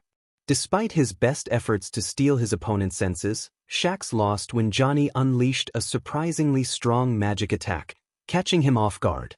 Alloser, while academically smart, was more of a thinker than a fighter. His match had ended in defeat when his opponent overwhelmed him with physical combat. Elisabetta had been disappointed by the pairing with a female opponent, but she soon discovered her charm worked on women, just not as effectively. It was a small victory, but it made her smile a little. Eiko, on the other hand, had faced Smoke, another member of the student council, and lost almost instantly when Smoke used her bloodline ability to knock Eiko unconscious. The final group, however, were those who had won their matches with relative ease. Alice, unsurprisingly, had defeated his opponent instantly, using his fire manipulation to overwhelm them in the blink of an eye. Corcel had been just as impressive, freezing her opponent before they had a chance to do anything. Gap, meanwhile, had been downright terrifying. As soon as the match began, he had rushed his opponent with incredible speed, and with a wind blade at their throat, it was all over before anyone could blink. Sabnok's victory had been just as easy. He had created a massive hammer, used it to squash his opponent in a single blow, and that was that. And despite the impressive victories of the rest of his classmates, it was Clara's match that Izuku found most enjoyable and satisfying. "Clara Valak," Dali-sensei called out, and the bubbly girl happily skipped onto the field. He pressed a button, and several names flashed on the screen before stopping on one. A second-year boy stood up from the crowd, a sadistic grin plastered across his face. He swaggered onto the field, his eyes fixed on Clara. "You're that Valak girl who got my brother in trouble, aren't you?" he sneered. Clara tilted her head, her usual clueless smile firmly in place. "Who?" Her genuine confusion only deepened the boy's scowl. "You don't even remember him?" His voice dripped with irritation. "Well, no matter. I was planning to crush you anyway." The tension in the room spiked suddenly. A chilling pressure swept through the gym, sending shivers down the spines of students and even some teachers. Turned to the source Izuku Midoriya. Izuku sat motionless, his face unreadable, but his aura spoke volumes. His gaze locked onto Clara's opponent, and the sheer weight of his presence was enough to make several students gulp audibly. If not for the distraction, they might have also noticed the equally angry expressions of Eiko and Alice, who were seated nearby. Kamara, however, observed this with growing fascination. While her daughter Ameri was startled by Izuku's sudden shift, Kamara's gaze sparkled with intrigue. As a co-head of the Demon Border Patrol, she had encountered many humans in her time. Some were arrogant, some were ignorant, and some were too scared to even speak a single word. But none had exuded this kind of terrifying aura, which made this boy much more fascinating in her eyes. Without a word, Izuku stood and moved 2 rows forward, taking a seat directly in the front beside Crossel. The ice demoness stiffened, unsure whether to shuffle away or simply flee. "Midoriya," Kalego's sharp voice broke the tension. The stern teacher loomed nearby, his expression unreadable. "Do not interfere in their match." Izuku turned his head and offered a smile, a calm, unnerving smile that didn't reach his eyes. "Of course not, sensei. Why would I ever do that?" A straight-faced lie. Kalego could respect that. "Good," he said curtly, though his eyes lingered on Izuku for a moment longer before turning towards the battlefield. Meanwhile, Clara turned to Izuku, her grin wide and mischievous. "Izukuan, don't worry, I've got this." The oppressive atmosphere evaporated in an instant. Izuku gave her a small nod. "Good luck." "Moving on," Dali announced, motioning for the match to begin. "Participants, ready yourselves." Clara's opponent sneered, pointing a finger at her. "You really think you can hide?" Before he could finish, Clara leapt into the air. "If your brother wants a snack," she chirped, tapping her pockets. A fully stocked vending machine appeared in a puff of smoke. "Tell him to get it himself." She dropped the vending machine directly onto her opponent, crushing him beneath its weight. The gym fell into stunned silence before Dolly declared, "Winner, Clara Valak." Clara skipped back to her seat, beaming. "See, I told you." Izuku nodded and patted her head. "Great job, Clara." He then stood, shrugging off his blazer and handing it to Eiko. She took it with wide eyes and a slight blush. Her reaction mirrored that of many others in the gym as they caught a glimpse of Izuku's fitted turtleneck, which emphasized his lean, muscular frame. Oblivious to the attention, Izuku made his way to the field, stretching his arms and shoulders. "Now, your opponent," Dolly began, only to be interrupted by Caligo. "Wait," Caligo said. "Midoriya, there's someone who wants to issue a direct challenge. It's up to you whether to accept or face a random opponent like everyone else." Izuku subtly glanced at Amari, who gave him a small nod. "So this is the challenger. She prepared for me," he thought. "I accept the challenge." "Good," Caligo said. "Challenger, Amari Azazel, step forward." "What?" The hall erupted into chaos. Why is the president of the student council challenging a first year? This has to be a mistake. Ignoring the uproar, Amari calmly walked onto the field and extended her hand toward Izuku. Izuku took it, gripping it firmly. "Don't hold back." Her lips curled into a faint smirk. "I wasn't planning to, but thanks for the heads up." They moved to their starting positions, both radiating an aura of confidence that silenced the murmurs in the crowd. "Is he insane?" one student whispered. "He just told Amari Azazel, a rank 6 demoness, to not hold back." Sabnok scoffed, folding his arms. "Idiots. My rival is about to give her the fight of her life." "Yeah, sure," another student muttered. "He's dead meat." Clara, meanwhile, waved a massive banner with Izuku's name on it. "Izukuan's gonna win." Kalego's voice cut through the chatter. "Silence, brats. Both participants, ready?" Izuku and Amari nodded, their gazes locked. "Then begin." Caligo barked. "Then begin." Amari moved first, a blur of speed as she lunged at Izuku with a punch aimed squarely at his face. Quick as lightning, Izuku sidestepped, narrowly avoiding the blow, and retaliated with a punch of his own, but Amari effortlessly deflected it. The two exchanged blows in rapid succession, each attempting to gain the upper hand. Amari was fast and powerful, but Izuku was relentless. For now, he relied on his danger sense, weaving and ducking to evade her strikes while looking for openings to attack. For 5 intense minutes, they continued their back and forth, neither landing a decisive blow. Meanwhile, the spectators were in awe, stunned that a first-year student with no rank was holding his ground against a rank 6 demoness. "Go, Izukuan!" Clara cheered loudly, waving her banner. "Get her, Izuku!" Eiko shouted, equally enthusiastic. Alice, meanwhile, watched with a calm expression. As a trained fighter, he could tell this was just the beginning. Back in the field, Izuku blocked another punch and leaped back to create distance as beads of sweat trickled down his forehead. "This isn't working," he thought, clenching his fists. His arms throbbed from blocking Amari's strikes. "Time to change tactics. Let's try shoot style." Channeling 30% of One for All into his legs, Izuku surged forward. He pivoted mid-stride, unleashing a powerful roundhouse kick aimed at Amari's head, which she managed to block, but the force of the impact made her wince with her arm trembling slightly from the impact. Izuku's lips quirked up in a brief smirk. Finally, a solid hit. At that moment, Mirko's words echoed in his head, "Don't give your opponent time to breathe or think, especially the strong ones. Otherwise, you'll be the one eating dirt at the end." Taking the advice to heart, Izuku pressed his advantage. He unleashed a relentless barrage of kicks, each strike pushing Amari further onto the defensive. The rhythm of his attacks was relentless, forcing her to block and evade with increasing urgency.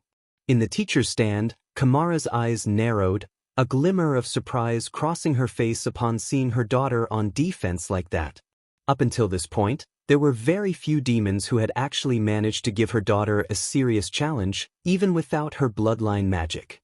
But right now, A human boy was keeping her on her toes. Ameri, meanwhile, was growing irritated with each kick as every attack carried enough force to sting, and the continuous barrage left her no room to counter. Her patience finally snapped. She swung her leg up to intercept his next kick, forcing him back, and then launched her own flurry of kicks in retaliation. But Ameri didn't stop there, and just like Izuku, she kept assaulting him with her legs until she found an opening and feinted left, then swung her leg at his ribs. But to her surprise, Izuku had already anticipated that, as he smirked at her before jumping into the sky. Channeling 50% of One for All into his leg, he unleashed, shoot-style, Lunar Arc. An axe kick came crashing down, missing Ameri by a hair as she flew backward to avoid it. The ground beneath his foot shattered, cracks spidering out from the impact. "Ha! That's what I expected from my rival," Sabnok bellowed, a wide grin splitting his face. Back in the air, Ameri was catching her breath, as she only managed to dodge that attack by a hair's length. But unfortunately, Izuku wasn't going to allow that. Because right now, he was above her, and his leg was arched back.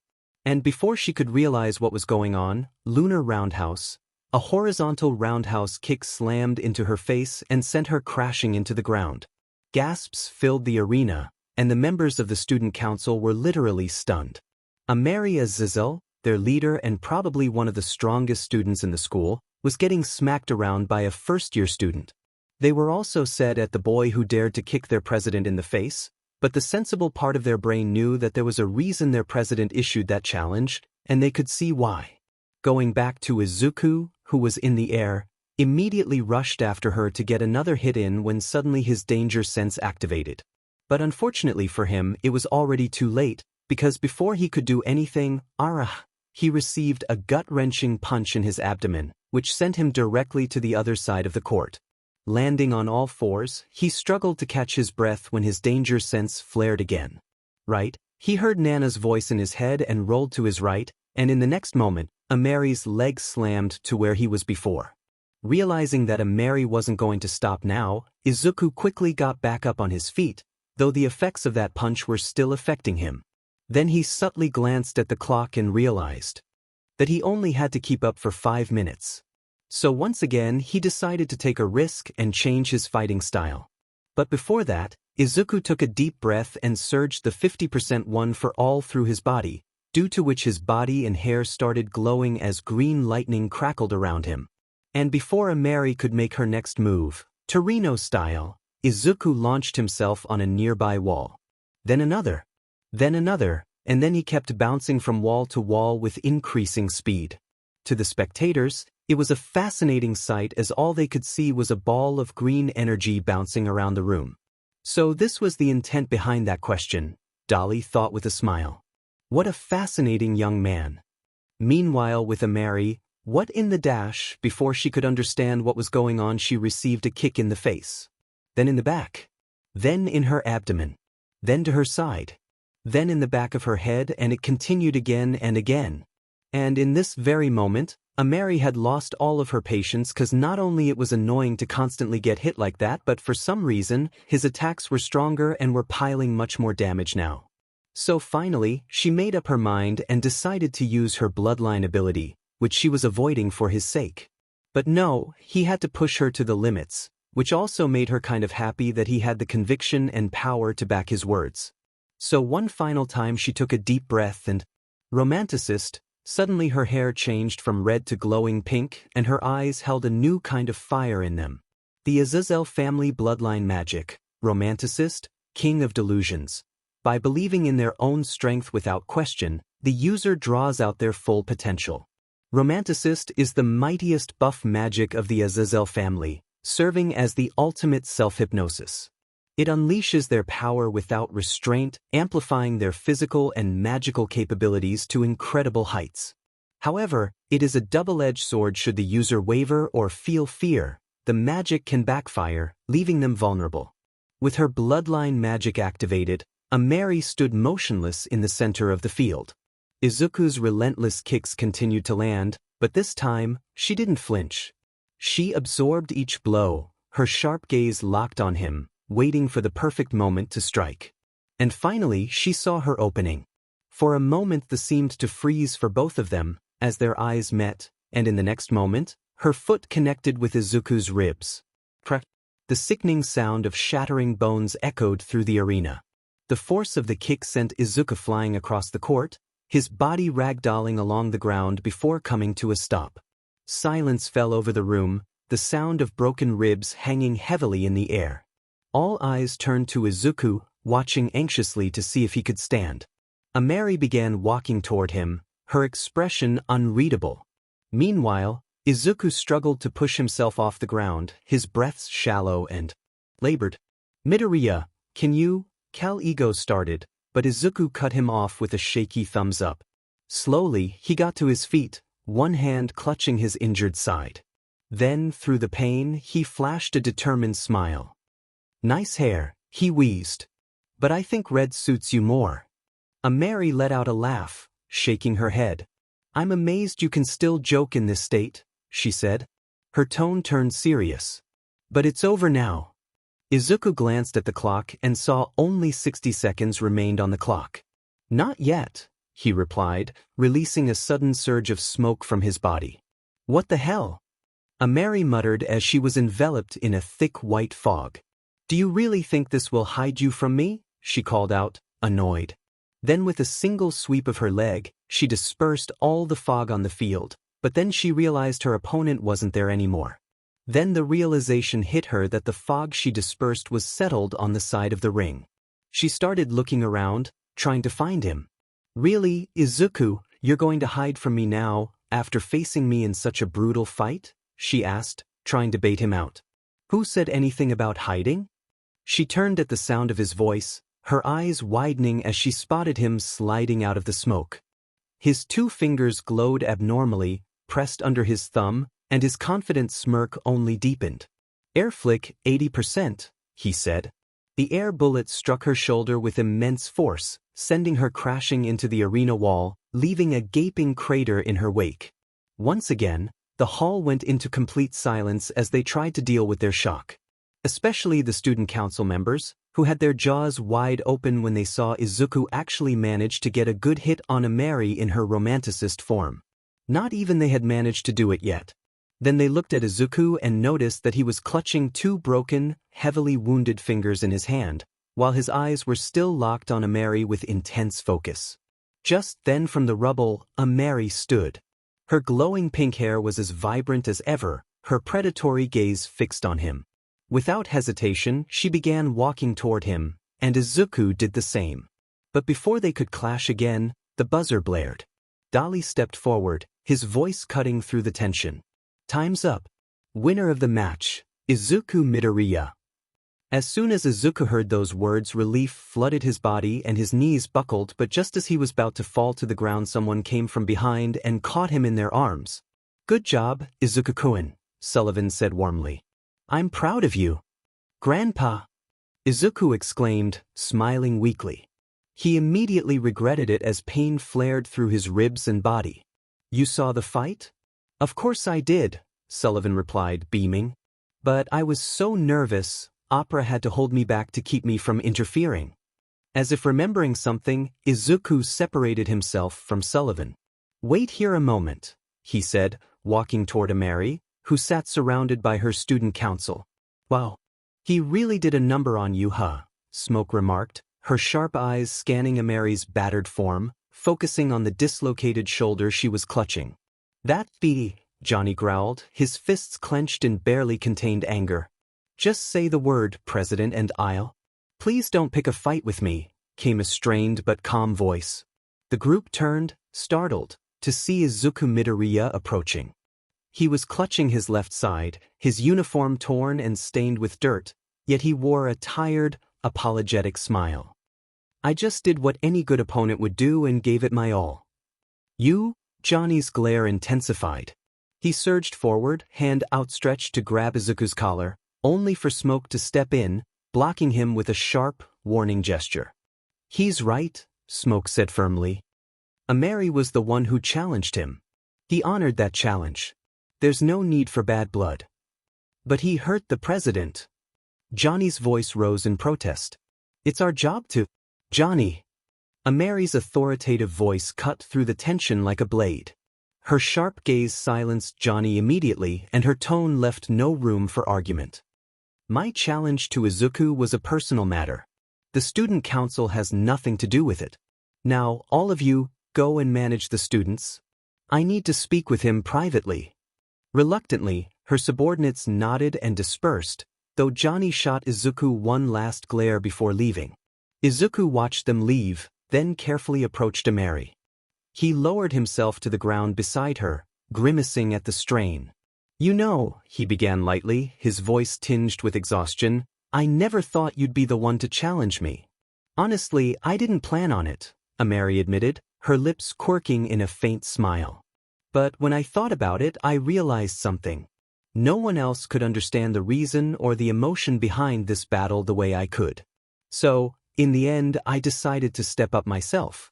And now, here we are, broken ribs and dislocated shoulder. They exchanged a glance, and as if on cue, laughter bubbled up between them. It was quiet at first but grew louder, cutting through the tension that had lingered after their fight.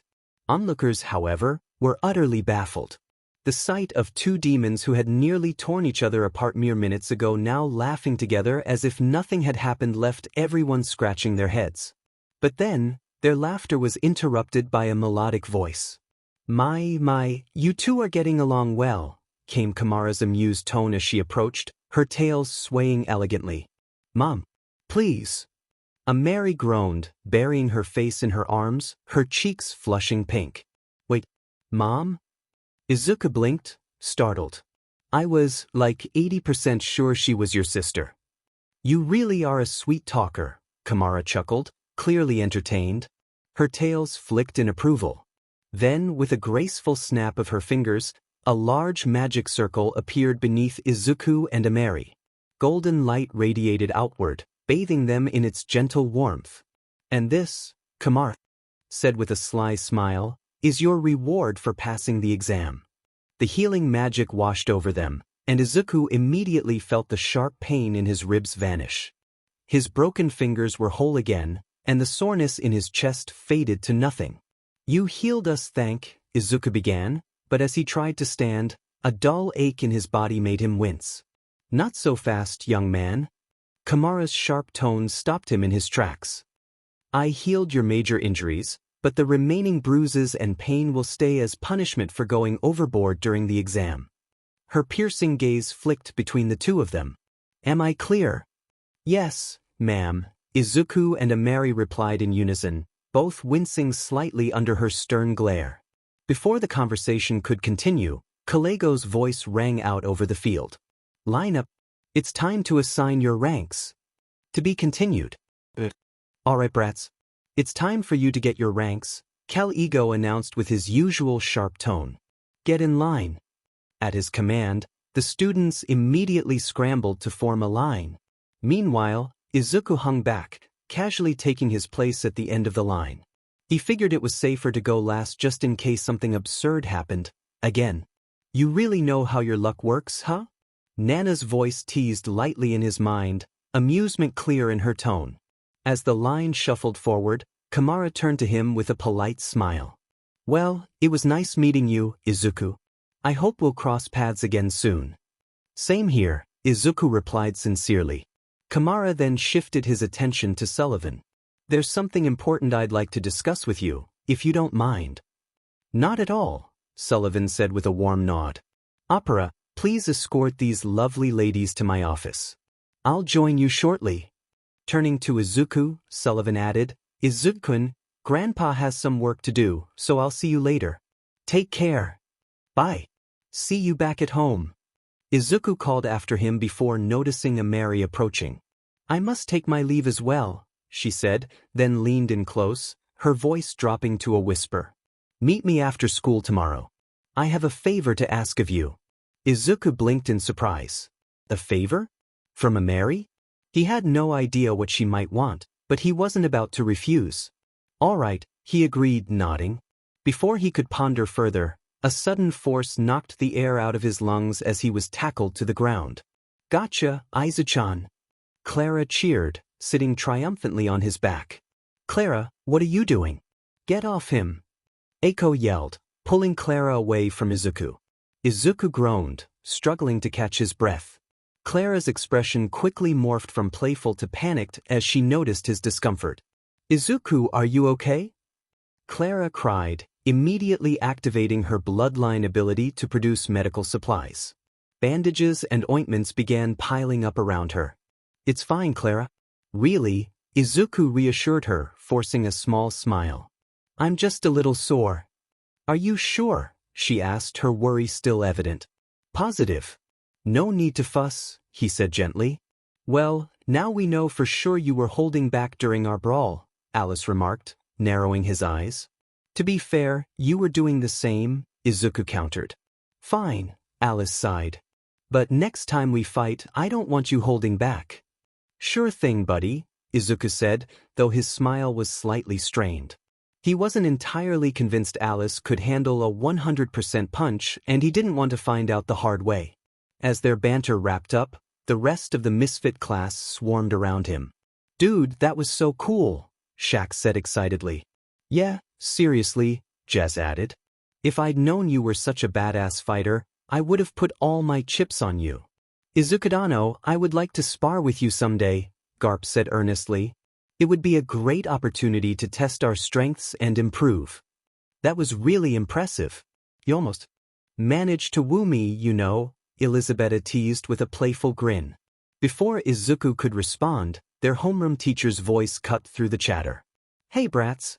Stop goofing around. You lot are the only ones left. Sure enough, only the misfit class and Caligo remained in the gym. Without delay, they formed a single line in front of an oddly smug-looking, three-eyed owl.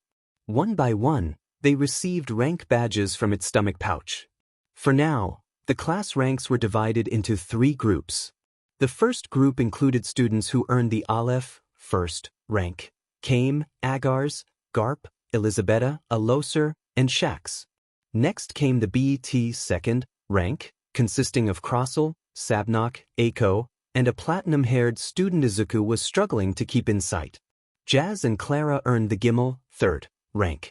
Lastly, Asmodeus Alice stood alone with the Daleth, fourth, rank, the lowest rank required to graduate from Babel's academy.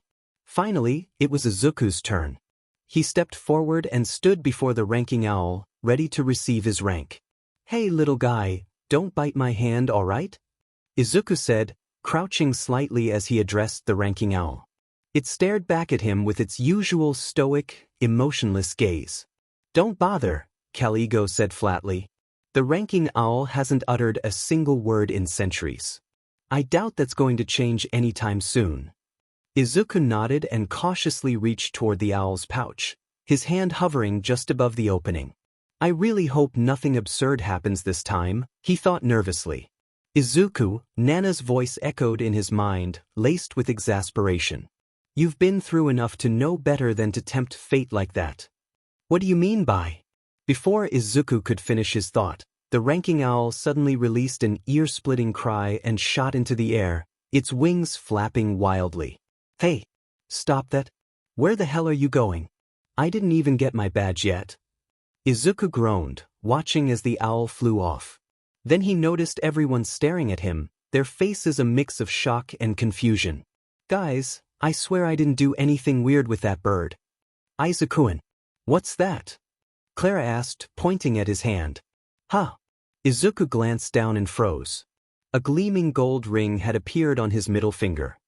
That can't be.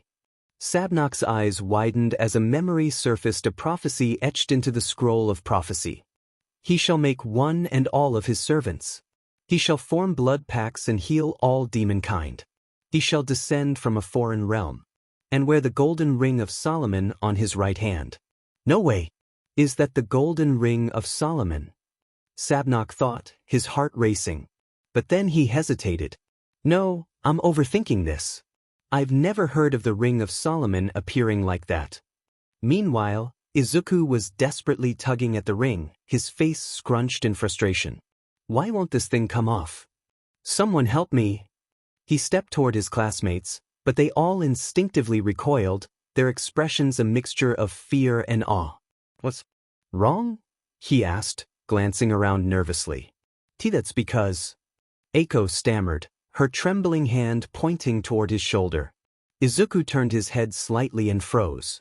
A shadowy, demon-like entity was perched on his shoulder, its form flickering and smoky, like living darkness. Nana, am I hallucinating, or is there really something that looks like Tokoyami's dark shadow on my shoulder? Izuku asked, his mental voice tinged with panic. Unfortunately, you're not hallucinating, Nana replied with a weary sigh. Before Izuku could process her words, the shadowy figure opened its mouth and let out an agonized, ear-splitting scream that reverberated through the entire school. A few minutes ago. Sullivan's office. So, what do you want to talk about? Sullivan asked, his ever-friendly smile in place as he gestured for Kamara to sit. You already know why I'm here, Kamara replied, her gaze locked on him. Then, with a flick of her wrist, she glanced over her shoulder at Moana, who had been standing quietly behind her. Go outside and ensure no one interrupts us. Moana nodded without a word, casting a brief glance at Opera before stepping out and closing the door behind her. Sullivan waited for the click of the door before speaking again. Alright then, what's on your mind? Kamara didn't waste time. Is that boy really human? She asked bluntly. Oh, straight to the point. That's what I've always admired about you, Sullivan said with a chuckle. And to answer your question, yes, as far as I know, Izuku is human. Then how do you explain that absurd power of his? Kamara pressed. He wasn't using any kind of magic tool, and humans aren't born with natural or bloodline magic either. So what was that? Sullivan leaned back in his chair, his expression thoughtful. I don't know how or where he got that power, he admitted, tapping his fingers against the armrest. I even combed through overworld records. There hasn't been a single reported case of powered individuals in over 2 centuries. You've asked him about it, I assume? Naturally, Sullivan replied. But he seemed uncomfortable discussing it. He did promise to share more once he was ready, so I didn't push him. You didn't push him? Kamara repeated, raising an eyebrow. Of course not, Sullivan said firmly. The last thing I want is for him to feel cornered here in the netherworld.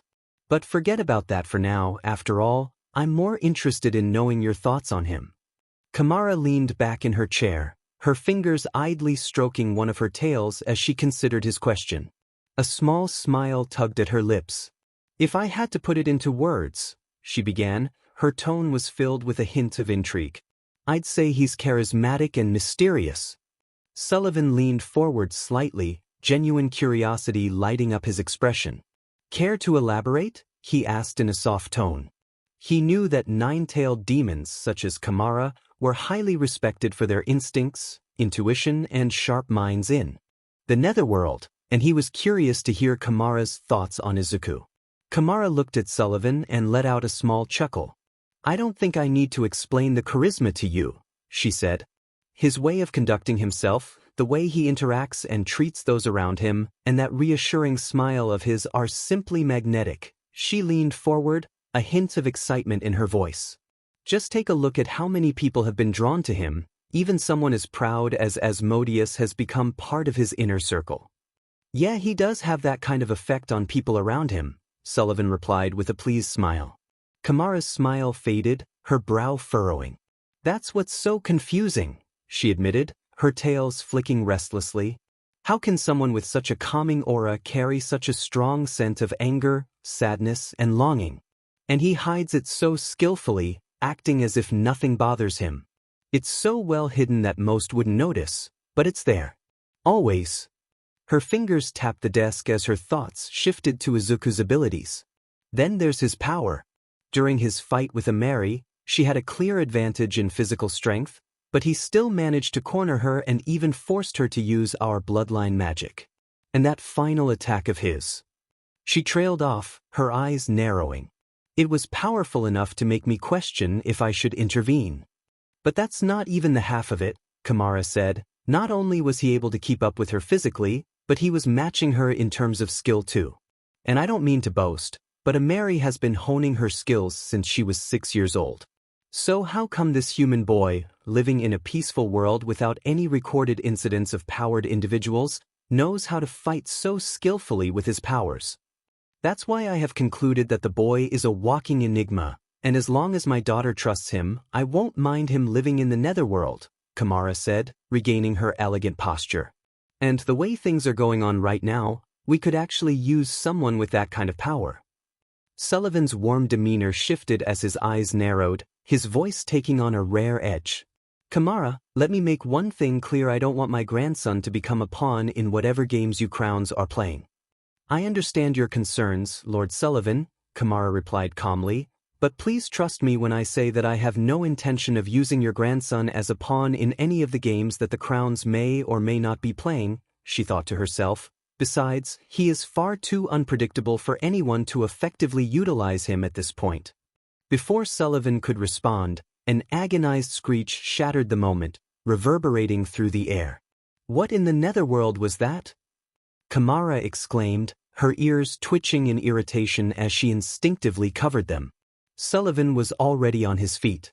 We'll find out. Let's go before it deafens us all. Izuku, make that DMN thing stop, Alice yelled, covering his ears. Against the ear-piercing screech. But how? Izuku panicked, glancing at his classmates, many of whom were on the ground, writhing in agony from the sound. Leave it to me, my rival. I'll silence this beast for good, Sabnok declared, marching toward Izuku with determination. To his credit, the shadowy figure did stop screaming. However, before Sabnok could celebrate, the smoky entity reached out and placed a hand on his face, causing him to collapse instantly. What the hell? Izuku's panic deepened as he rushed toward Sabnok. Sabnok, answer me. Are you okay? Cal Ego, fed up with the chaos, approached from behind, his expression colder than usual. He reached out to grab Izuku's shoulder. Stand still, Deku. Let me take a closer look. However, in the next instant, Cal Ego was stunned. It appeared as if his hand had disappeared. But it was just an illusion created by a demon, who warned Cal Ego not to touch Izuku. No, it's an illusion, Cal Ego realized as the smoky figure glared at him. The threat. I see. Undeterred, Cal Ego stepped back and assessed the situation, his expression grim. This is an item that needs to be purged, he decided, raising his arm. But before he could strike, Izuku's danger sense activated. With a jolt, Izuku leaped several meters back. Before he could ask his teacher what his intention was, his grandpa showed up on the field along with Kamara. Really, Cal Ego? Kamara said, crossing her arms and giving him a sharp glare. Your solution was to blow off your student's arm. He was going to do what? The students yelled in unison, staring at their teacher in shock. Cal Ego averted his gaze, clearly displeased but unwilling to argue. I thought it was an item posing a threat to the students, he explained tersely. It needed to be removed. Nevertheless, your method was unjustified and extreme, Kamara replied, still giving Cal Ego a stern look. You are a teacher, and you should be coming up with solutions that don't involve hurting your students. Cal Ego sighed, clearly frustrated but unwilling to push the issue further. Yes, I understand. Meanwhile, Sullivan approved his grandson. Be careful, Grandpa, Izuku warned, sounding worried. I don't know what happened, but this thing immediately took out Sabnok. Oh, don't worry about me, Izuku-kun, Sullivan reassured him. Grandpa is very strong. And then as soon as he reached Izuku, the black smoky entity tried to attack him. Watch out! Izuku cried out in warning, but to his surprise, Sullivan simply placed one hand on the smoky thing's mouth and muttered, Here, eat up. And then the smoky demon started to expand, growing larger and larger until it finally went back inside the ring. It went back, Izuku said as he curiously examined the ring. Sullivan dusted off his hands, smiling as if nothing had happened. Izuku-kun, that's the Ring of Gluttony. It's a magic item designed to store its user's magic. But when it's starving, it starts consuming magic. Indiscriminately. Consuming magic. Izuku studied the ring nervously. Is it safe for me to keep wearing it? Absolutely. Sullivan reassured him. Once it's fed enough, it'll be harmless. Poor thing must have been crying out from hunger. Sabnok groaned as he sat up, his strength partially restored thanks to Kamara sharing some of her magic. To think it could drain so much magic from someone? The principle really is incredible. One thing to note, Izuku-kun, Sullivan added cheerfully. Once you put on that ring, it can't be removed. That's oddly convenient, Nana remarked dryly. No kidding, Izuku thought, sharing her skepticism. But what about his rank? Caligo asked, breaking the momentary calm. You're his teacher, aren't you? Kamara said with a raised eyebrow. You have the authority to decide. Caligo let out a sigh and said, Tisk, fine. He brought his hands together and closed his eyes. Suddenly, his hands started to glow and in the next moment, a badge appeared in his hand. Izuku Midoriya, Caligo said, based on your performance in the familiar summoning, flying race and mock battle, I am bestowing upon you Gimel, 3rd rank with the authority as your homeroom teacher and overseer of these exams. He said placed a golden-colored badge in Izuku's hand. Now let's take a picture to remember this moment, Sullivan said and produced a flying camera. Everyone say, Devil. Devil, everyone said in unison and clicked the picture. And thus, after a long and exhausting day, Izuku finally returned home. Sullivan's mansion. Later that evening, after a long and tiring day at school, Izuku sat down to a peaceful dinner with his family. Opera, can I get another serving, please? Izuku asked, his voice still filled with exhaustion from the day's events. Opera nodded and served him a generous portion of food. Izuku, don't you think it's strange that the amount of food you're eating has tripled in just 1 week? Nana's voice sounded in Izuku's mind, a hint of concern in her tone. Izuku paused for a moment, staring down at his plate. He had just finished his 5th full serving of food. Now that you mention it, he thought, my appetite has increased dramatically. I don't think I've ever eaten this much before, even in my past life. Do you think we should be worried about this? Nana asked, a flicker of concern still lingering. I'm not sure, Izuku replied after a brief pause. Maybe we should wait a few weeks and see if we notice any other changes in my body. You're right, Nana agreed. There's no need to jump to conclusions. Besides, the food here is so much better than what you had to survive on for the past 16 years. Izuku smiled at Nana's words but decided to end the conversation there. He didn't want to spoil the peaceful atmosphere of their dinner by dwelling on the past. Instead, he focused on the present, savoring each bite of the delicious meal, grateful for the warm and loving family around him.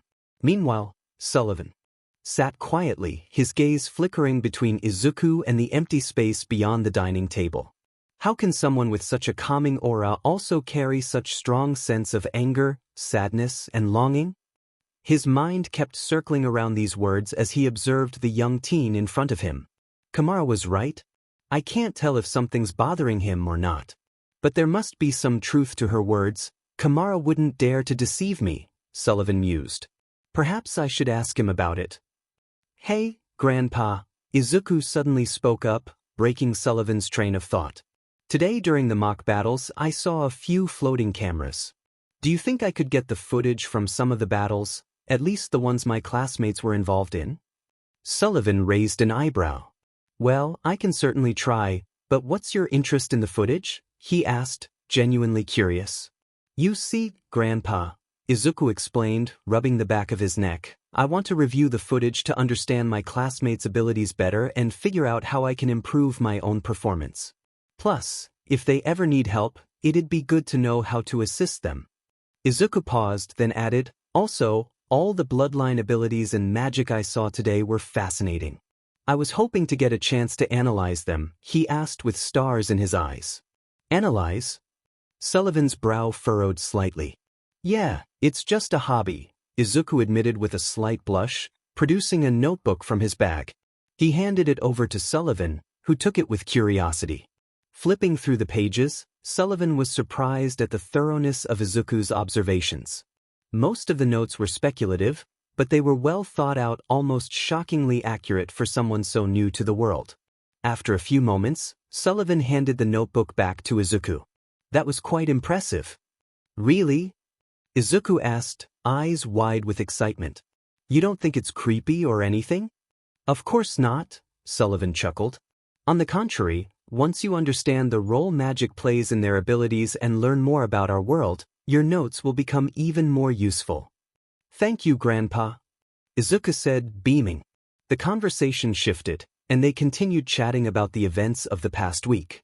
Izuku shared his observations, and the evening passed peacefully as they enjoyed each other's company. As dinner wound down, Izuku stood up, stretching his arms with a groan. Thanks for dinner, Opera, he said, still sore from the day's battle. I think I'll head to bed early tonight. Here, Opera handed him a small vial filled with a glowing green liquid. Apply this before you sleep. It'll ensure you wake up without any aches tomorrow. Izuku accepted the vial with a grateful smile. Thanks, Opera. I'll be sure to use it. Good night, Grandpa. Good night, Opera. Good night, Izuku-kun, Sullivan called after him. Since you'll be starting your real classes tomorrow, make sure to get plenty of rest. Izuku nodded, then headed upstairs. To his room. Once he was gone, Opera turned to Sullivan. Izuku-sama has adapted to life here faster than I expected. And in such a short time he's done so much. Sullivan chuckled softly. Izuku does have a knack for finding trouble, doesn't he? He smiled fondly at the thought. But this is only the first week of school. With him here, I'm sure we'll witness many more intriguing events in the future. To be continued. After the previous day's whirlwind of events, Izuku was back in his school uniform. The only difference now was the golden ring in his hand and the golden ring resting in his hand and a golden badge he wore like a pendant around his neck. Grandpa Opera, I'm heading to school, Izuku called out, slipping on his bright red shoes. Wait a moment, Izuku-kun, Sullivan said, his voice warm as he approached. I have something for you. Izuku paused, raising an eyebrow. Another gift? He asked, his tone half wary, half curious. Well, you could call it that, Sullivan chuckled. Why don't you take a look for yourself? He extended his hand, placing a dark-colored ring into Izuku's palm. Izuku turned the ring over in his hand, his eyes quickly catching two distinct details. First, the craftsmanship was exquisite. Each curve and etching on the band was intricate and mesmerizing, unlike anything he had seen before. Second, the symbol engraved on it was unmistakable. It was the skull of a long-beaked bird, the same emblem that adorned Sullivan's fur coat. The symbol represents me and my household, Sullivan explained. That's why I want you to have it. This ring will show everyone in the netherworld that you're under my protection. Trust me, it'll come in handy in all sorts of situations. Izuku's throat tightened. He glanced up at Sullivan, uncertainty flickering in his emerald eyes. Are you sure you want me to have this? He hesitated, gripping the ring tighter. By now, he understood just how significant his grandpa was in the netherworld. Wearing this ring would be like carrying Sullivan's name and authority wherever he went. Absolutely, Sullivan replied without a hint of hesitation. His reassuring smile melted Izuku's doubt, and with a steady breath, Izuku slid the ring onto his index finger. It suits you, Sullivan said warmly, patting Izuku's shoulder. Now, hurry along, you don't want to be late for school.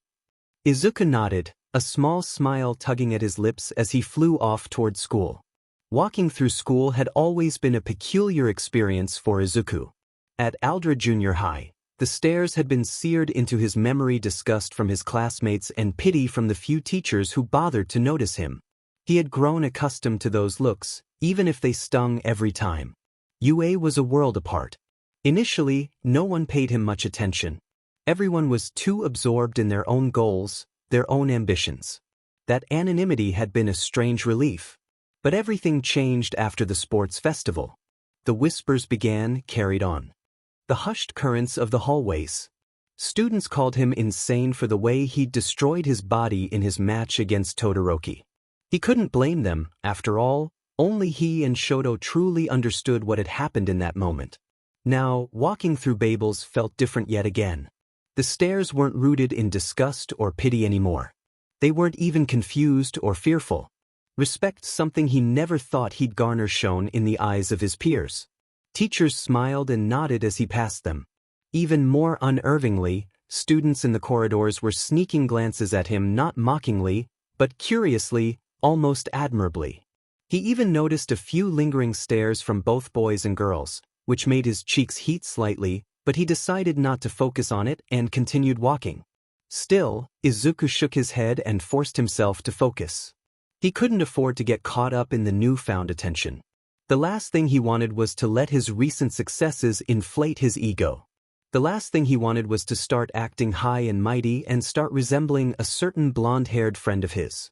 By the time his thoughts finally quieted, he was standing outside the classroom door. Fortunately for Izuku, the rest of the day passed like a normal school day would, well, as normal as things could be in the netherworld. He even discovered that some subjects, which sounded downright horrifying on paper, had surprising practical value in their own right. Take torture class, for example. During art torture, March-sensei spent the entire PRD lecturing about demon anatomy and the pressure points that could bring out the maximum amount of pain. Knowledge like this would have been so useful during my solo hunt, Izuku thought. Interrogating all those assassins was exhausting. I doubt other heroes or the public would have approved of you using torture techniques, assassins or not, Nana chimed in dryly. And by then, I was way past the point of caring about that, Izuku sighed, trying to shove away the haunting image of a woman exploding in his face. Anyway, the next class is Botany. I wonder what kind of unique plants they have in the netherworld. I'm hoping for something pleasant and beautiful, but considering this is literally hell, I'm not holding my breath, Nana quipped in a tired voice, earning a chuckle from Izuku. Something funny? Eiko asked, noticing his sudden amusement. Nothing, just remembered something, Izuku said with a small smile before refocusing on the paper in his hands, much like the rest of his classmates. At the moment, the Misfit class was on a 15-minute break before their final lesson of the day. They were seated in the classroom, browsing through lists of optional subjects to choose their optional courses for the term. So, found anything interesting? Alice asked from beside him.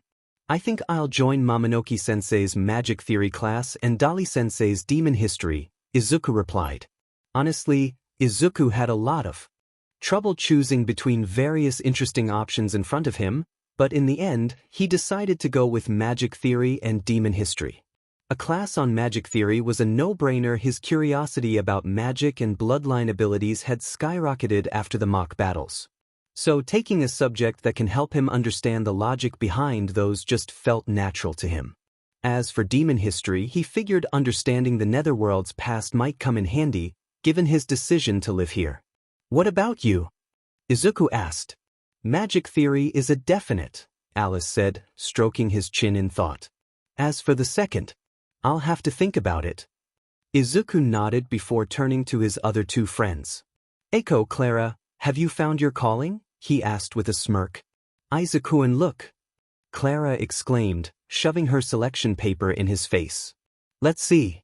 You've only marked one subject, and that is Stockton, Izuku read aloud, blinking in surprise. Oh, poor girl, Alice said, feigning pity as he glanced at Clara. You don't even know how to read, do you? I know how to read. Clara pouted. I do know how to read. Clara pouted, puffing her cheeks.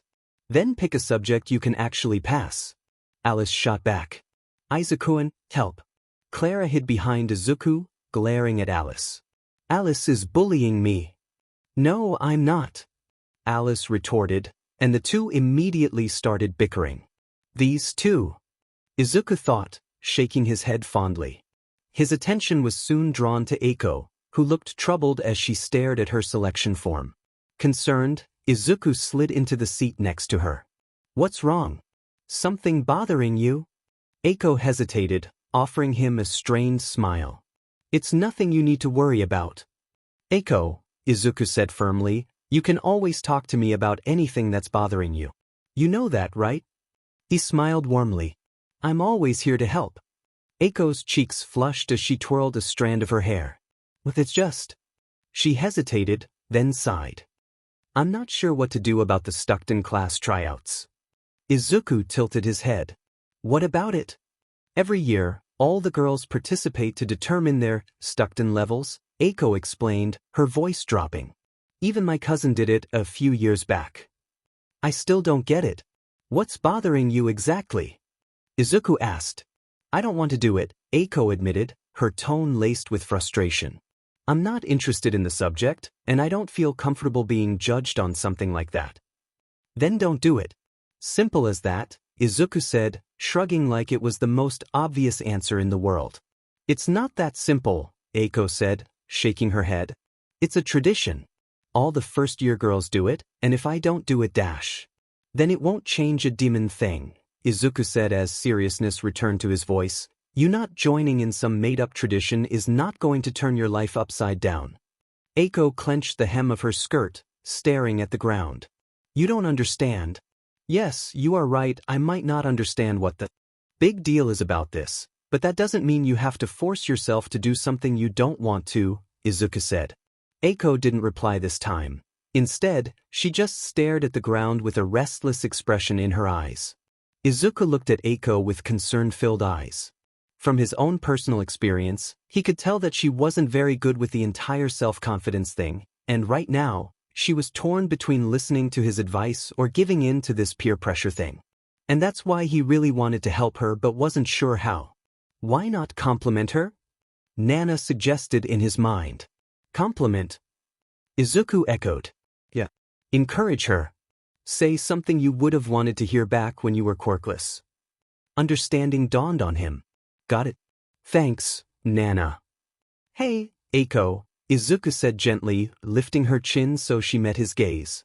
You don't need any of that to impress someone. You're already charming just as you are. Suddenly Eiko's face turned scarlet as she looked away, fidgeting with her fingers while staring at the ground. And then, just as Izuku was wondering what was going on with Eiko, he heard Nana cackling in his head. Nana, what did you do? Izuku growled in his head. Me? No, buddy, it was all you, Nana said, cackling harder than before. As he was bickering with Nana, suddenly he heard a thud and a muffled groan behind him. He turned around only to see Shax lying on the ground while clutching his chest. That was so smooth, it hurts my heart, he hummed. Beside him, Elizabetta giggled. You really know how to encourage a girl, she said, winking at Izuku. It was then that Izuku realized what he had just said. Oh, he quickly turned around and while rubbing the back of his neck, said, Eiko, I am sorry if I didn't realize. No, it's fine, Eiko mumbled, her voice barely above a whisper. Before the awkwardness could deepen, the warning bell rang, signaling the start of botany. So everyone scrambled to gather their things and leave for the class. Izuku was about to do the same when he noticed Eiko was still standing there, casting shy glances at him. I should solve this problem before it gets any more awkward, Izuku thought as he walked toward Eiko. Shall we? He asked, flashing a friendly smile. Eiko returned his smile, nodding as they headed to their final class of the day together. Students of the Misfit class, it's a pleasure to meet you all, a petite woman with golden blonde hair greeted warmly, her voice as lively as the spring breeze. My name is Stola Susie, and I welcome you to the Botany Tower. Today, Susie continued, gesturing to a small sapling planted in the middle of the room, we'll be using magic to make flowers bloom. To do this, simply hold your hand over the sapling and say Quan Quan. She demonstrated with practiced ease. Her hand hovered over the sapling, and her soft chant was barely audible. A gentle light enveloped the plant, and a moment later, it transformed into a stunning pink flower. She plucked the flower and held it up for everyone to see. And just like that, you can use your magic to shape your own flower. Then after distributing a sapling to each student, she instructed them to begin. All right, everyone, let's see what you can do. As soon as class began, Izuku produced his analytics notebook and started observing his classmates' plants with curious eyes. And sure enough, they didn't disappoint him as they all bloomed various kinds of flowers. Eiko, who sat beside him, was among the first to succeed. She held up a delicate flower with green and blonde petals. Izuku, everything okay? She asked, noticing his intense focus. You're oddly interested in flowers all of a sudden.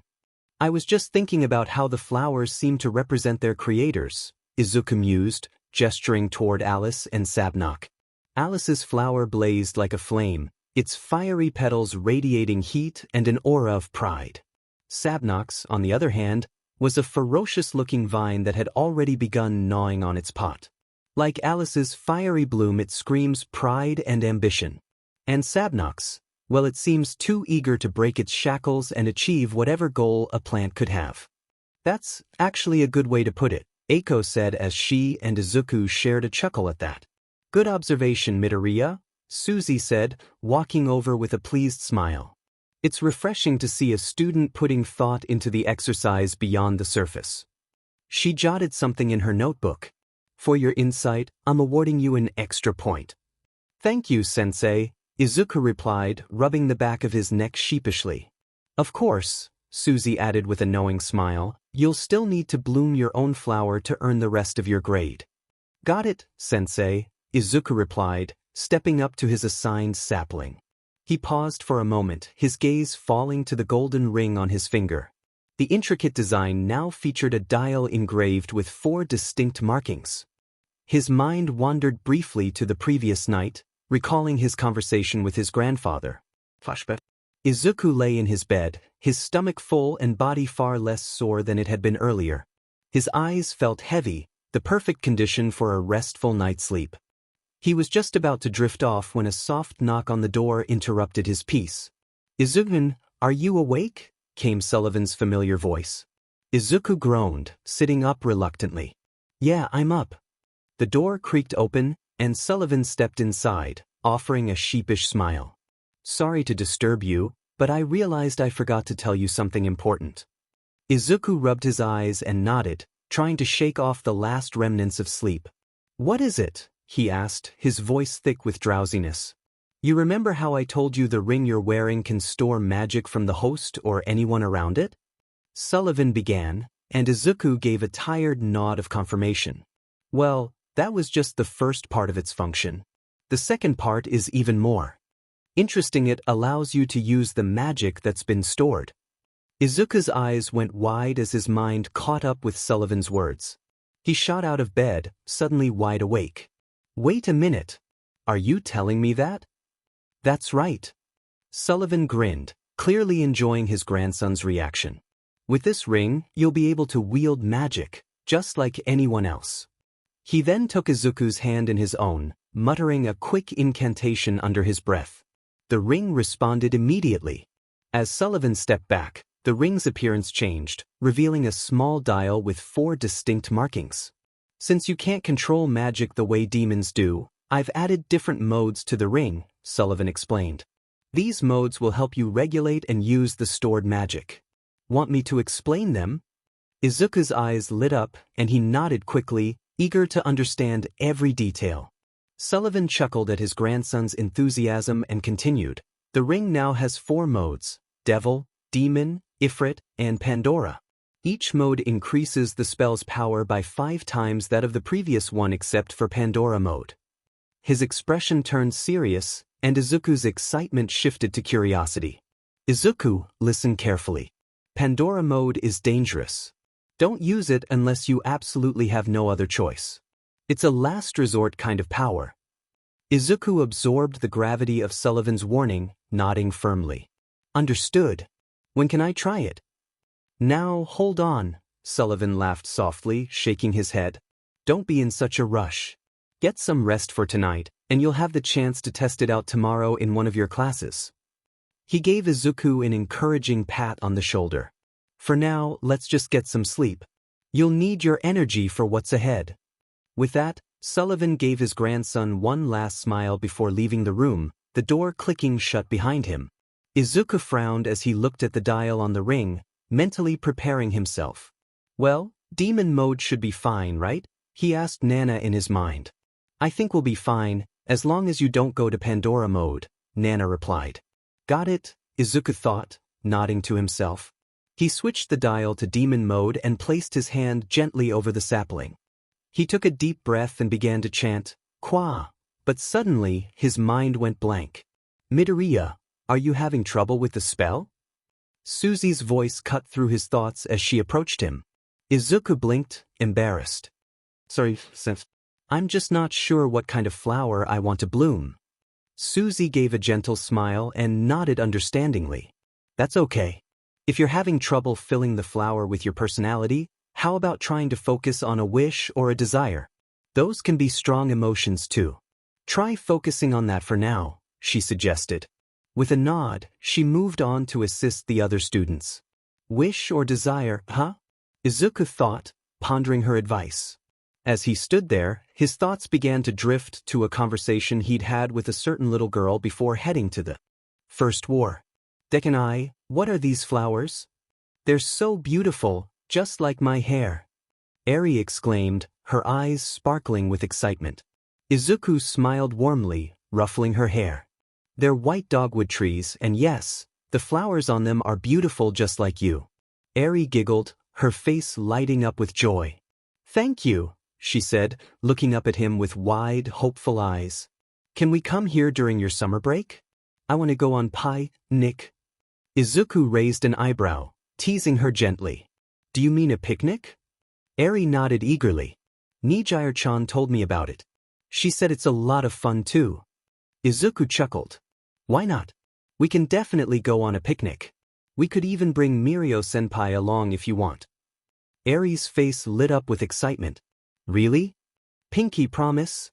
Izuku held out his pinky with a smile. Pinky promise. Izuku's smile faded as he returned to the present. Sorry, Eri. I couldn't keep my promise to you, but I'll make sure to honor it as best as I can. His hand hovered over the sapling as he focused his thoughts on her wish on the moment they'd shared. Then, with that memory in mind, he whispered softly, Quan Quan. The sapling glowed brightly, and then started to grow. And then it kept growing at an incredible rate. It stretched and expanded, breaking through the glass ceiling of the botany tower and creating a dome of white flowers above them. The tower was quickly enveloped in the blooming branches, the petals shimmering like stars in the afternoon light. Izuku's eyes widened in shock. Sheet, he muttered, his gaze following the path of the massive tree that had erupted from the small sapling. The glass ceiling cracked and shattered as the tree's growth continued unabated, sending shards scattering across the floor. Watch your language, Midoriya, Suzy called, her voice surprisingly calm as she approached him. Can you explain what just happened here? Izuku scratched the back of his head sheepishly. I'm not sure, sensei. I just followed your instructions. Suzy furrowed her brow, deep in thought. Well, as far as I know, you didn't use excessive magic, so it must have been your desire that caused this, she said slowly. The magic responded to the emotion behind your wish. It must have been something very strong for it to manifest like this. Suzy said and then clapped her hands. Either way, I don't mind having this tree here. It's giving the tower a distinct look, don't you think? She said with a smile. Midoriya, A+ for blooming such a beautiful flower. Thank you, Izuku replied with a strained smile. Let me help you clean this mess. Izuku's face flushed slightly at the praise, though he couldn't help but offer a strained smile. Thanks, sensei. Let me help you clean up this mess. Suzy raised an eyebrow but smiled. Oh, that would be quite helpful, thank you. And as for the rest of you, she called out to the other students, this concludes your first class. You're all free to go.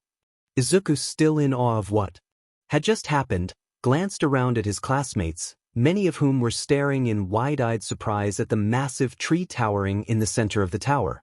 Amari's office. Amari stood by the window of her office, her gaze lingering on the beautiful white flowers that adorned the botany tower. The sight was calming, and for a moment, she allowed herself to enjoy the peaceful view. However, the tranquility was interrupted by a knock on her door. Come in, she called out, not taking her eyes off the flowers. Izuku stepped into the room, offering a warm smile. Good evening, Amari. How was your day? Amari turned to face him, her expression narrowing as she crossed her arms. It was going fine, that is, until someone decided to grow a diamond tree through one of the faculty buildings, she said, her eyes narrowing with playful annoyance. Izuku winced, giving a sheepish smile. Yeah, my bad. Amari sighed dramatically. Izuku, how do you always find yourself in these situations? Guess it's just my luck, Izuku shrugged, looking a little embarrassed. Anyway, you needed a favor, right? Yeah, about that. Amari said a book, a human manga, on the desk in front of him. I want you to read this to me. Izuku blinked, surprised by the request. Sure. Ameri raised an eyebrow, clearly not expecting him to agree so easily. Wait, just like that? No questions? No complaints? Not really, he shrugged. Besides, you're really not asking me to do something absurd here. I just have to read a book to you, Izuku explained. So, shall we? Ameri stared at him for a moment, trying to come up with any objections, but she couldn't think of anything. With a small sigh, she nodded. Fine, start with the first volume of First Love Memories. 2 hours passed in what felt like the blink of an eye. Izuku finally finished reading the last chapter, setting the book down with a satisfied stretch. Wow, that was fun, he said, taking a bite of the cake that Ameri had brought for them. I didn't expect it to be so interesting. Ameri, who had been listening intently, nodded with a smile. Yeah, I agree. And I must say, you're quite a good storyteller yourself. Thanks, Izuku said with a modest smirk. I didn't realize I had this talent as well. Ameri tilted her head, looking thoughtful. By the way, when the heroine mentioned something about achieving her dreams, was she talking about her ambitions? Izuku shrugged. You could say that, yeah. So, that means she's going to tear apart anyone who gets in her way and throw them aside? Ameri asked eagerly, looking a little too excited about it. Izuku chuckled, shaking his head. No, I don't think she's going to throw anyone, though that would make an interesting scene. Is that so? Ameri's enthusiasm faded slightly, and she pouted in disappointment. Izuku noticed and decided to change the topic to lighten the mood. By the way, Ameri, he said, his tone shifting to something more thoughtful. Do you have any goals? Big dreams for the future? Ameri was quiet for a moment, her gaze drifting to the side as she considered the question. Then, a confident smile spread across her face. Dreams, huh? She repeated. I'm very proud to be a demon, and I want others to be proud to be demons too. That's why I want to improve this school and make it a place where any demon would want to attend a house of learning and growth. That's my ambition. After I graduate, I'll be helping with my father's work, and I know what I need to do to get there. Izuku's gaze softened as he listened, and he couldn't help but look at her with admiration. Her conviction and determination were impossible to ignore, and it made his heart feel warm in a way he couldn't explain. Ameri caught the look in his eyes and felt an unexpected flutter in her chest. For a brief moment, she wasn't sure how to respond. What about you, Izuku? She asked after a moment, her voice gentle but curious. What's your dream? As soon as the question left her lips, the atmosphere between them shifted. Izuku fell silent, and an uncomfortable stillness filled the room. After a long pause, he finally spoke, his voice quieter than before. Honestly, I have no idea, he admitted with a humorless laugh. He stood up and walked toward the window, staring out at the setting sun with a distant expression on his face. Ever since I was a kid, all I ever wanted was to be a hero, someone who could save everyone with a smile. I believed it so strongly, no matter how many times I was pushed back or told I wouldn't get anywhere. I kept going, believing that one day I could do it. And eventually I did. I got my chance to become the hero I always dreamed of being. But the price I paid. His voice trailed off, and he stopped himself, realizing he'd said too much. He let out a breath. Sorry, I didn't mean to dump all of that on you. It's all right, Ameri said, deciding to lighten the mood. I guess you're just getting into the habit of spilling your secrets to me. Izuku chuckled, a little embarrassed. I guess you could say that, he said, smiling at her. It's just, I don't know how to explain it, but you feel like home to me. He laughed awkwardly, rubbing the back of his neck. That sounded a lot less cheesy in my head. Don't you think, Dash? He looked up and noticed Ameri was blushing, her face partially hidden behind the cup of tea she was sipping. Her lips were curved into a small smile, but there was an unmistakable blush coloring her cheeks. Izuku, you really are a smooth-talking bee, Nana's voice echoed in his head. Shut up, Shimura, Izuku groaned, slightly flustered by the comment. Ameri cleared her throat, trying to regain her composure. Anyway, Izuku said, attempting to move past the awkward moment. As I was saying right now, I don't know what my dream is. Ameri thought for a moment, then her eyes lit up with an idea. Then why don't you just focus on climbing the ranks for now, she suggested, a confident grin spreading across her face. And if you need a goal, Ameri Azazel, challenge you to stand at my side. Izuku's eyes sparkled with determination. He grinned confidently and looked at her. Ameri, I accept your challenge. But fair warning, start making a place for me there now, because I'll be standing by your side in no time. And so, another day came to an end, leaving Izuku with a newfound goal to pursue. To be continued. It had been a few weeks since Izuku discussed his ambitions with Ameri, and life in the netherworld had settled into what could only be described as a new normal. Or, at least, as normal as things ever got in a world filled with demons. That was, until one particular morning when he arrived at school to be greeted by an utterly bizarre sight. Something's definitely off here, Izuku muttered as he stepped into the freshman tower. The halls, typically buzzing with the chatter and activity of first-year students, were eerily silent. Not a soul was in sight. Where is everyone? Think there's some kind of event going on that you didn't hear about? Nana's voice echoed in his mind. If there were, Grandpa or Opera would have told me, Izuku replied, frowning as he pulled out his phone. He quickly dialed the number of the most dependable demon he knew. After a few rings, a familiar voice answered, already tinged with exasperation. Izuku, it's way too early for you to be in trouble. Relax, Ameri, he chuckled, though a hint of unease lingered in his tone. I'm not in trouble yet. I just need to know why the freshman tower is completely empty today. Oh, that's because today is rookie hunt, Ameri replied casually, as if it were the most obvious thing in the world. And what exactly is rookie hunt? Izuku asked, suspicion creeping into his voice. I could explain, Ameri teased, and Izuku could almost hear her smirking on the other end of the line. But where's the fun in that? Didn't you say you'd accept the netherworld with all its challenges? Well, consider this one of them. And with that, she hung up. Izuku stared at his phone in disbelief. Great. That was absolutely no help, he sighed, ignoring Nana's laughter echoing in his mind. Before he could dwell on it, the building began to tremble. Deafening cheers and roars erupted from the door connecting the freshman tower to the upperclassmen towers.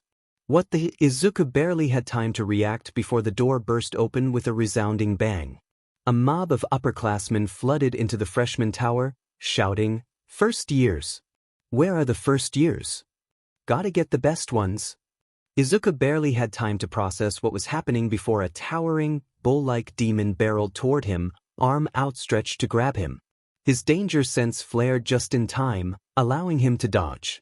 The demon's face slammed into the floor with an earth-shaking thud, drawing every eye in the room to Izuku. Hey look, it's the honor student. He's the one who fought Azazel to a draw. He's ranked Gimel, 3rd, already. Get him. He's ours. The cries grew louder as the mob surged in his direction, their eyes gleaming with predatory excitement. Nope. I'm out, Izuku declared, releasing a thick cloud of smoke to blanket the hall. His smoke screen effectively blinded everyone in the room. What's with this smoke? I can't see a thing. Hey, stop hitting me, you idiots. Taking full advantage of the chaos, Izuku sprinted toward his classroom as fast as his legs would carry him. What the hell was that? Izuku yelled, panting heavily as he stumbled into the misfits' classroom.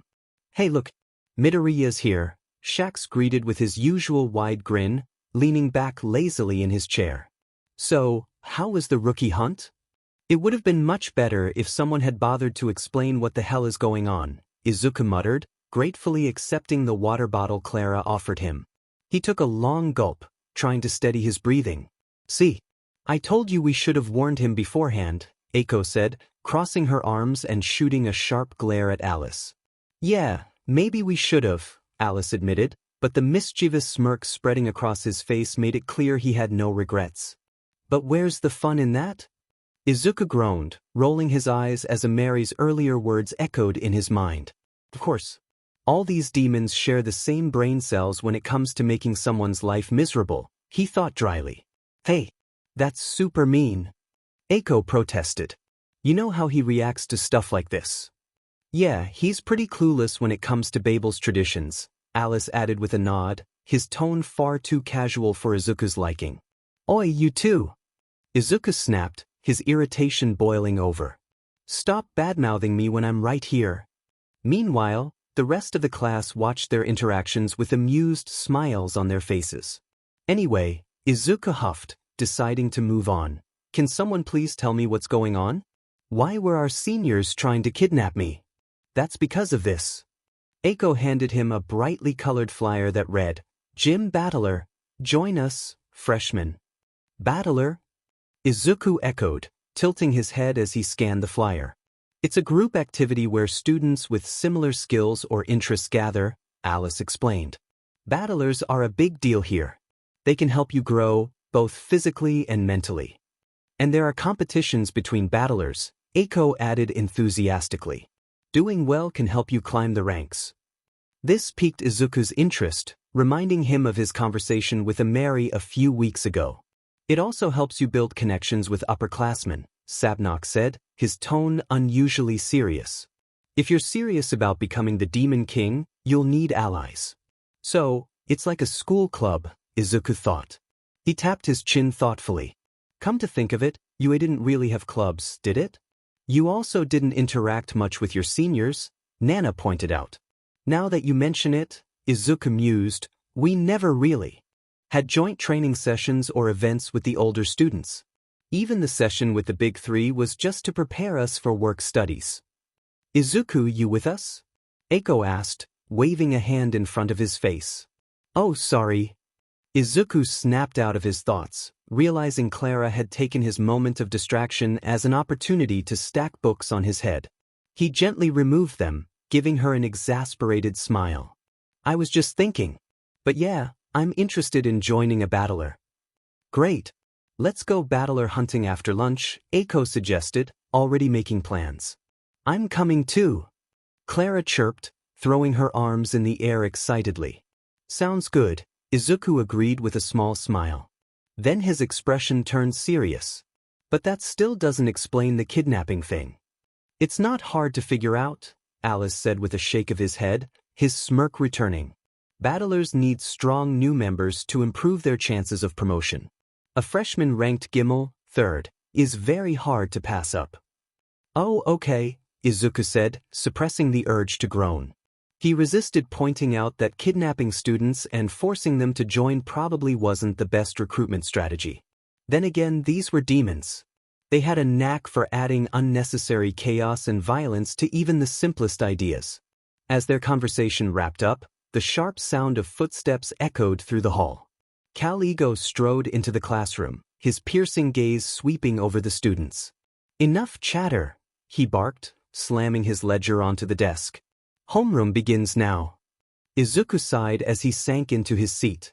Just another day in the netherworld, he thought, shaking his head. Later that day, first-year corridor. It was hell.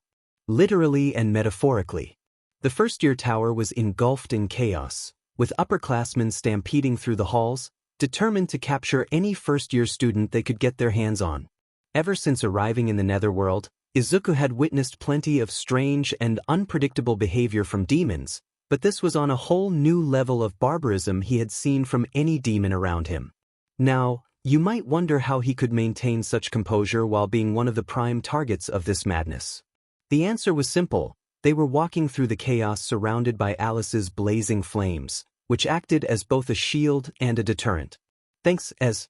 You're a real lifesaver, Eiko said, pulling Clara back before she could toast marshmallows over Alice's fire. Yeah, who knows how many fights I would have gotten into while trying to fend these people off, Izuku added, rubbing the back of his neck.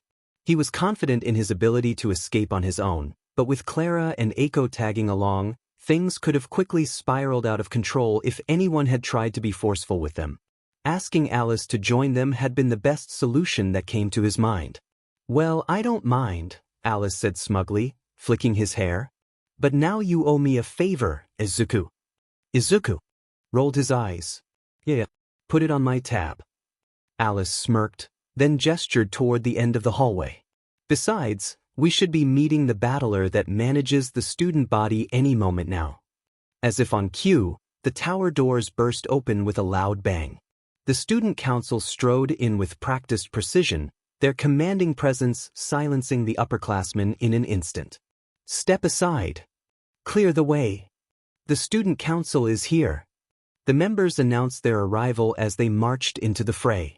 In no time, Ameri efficiently dealt with the rowdy upperclassmen, putting them in their place without breaking a sweat. As expected of the student council president, Alice said, impressed. She operates on a completely different level. Meanwhile, Eiko looked at Ameri with stars in her eyes. She admired Ameri, and who wouldn't? Ameri Azazel was one of the few demons who managed to reach VAV, 6th rank, and become the president of a battler in their first year. She was strong, beautiful, and most importantly, exuded an air of confidence. In short, Ameri was an inspiration to many students of Babel's, especially to girls, and one of Eiko's idols. Which was why Eiko froze when Ameri walked directly toward their group, stopping just a few steps away. I assume you had a lovely time this morning? Ameri asked, her tone sharp yet teasing. Her words confused Izuku's friends and the student council members behind her, but Izuku simply chuckled. Well, it was overwhelming at first, he admitted, returning her smirk, but I made it out with all my limbs intact. Would have been easier if someone had given me a heads up about what to expect. Stop whining, Ameri said with a shrug. Consider it a test of how well you handle spontaneous challenges. She cleared her throat when she noticed their growing audience and quickly shifted gears. So, these are your classmates, I presume? Yeah, let me introduce you, Izuku said, gesturing toward his friends. This is Alice. Asmodeus Alice, he said, bowing formally. It's an honor to meet you.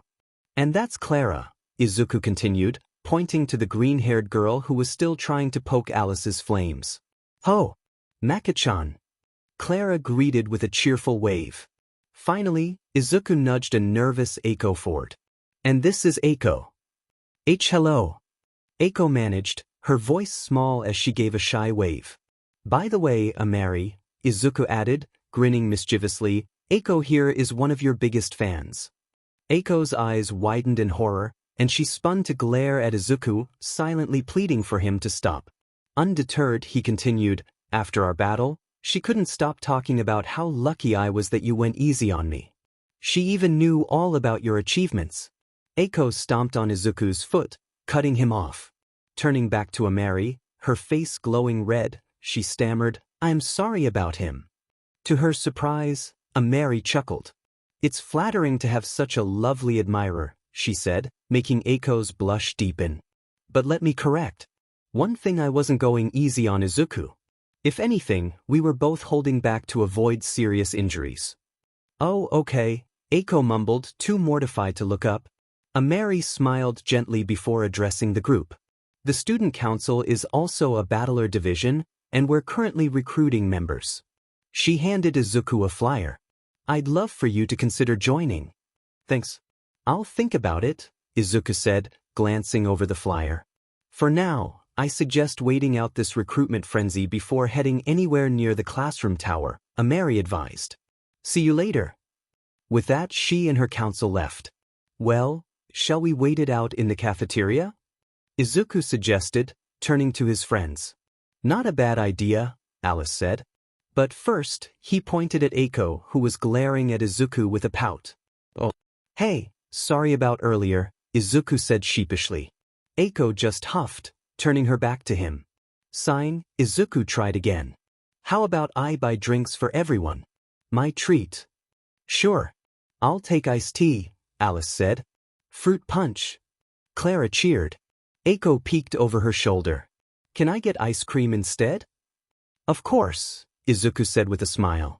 Eiko pretended to mull it over before letting out a dramatic sigh. Fine.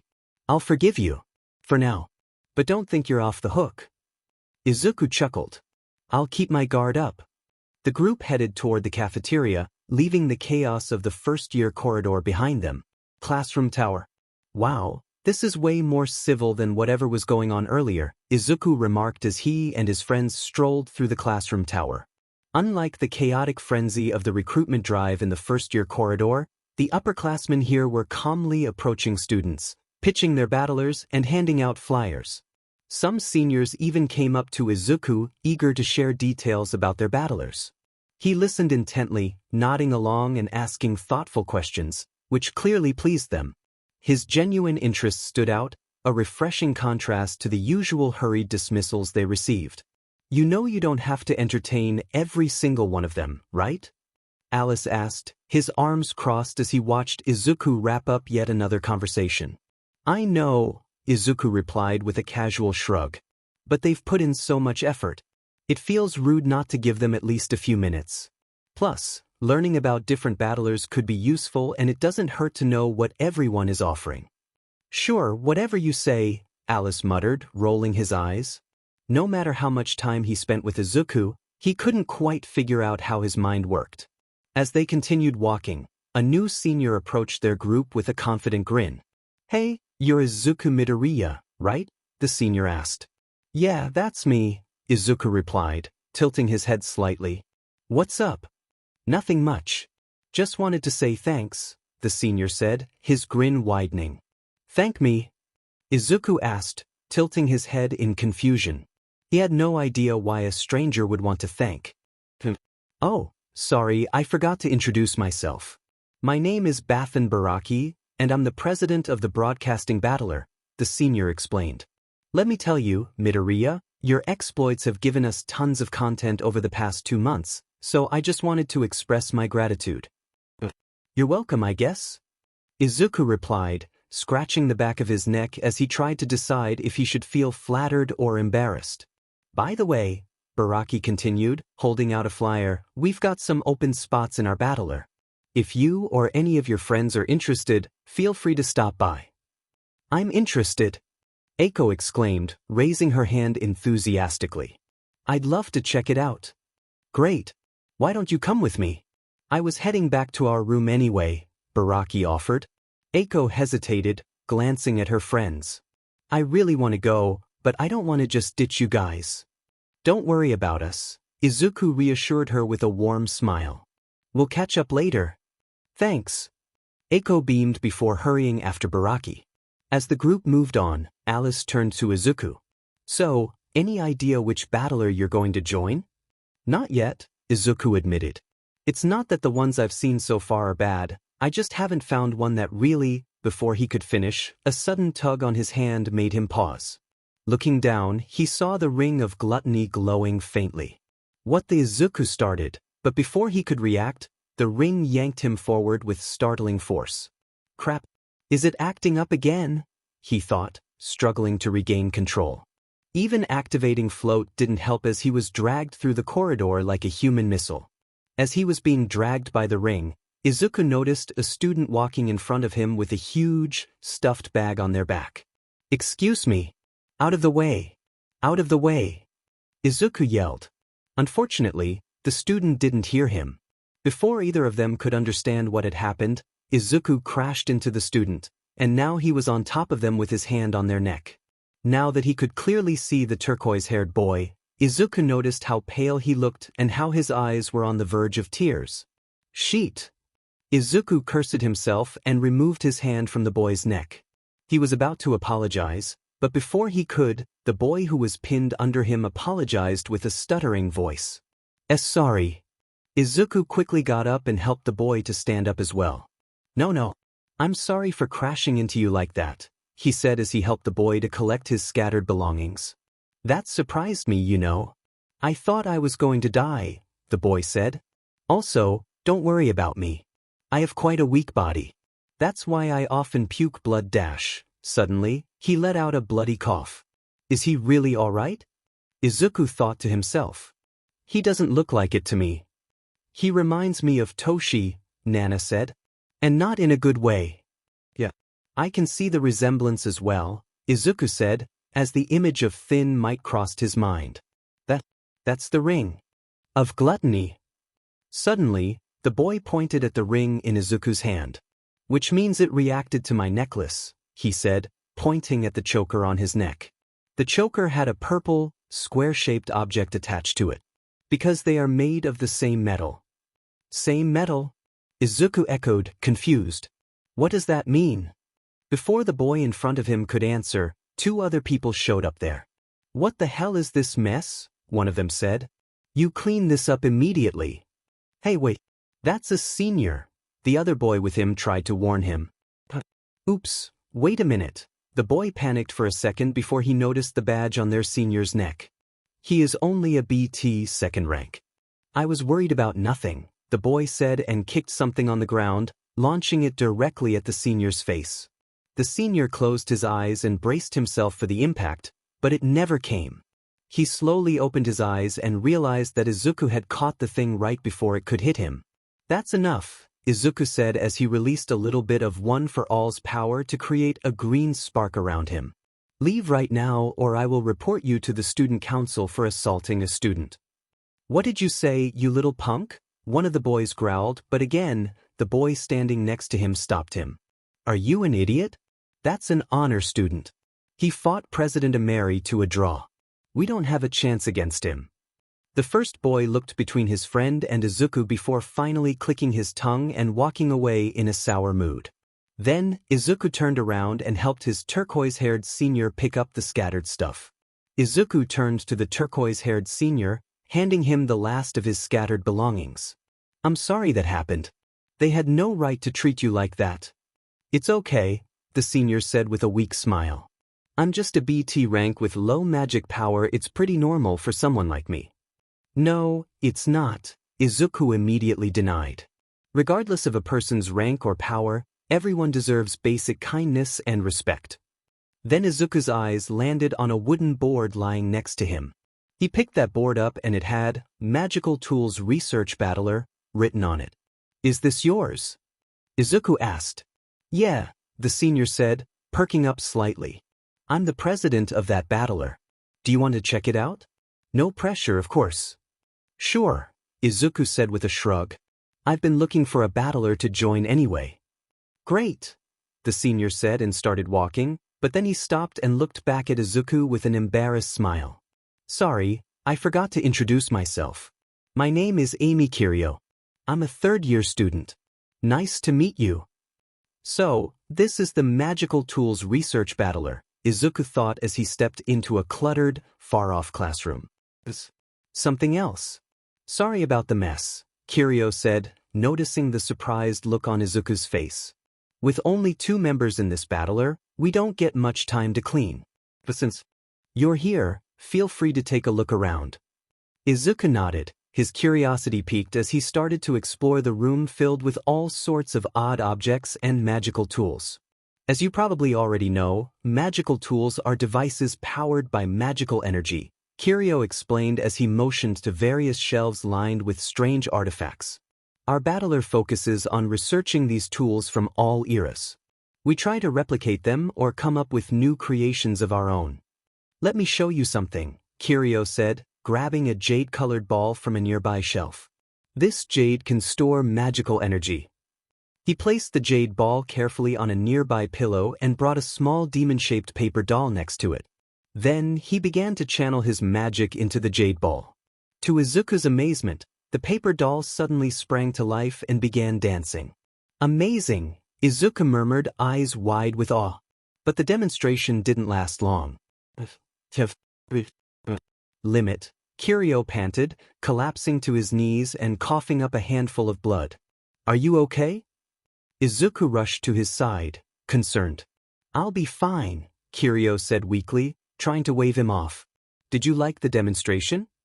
Yeah, it was amazing, Izuku replied, still in awe. Anything related to magic fascinated him. Kiryu smiled faintly and stood up with some difficulty. Well, let me show you something else, he said, leading Izuku to the back of the room. Tada! This is my prototype, the magic enhancement tool, Gabuchon. Gabu? Izuku tilted his head, clearly not understanding the logic behind that name. Kiryu completely ignored his question and continued his explanation. As its name suggests, it enhances magic, although handling it is quite difficult. As Kiryu kept ranting about the machine, Izuku's eyes landed on a box with many puzzle-like pieces inside. "What is this?" Izuku asked while keeping his distance, as he didn't want to touch something he wasn't supposed to.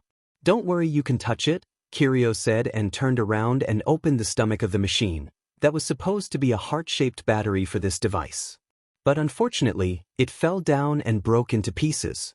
"You probably remember that dash." He turned around and saw Izuku standing there with a deadpan expression and completed heart in his hand.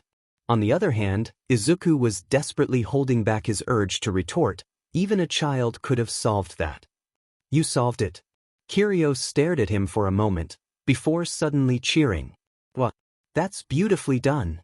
He took the heart-shaped battery from Izuku and placed it back inside the machine. "Midoriya, could you get that jade ball from earlier?" Izuku nodded and retrieved the jade ball.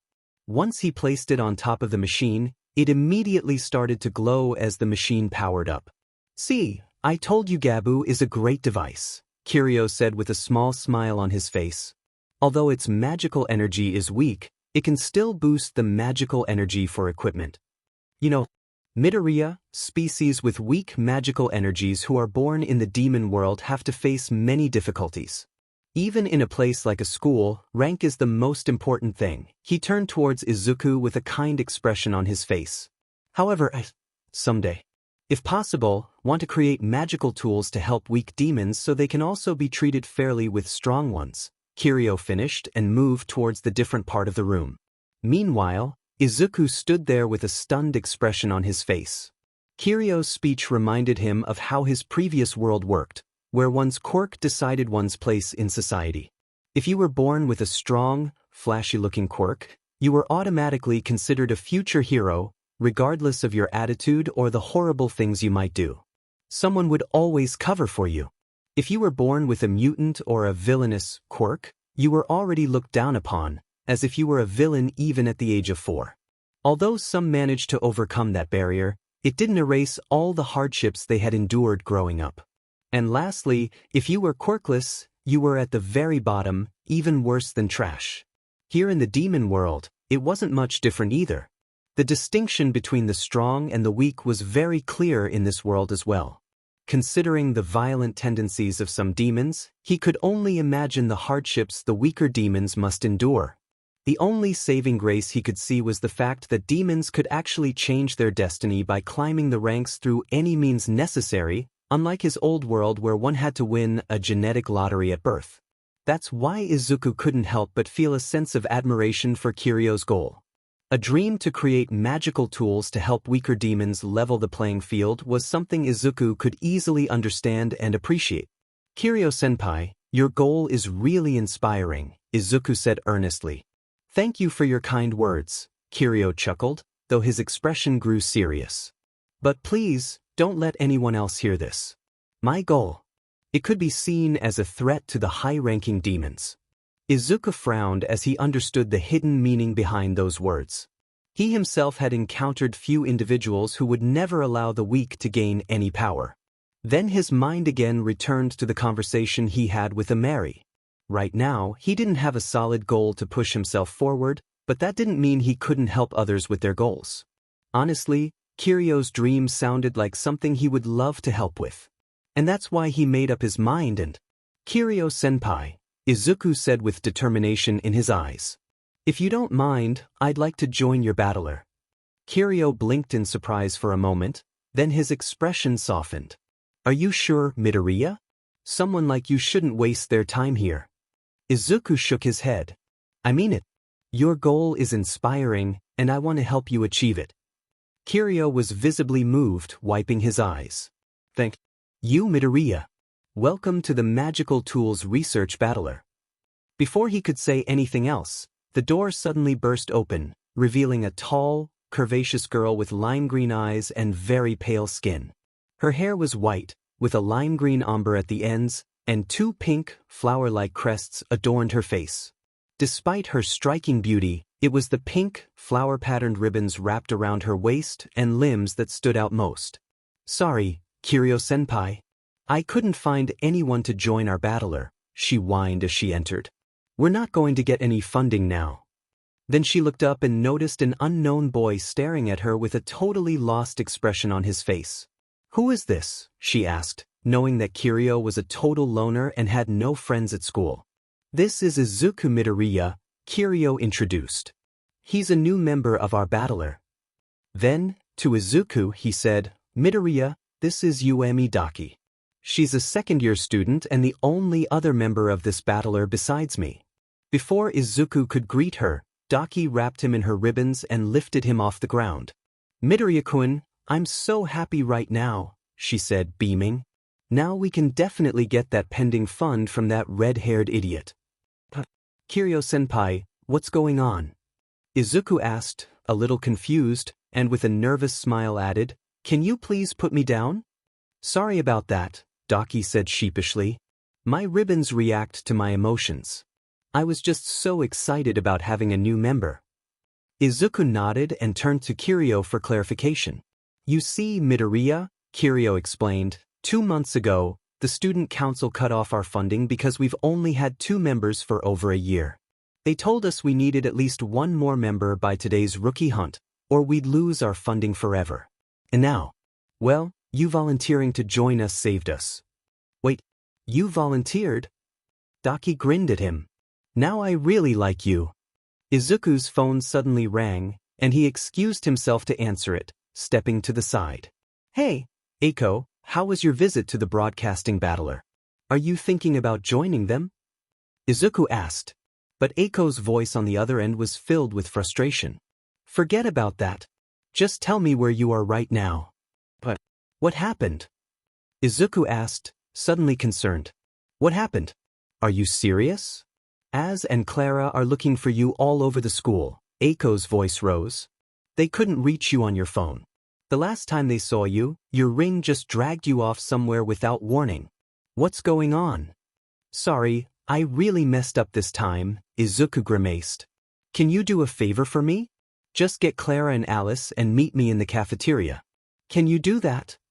"Fine," Eiko sighed, "and sorry for yelling at you like that.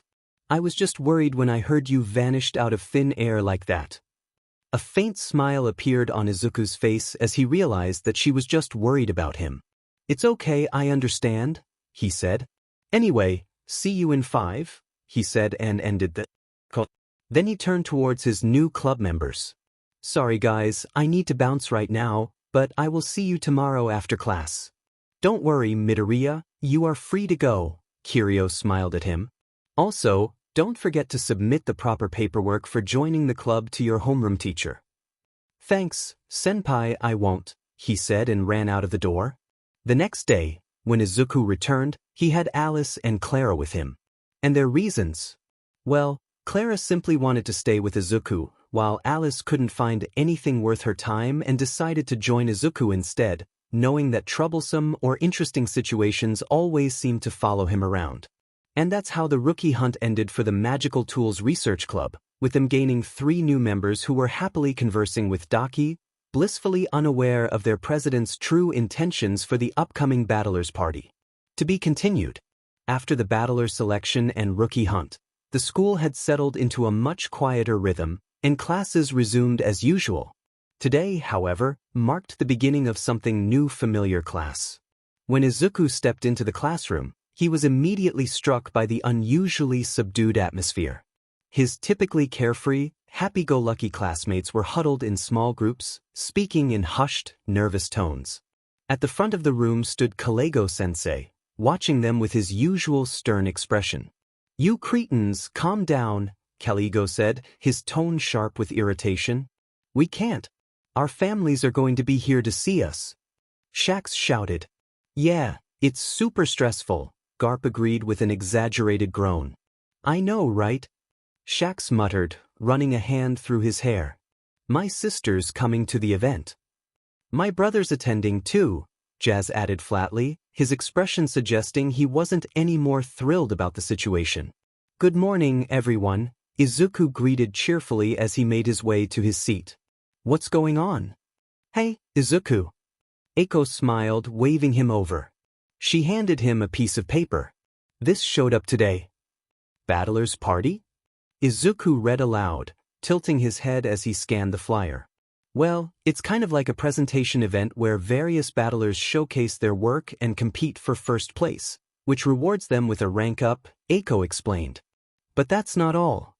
Shax leaned in, his grin returning.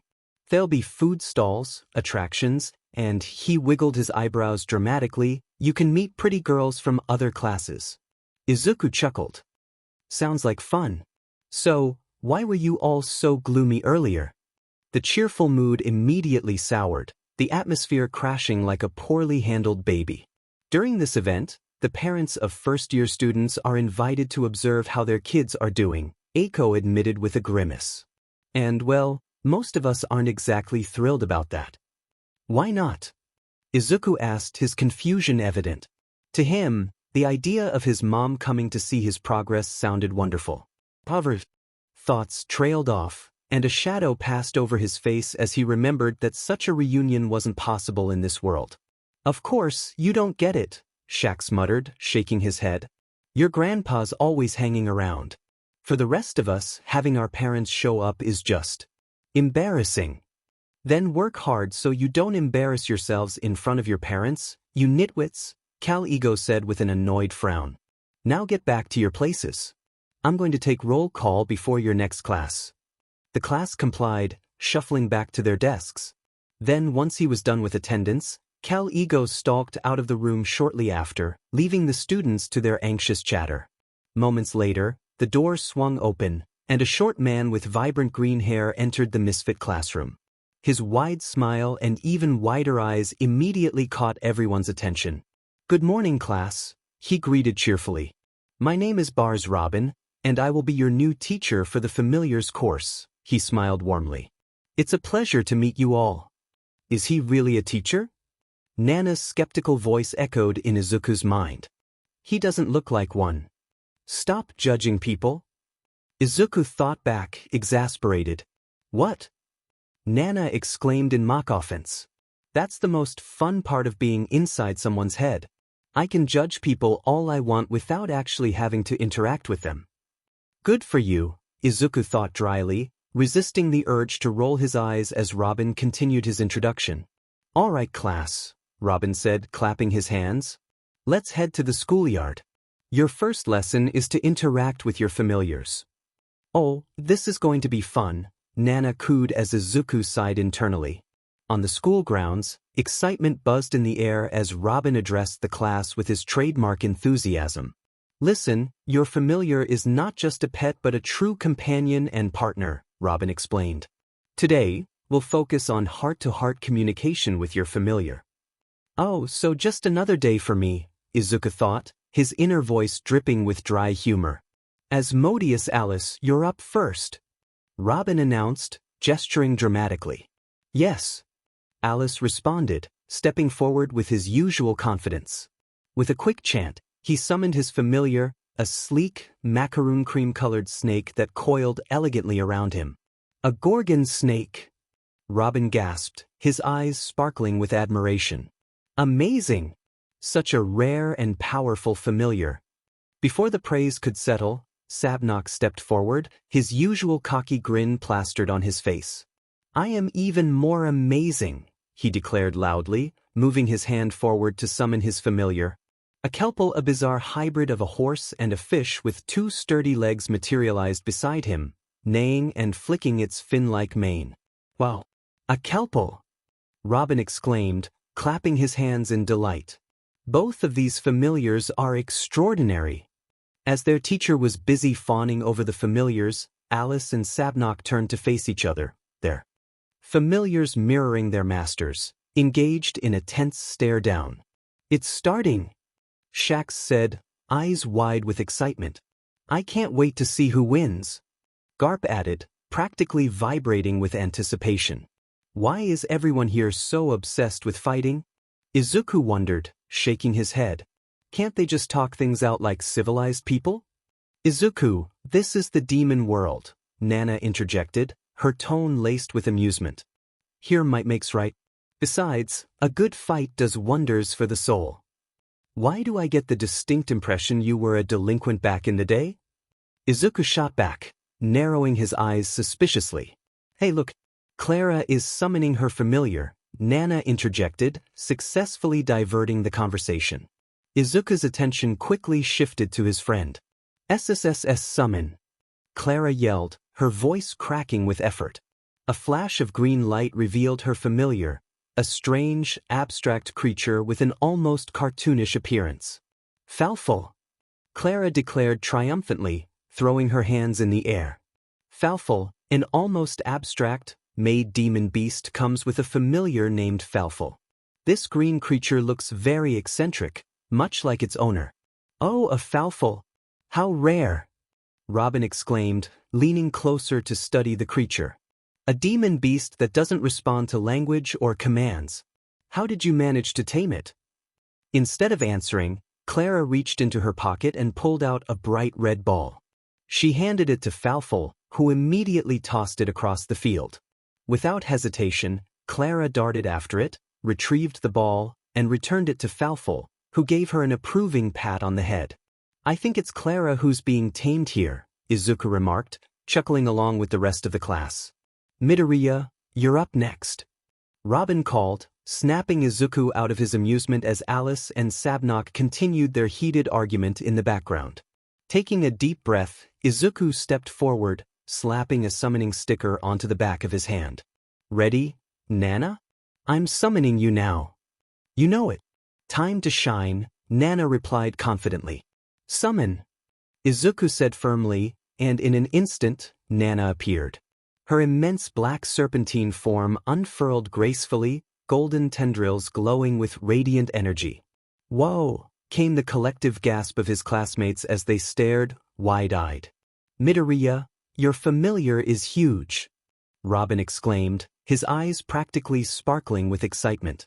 Please don't phrase it like that, Izuku groaned, feeling his cheeks flush as he ignored Nana's amused laughter echoing in his mind. It's just as majestic as it was during the flying race, Elizabetta said, smiling at the memory. After everyone had summoned their familiars, Robin clapped his hands together and with a flourish he produced several glowing flying discs out of thin air. Now, to deepen the bond with your familiar, Robin announced with a cheerful smile, you will be playing frisbee together. Izuku took one of the frisbees and moved to a spacious, open area, giving Nana ample room to maneuver. So, shall we? He asked mentally, preparing to toss the disc. But just as he raised his arm, Nana interrupted him. Hold on a second, she exclaimed. How exactly am I supposed to catch this thing? Izuku blinked, lowering the frisbee. That's when he realized the problem. Nana's massive serpentine form and comparatively small claws weren't exactly suited for catching anything. He pondered for a moment before an idea struck him. Why don't you try hitting it with your tail? He suggested, tilting his head. My tail. Nana considered this, her golden tendrils flickering as she mulled it over. Well, I guess it's worth a shot. The two positioned themselves far apart, giving Nana space to test her newfound role as a frisbee player. Ready? Izuku asked. Ready, Nana confirmed, her tail swining back and forth. Izuku launched the frisbee toward her with a firm toss. As it hurtled through the air, Nana reared back and swung her tail with precision. At the moment of impact, her tail glowed faintly. When she struck the disc, it shot back at Izuku with the force of a missile. Izuku barely had time to react. His danger sense screamed at him, and he instinctively raised his hands, catching the frisbee, but the sheer force of the return sent him skidding several meters backward. What was that?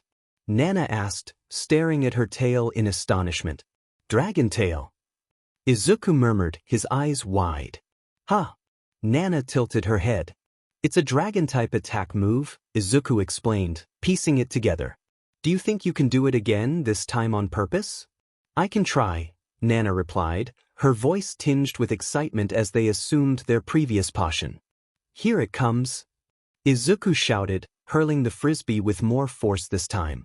Nana swung her tail deliberately, invoking Dragon Tail once again. The glowing disc zipped back toward Izuku at incredible speed. This time, Izuku activated One for All, bracing himself as he caught the frisbee without budging an inch. That was awesome! Izuku exclaimed, his heart racing. Your dragon tail is seriously strong. Nana smirked, her golden tendrils shimmering with pride. Want to see how far we can take this? Absolutely. Izuku grinned, excitement sparking in his green eyes.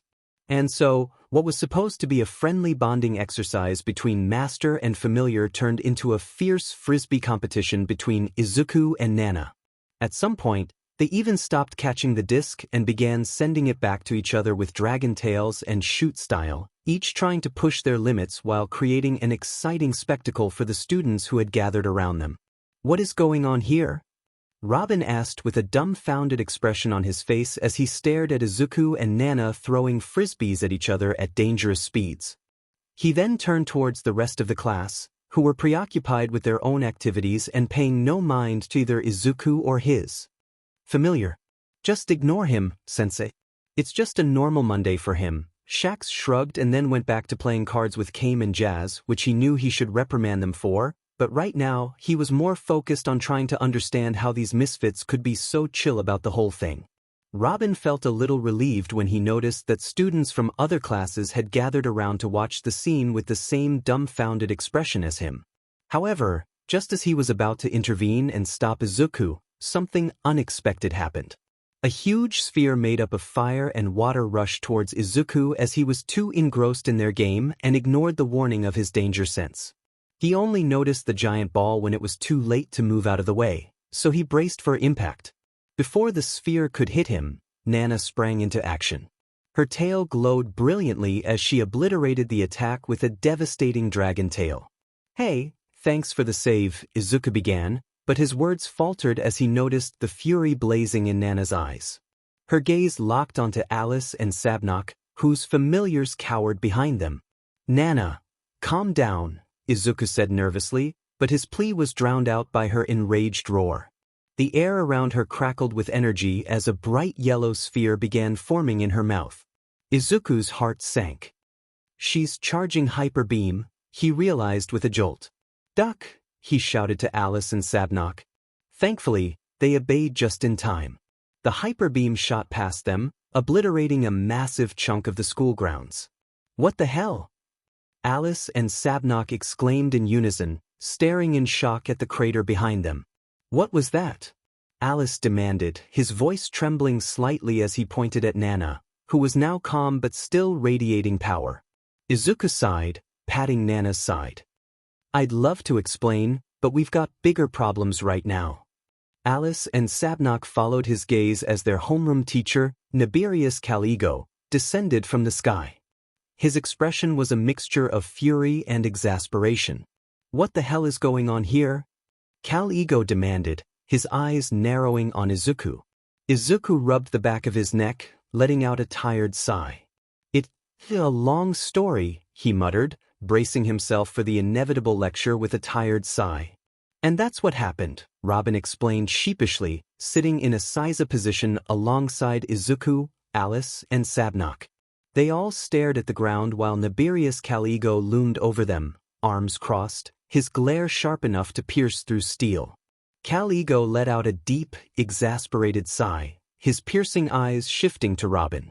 Rookie, he began, his voice low and severe. Do you know why trust is the most important element between a demon and their familiar?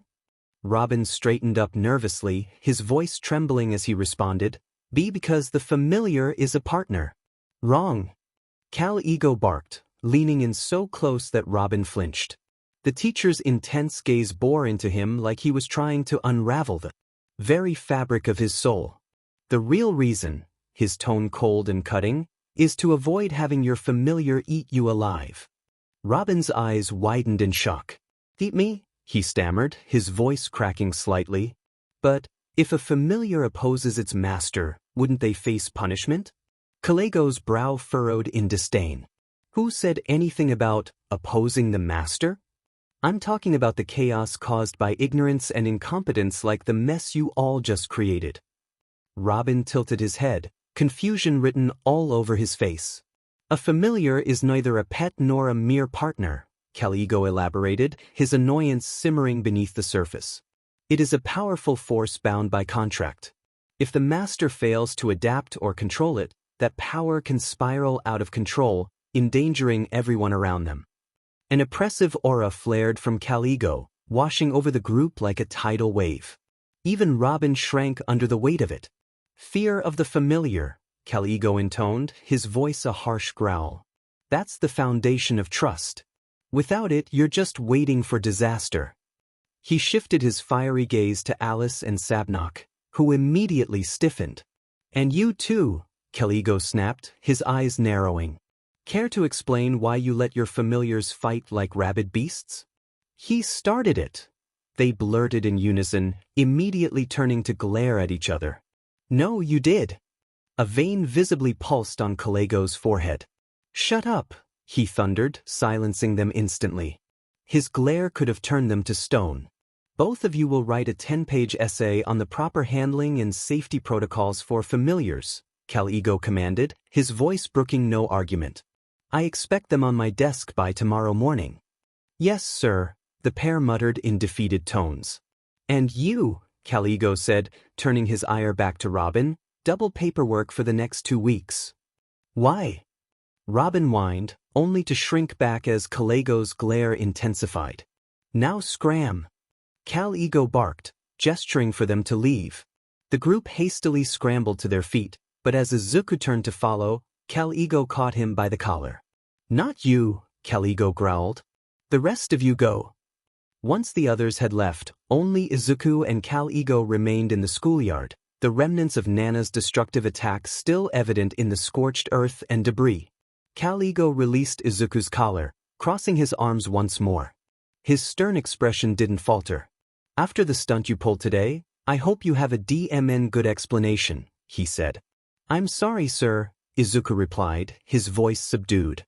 He offered a grimaced smile but avoided meeting Caligo's gaze. "I didn't mean for things to get out of hand." "Intentions don't excuse recklessness, Midoriya," Caligo said sharply. He gestured toward the crater left by Nana's hyper beam. "Do you realize the magnitude of that attack? Someone could have died." Izuku swallowed hard, guilt evident in his slumped posture. "I know," he said quietly, his voice tinged with regret. "I'm really sorry." "You're lucky no one was hurt this time," Caligo continued. "But luck won't always be on your side. You need to understand something, Midoriya, your familiar is far stronger than most. That power comes with responsibility, and it's your job to ensure it doesn't become a threat." "Yes, sir," Izuku said, nodding earnestly. "Good. I will let it slide this time since this was your first lesson on familiars, but I won't be this tolerant next time," he said and left the schoolyard, leaving very tired and exhausted Izuku behind. "I am pooped," Izuku groaned, collapsing against the trunk of a nearby tree. He slid down until he was seated on the grass, his head tilted back as he caught his breath. "Yeah, Caligo really doesn't hold back, huh?" Nana said, her tone tinged with both exhaustion and guilt. Izuku shot her a sideways glance, his expression a mix of annoyance and exasperation. "And whose fault is that, huh?" he muttered, crossing his arms. Nana flinched at his words. "I'm sorry," she said softly.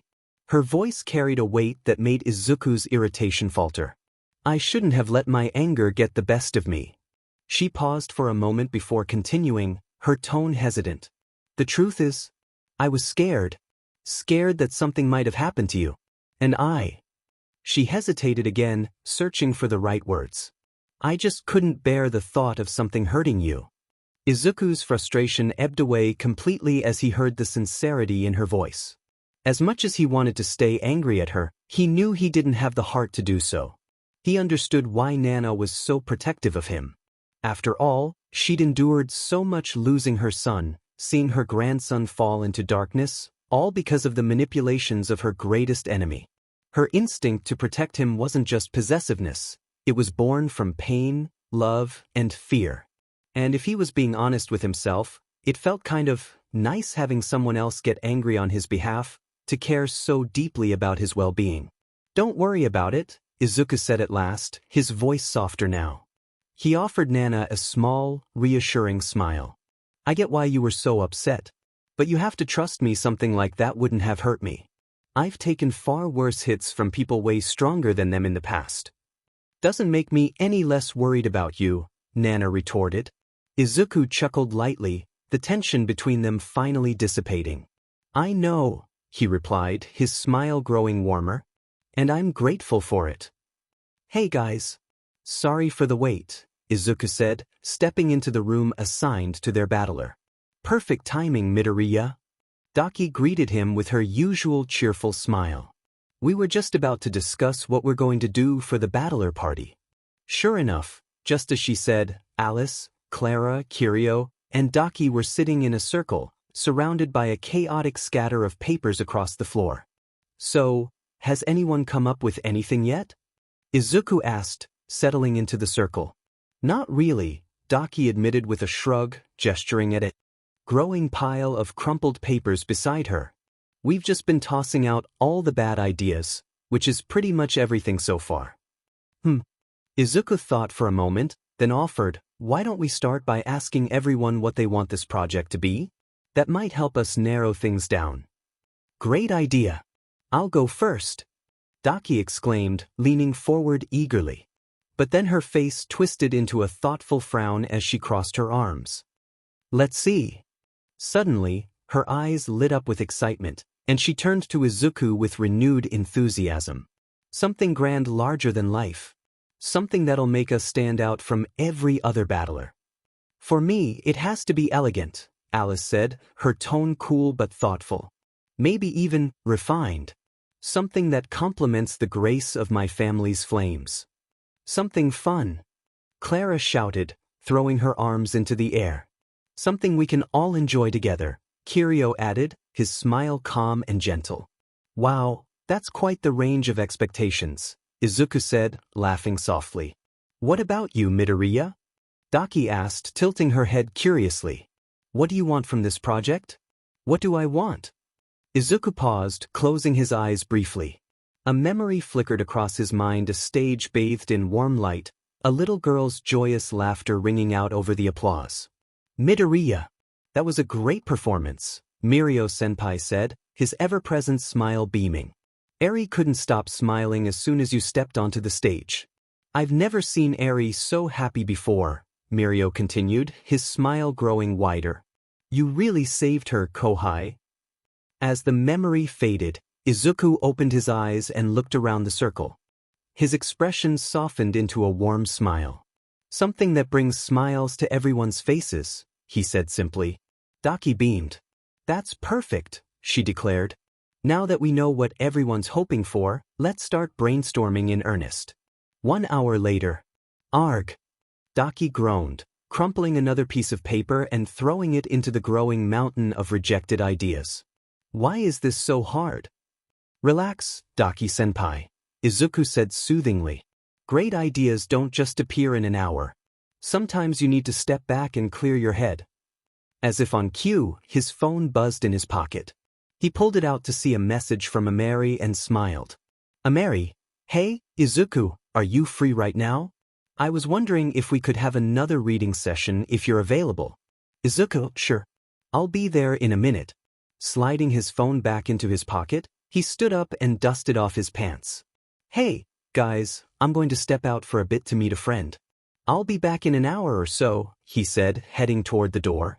The group nodded distractedly, too focused on their brainstorming to pay much attention.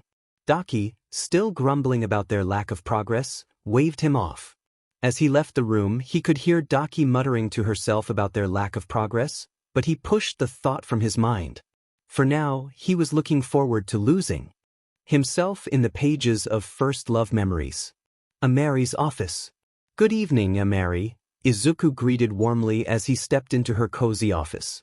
The soft, golden glow of the setting sun streamed through the windows, giving the room a calm and inviting ambience.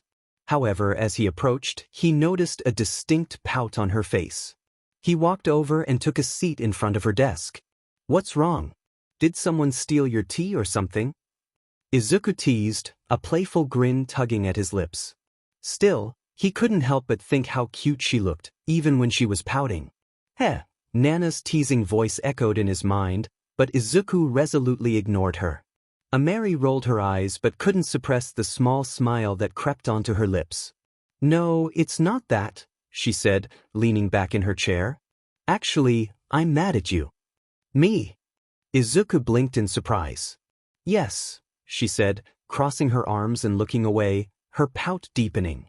You didn't visit the student council on battler selection day. On top of that, you joined a different battler when you promised to join the student council. Izuku winced. When did I promise that? He thought, but wisely decided against saying it out loud. Yeah, sorry about that, he said, rubbing the back of his neck sheepishly. Everything happened so fast, and before I knew it, I'd already joined a battler that caught my interest. Ameri sighed, the tension in her shoulders easing slightly. It's all right. I wouldn't want to force you to join any battler against your will. I just thought it would be fun to work together, you know? She rested her arms on the desk, her tone softer now. Yeah, it would have been, Izuku admitted with a chuckle. But since that's settled, should we get started? Of course. Just a second, Ameri said, standing up and walking over to a bookshelf. She retrieved First Love Memories, Volume 5 before glancing at the other volumes lined up neatly on the shelf. This series really has a lot of volumes. I wonder if we'll ever finish them all, she mused aloud. Don't worry, Izuku replied with a reassuring smile. We'll find a way to get through them. Ameri turned back to him, an amused smile gracing her lips. Easy for you to say. Starting next year, our schedules are going to get a lot busier. Sure, we'll get busier, but I'll always make time for you, Izuku said, flashing a reassuring smile. Her cheeks tinted slightly pink at his words, but she quickly handed him the book to distract herself. Let's see how long you can keep that promise, she said, smirking. And then, just like that, an hour passed as they read together, the quiet hum of the office broken only by the sound of pages turning and the occasional comment. Finally, Izuku closed the book, carefully placing a bookmark before setting it on Ameri's desk. The plot's really picking up, Ameri said, flipping through the pages he'd just read. I'm curious to see where it'll go from here. Yeah, Izuku agreed, taking a sip of the tea she'd prepared earlier. But I never expected Rin to end up joining the Mafia after the national sports team arc.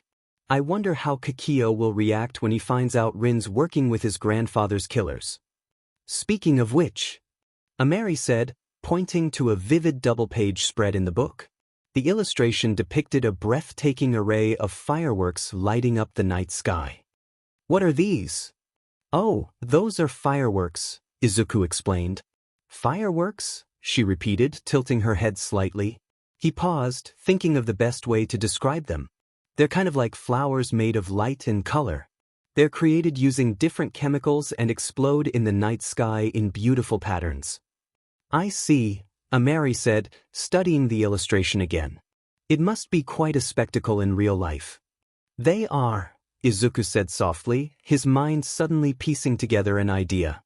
Something grand, larger than life. Something elegant, something fun, something that will bring smiles to everyone's faces. Ameri, Izuku said, leaning forward slightly. The intensity in his gaze made her heart skip a beat. Are you absolutely sure you've never seen fireworks before? No, she replied, steadying her voice despite her quickening pulse. I don't remember ever seeing anything like this. Great, Izuku said, snapping a quick picture of the double-page spread, careful to exclude any text. His eyes sparkled with excitement as he stood up. Ameri, I promise you, at this upcoming battler party, I'll show you something incredible. Please look forward to it. For a moment, Ameri's world stopped around her and Izuku. She was so enchanted with the excitement and the promise of something amazing in his eyes that she couldn't find words to respond to him. Then, composing herself, she smirked. Is that so? Very well, Midoriya. If you really manage to impress me, I might consider it your apology for not joining the student council. Izuku laughed, giving her a confident nod. Don't worry. I won't disappoint. With a quick wave, he left the office, practically running back to his battler room. As he burst through the door, the rest of the group looked up in surprise. Guys! Izuku announced, his grin brighter than ever. I've got an idea. To be continued. Sullivan's Mansion. Izuku-sama, how are the preparations for the battler party coming along? Opera inquired, as they served a steaming cup of hell-grey tea to Izuku. They're going great, actually, Izuku replied with a small smile, taking a cautious sip of the aromatic tea. I've laid out the basic idea, and Daki-senpai and Kiryu-senpai are already gathering the materials we need to make it happen. He hesitated for a moment before adding, by the way, you and Grandpa will be there on the day of the party, right? Of course, Izuku-sama, Opera affirmed with a gentle nod. In fact, I've already completed all the necessary preparations. They gestured toward a sleek set of high-end cameras neatly arranged on the nearby table. Izuku's eyes lit. Oh yeah, that reminds me, Grandpa still hasn't come back from 13th's dinner yet, has he? Is everything okay? He's been gone for a while. There's no need to worry, Izuku-sama. Opera's expression remained calm as they offered reassurance. Sullivan-sama encountered a few unforeseen complications after the dinner, but he's managing the situation as we speak. Izuku frowned slightly, concern flickering in his emerald eyes. Well, if you say so, but don't forget I'm here if you or Grandpa ever need help with anything. I'll keep that in mind, Izuku-sama. Now, Opera said, glancing at the ornate grandfather clock ticking away in the corner, you should hurry or you'll be late for school. Sheet. Kid, check the time. Nana's exasperated voice suddenly barked in his mind. Izuku's head whipped toward the clock, and his eyes widened in alarm. Ah, crap. Thanks, Opera. He scrambled to grab his bag, almost spilling the remainder of his tea in the process. As he dashed toward the door, he called over his shoulder, oh, and I'll be late today. We've got an experiment to conduct after sunset, so don't wait up for me. Understood, Izuku-sama, Opera said with a polite wave. Take care and have a wonderful day, they said as Izuku stepped out into the yard and with a practiced leap, launched himself into the air. Just as he disappeared from sight, the house phone rang. Opera walked over and answered it. Oh, this is the Sullivan residence. How may I help you? It's me, Opera, came Sullivan's voice from the other end of the line. How are things at home? Is Izuku-kun doing all right? Everything is fine, Sullivan-sama. Izuku-sama just left for school, Opera replied. By the way, how long do you expect to be delayed? Sullivan let out a dramatic sigh. Hard to say, honestly. The Demon Patrol seems to believe I was involved in some unauthorized excursion to the human world. His voice carried a note of playful exasperation as he cast a glance toward Henri Azazel, one of the 13 crowns and the security chief of Demon Border Control. Henri stood nearby, arms crossed, his gaze fixed unwaveringly on Sullivan. But naturally, it's all just a big misunderstanding, Sullivan added, with an annoyingly provocative giggle. For your information, Izuku-sama asked if we'll be attending the battler party, Opera mentioned. Of course we'll be there, Sullivan declared with his usual exuberance, directing his statement more toward Henri than Opera. You can take my word for it. Understood, Sullivan-sama. I'll be waiting for your return, Opera replied before hanging up the phone. Magical Tools Research Battler. When Izuku first introduced the idea of fireworks to the others, they were initially confused, mistaking it for some kind of weapon. However, once he explained the concept and showed them pictures of fireworks, everyone eagerly agreed to create them for the battler party. But turning the idea into reality was far more challenging than they had anticipated. Fireworks were an entirely foreign concept in the demon world. Even with Izuku's prior knowledge gleaned from his previous life and a handful of Google searches explaining the mechanics and chemistry of fireworks to others felt like trying to explain the internet to someone who had never seen a computer. Time was also not on their side. With only 3 days to prepare for the event, the task of creating functional fireworks from scratch seemed daunting, if not impossible. Thankfully, Daki came through in a big way. The girl was a genius. And not because she could instantly create anything that was asked of her, but because of her exceptional ability to understand and incorporate all the absurd suggestions thrown at her by everyone in Battler. By the end of the second day, thanks to her brilliance, they had detailed blueprints for both the ammunition and the launch pad required to set off the fireworks. With the clock ticking, the team split into 2 groups on the final day. Izuku and Daki focused on preparing the ammunition, while Alice and Kiryu worked on assembling the launch pad. Clara flitted between the two groups, providing assistance wherever needed, or just cheered them on from the side.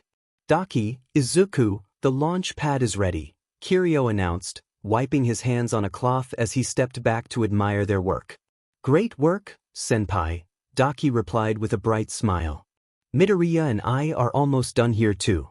Why don't you go ahead and test the launch pad for us? Test it? But how are we supposed to do that without the ammunition? Kiryu asked, raising a skeptical eyebrow. Don't worry, Izuku chimed in. Clara can give you something to test it with. Satisfied with the suggestion, Kiryu nodded and turned to Alice and Clara. Let's go, Kois. Let's see how our first team project turned out. With that, the trio headed to the courtyard, leaving Izuku and Daki to focus on the ammunition. As the room grew quieter, Izuku's attention drifted toward Daki. She was humming softly, a serene smile on her face as she worked with precise, practiced movements. The sight sparked a curious thought. Daki-senpai, you really seem to enjoy making things, don't you? He asked, his hands never stopping their work. Daki smiled at him and replied, Yes, I really do. It's one of my favorite things to do. Honestly, it's hard to explain, but there's just something incredibly liberating about creating something from scratch. It's like you're building something that never existed before and bringing it to life. I can see how that would be satisfying, Izuku said. He expected the conversation to end there, but Daki continued, her expression growing thoughtful. Creating things is more than a hobby for me, it's tied to my ambition, she said, swiping a stray lock of hair from her forehead. Intrigued, Izuku asked, What kind of ambition, Daki-senpai? Daki set down her tools for a moment and leaned back. You know, the Daki family once served in the Demon King's court as one of the 13 crowns, she began, her voice carrying a mix of pride and melancholy. Not Derkula-sama, but the Demon King before him. Back then, our family held a monopoly on producing magical tools. It was a privilege and a power we guarded fiercely. If anyone else even attempted to make their own tools, we seized their assets and locked them away. Sometimes, we made examples out of few of them. Izuku blinked, caught off guard. That sounds evil, he blurted out before immediately backtracking. Sorry, I didn't mean to. It's okay, Daki interrupted, her tone surprisingly understanding. I can see why you'd think that. But back then, no one dared challenge my grandfather or his father. Not only were we part of the 13 crowns, but we were also favored by the Demon King himself. That all changed when Derkula-sama took the throne. Izuku leaned in slightly, captivated. What happened? Within his first week as king, Derkula-sama decreed that anyone could create and sell magical tools, regardless of their status, Daki explained. My grandfather was furious. He went straight to Derkula-sama's castle to protest, but the Demon King told him he was hindering the progress of the netherworld by monopolizing the market. My grandfather argued that crafting magical tools was a sacred duty, not something to be entrusted to commoners. Derkula-sama just laughed and called him old-fashioned. Izuku couldn't help but chuckle at the mental image of the eccentric Demon King dismissing such a heated argument. I'm guessing your grandfather didn't take that well. He didn't, Daki confirmed. He stopped producing magical tools entirely, thinking the Demon King would come to his senses and realize how crucial our family was to his rule. But that didn't happen. At first, it was chaotic. There was no new supply of magical tools, and the prices of the existing tools skyrocketed. However, new people entered the market, and in less than 5 years, the market stabilized. My grandfather couldn't digest this, so he organized a coup against Derkula-sama, along with the rest of my clan. And then what happened? Izuku asked, too intrigued by her story. Daki let out a sigh. He failed because my father joined the Demon King's faction before the battle and informed him of my grandpa's intentions for the coup, she explained. In exchange, my father asked the Demon King not to publicize or record this coup and to leave him and his wife alone. Derkula-sama agreed, and on the day of the coup, he executed all the members of our family except for my father. This means that I and my father are the last living members of our clan. I'm sorry, Izuku said softly, placing a comforting hand on her shoulder. Daki chuckled. It's okay. I wasn't even born back then, she said. And honestly, the inventor in me is glad about what happened. I believe that anyone who buys my inventions should do so because they are the best, not because they are the only choice on the shelf.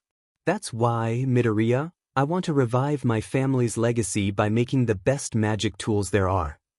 And I am sure one day you will Daki-senpai, Izuku said, showing a reassuring smile. But for now, I'm done with the ammo and it's getting dark outside, he said, glancing out the window. Yep, it's the perfect time to check if we succeeded in making fireworks or not, Daki replied. Both of them walked out to the courtyard. As they arrived at the courtyard, Clara's cheerful voice rang out to greet them. Welcome, Izuku-and Umi, she exclaimed, waving her arms enthusiastically. Hey, Clara, Izuku replied, a smile on his face. So, how was the test? Did the launch pad work? Clara nodded vigorously, her hands mimicking wild, exaggerated gestures. It went kaboom, then whoosh, and then thud, she exclaimed enthusiastically. Sounds like quite the show. Good job, Clara, Izuku chuckled, patting her on the head before turning to Kiryu. So, the launch pad works perfectly, Kiryu confirmed, adjusting his glasses. Oh, and Clara went ahead and decorated it for us. Izuku and Daki followed Kiryu's gaze to see the launch pad now decorated with an assortment of colorful toys and ribbons. Clara stood proudly next to it, grinning from ear to ear. I made it look pretty, she announced triumphantly. I tried to stop her, Alice muttered, looking thoroughly drained. I think it looks charming, Daki said, tilting her head to the side. Why not let it stay like this? It looks beautiful to me. I agree, Kiryu chimed in. It's festive. Besides, it won't affect the functionality. Wait, are we seriously going to use this? Alice asked, exasperated. Izuku shrugged. I don't see why not. It's kind of cute, he said, carefully placing the ammunition on the launch pad. Alright, everyone step back. Safety first. The group retreated to a safe distance. Suddenly, a shimmering, transparent barrier materialized in front of them. What's this? Izuku asked, reaching out to poke the barrier. It felt solid but oddly smooth, like glass infused with magic. It's my bloodline magic, barrier, Kiryu explained with a hint of pride. It protects me from harm by creating invisible walls. Thanks to this, I've never been seriously injured even with my low amount of magic. Amy Kiryu's bloodline magic. Barrier yet allows him to make invisible walls, but will crack when he loses focus. Izuku studied the barrier with fascination. That's incredible, he said before turning to Alice. Alice, could you do the honors and light the fuse? Alice stepped forward, lit the fuse, and a few tense seconds passed, and then boom! The ammunition shot into the air, arcing high before exploding in a radiant burst of colors. A brilliant flower of light bloomed against the night sky, leaving the group awestruck. That was amazing! Clara shouted, jumping up and down with stars in her eyes. Fascinating, Alice agreed, gazing upward with an approving nod. I'm so glad it worked, Izuku said, a sense of pride swelling in his chest. Daki, unable to contain her excitement, wrapped her ribbons around Izuku and lifted him into the air, spinning him around. We did it! We actually made fireworks. I can't wait to see everyone's faces when we show them off at the festival. Izuku laughed, his grin matching hers. Same here, Daki-senpai. I'm looking forward to it too. Their celebration continued until the massive school clock in the distance caught their attention, reminding them of how late it had become. It's getting pretty late, Kiryu noted, stretching. You all should head home. I'll stay and put everything back in the battler room. That's a good idea, Izuku agreed. Thanks for handling that, Kiryu-senpai. The group exchanged farewells and began to disperse. However, Izuku lingered behind, waiting as the others walked off. Are you staying, Midoriya? Kiryu asked, noticing him still standing there. I thought I'd stick around and help you carry the launch pad back. 2 hands are better than 1, right? Izuku said, smiling. Kiryu nodded, appreciating the gesture. Thanks, that'd be a big help. As they worked together to return the launch pad to the battler room, Kiryu glanced at Izuku. Midoriya, I have to say, you really came through with this idea. It was ambitious, but it worked. Izuku chuckled. I think you're giving me too much credit, Kiryu-senpai. If anything, I should be thanking you for trusting me and putting in the effort to make it happen. Well, I guess we both did our part, Kiryu replied with a small laugh. He hesitated for a moment before adding, you know what I love about this group? There's no hierarchy here. It doesn't matter if someone's ranked higher or lower, everyone's treated the same. That's rare, even in a place like this. Don't you think that's amazing? Kiryu asked, turning to Izuku. Izuku nodded thoughtfully. You're right. It's one of the things I admire about this battler. By the way, do you think we have a shot at winning the top prize? The top prize? Kiryu looked at him with surprise. What, you think it's too much for us to handle? Izuku asked, tilting his head. It kind of is, you know, Kiryu explained. The top prize is something that only the top high-ranked demons receive, even among battlers. For us minor battlers, it's just a dream within a dream. That just means we need to win the prize even more, Izuku said, determination in his voice. Just think about it. If a minor battler like us wins the top prize, imagine how much of a shock it would be for all those high-ranking demons out there. It would give hope to other small battlers to do even better next year. And that's your goal, right? To give hope to low-ranking demons. Kiryu's face broke into a small smile as he said, That's a wonderful idea, Midoriya. You really are something else. He looked down, and as his smile grew wider and his hair fell to cover his eyes, he whispered, You and I are a really good match. Snap! Izuku snapped his fingers in front of Kiryu's face. Senpai, we're here, he said, pointing at their battler room. Sorry about that, Kiryu replied, his smile returning to normal. I was just lost in thought. Then once they were done arranging things, they walked out of the room. Well, Midoriya suddenly his phone rang. Glancing at the caller ID, he gave Izuku an apologetic smile and said, Sorry, I have to take this call. No problem, Izuku replied. I have to meet someone anyway. See you tomorrow, senpai. With their goodbyes exchanged, the two went their separate ways. Hello, senpai, Kiryu answered the call, his usual cheerful tone. However, before he could finish his greeting, a furious voice erupted from the other end. Biasuri, how many times do I have to tell you to pick up after one ring when I call? You incompetent moron. Ball, a member of the 13 Crowns, roared through the phone. Kiryu kept his composure, attempting to explain. Well, I was working with my underclassmen. Shut up. I don't care. Ball cut him off sharply, his tone brooking no argument. You better be making progress with the preparations. Of course, senpai, Kiryu assured him, still keeping his goofy smile on his face. Everything is proceeding exactly as planned. Listen, Kiryu, Bale's voice turned serious. Don't screw up. We will be the ones to destroy that school, he declared, leaning back on his throne. Kiryu adjusted his glasses, still projecting calm. Understood. Good, Ball continued, his sinister grin audible in his voice. Sullivan's out of the picture for now, thanks to my little tip-off. He won't be able to return to school for a while. If we're going to cause chaos, now's the time. Get that device ready to go at a moment's notice. You can do that, right? Of course, Kiryu replied smoothly. As he removed his glasses, his expression shifted. His ever-present smile darkened, transforming into something malevolent, while his eyes gleamed with a predatory glint. Consider it done. Good. During the countdown into the main festival on Party Ever, when everyone will be gathered in the courtyard and the bells chime, we will strike and take out as many people as we can, Ball said with a sinister smirk. What's needed for the plan is your bloodline magic and that device. You mean Gabuchan? Kiryu asked with a hint of amusement in his voice. Yeah, that, Ball replied with an annoyed frown on his face. Just get it done, he instructed before disconnecting the call. Meanwhile, Kiryu remained there, looking out the window at the setting sun with a wicked smile on his face. Kiryu stared at his phone for a moment before slipping it into his pocket. He turned toward the window, watching the setting sun bathe the school grounds in a warm, golden glow. A wicked smile spread across his face as he murmured to himself, "Oh, Midoriya. All that talk about giving hope and inspiring others. I wonder what kind of expression you'll make when you realize the despair you've unwittingly helped unleash."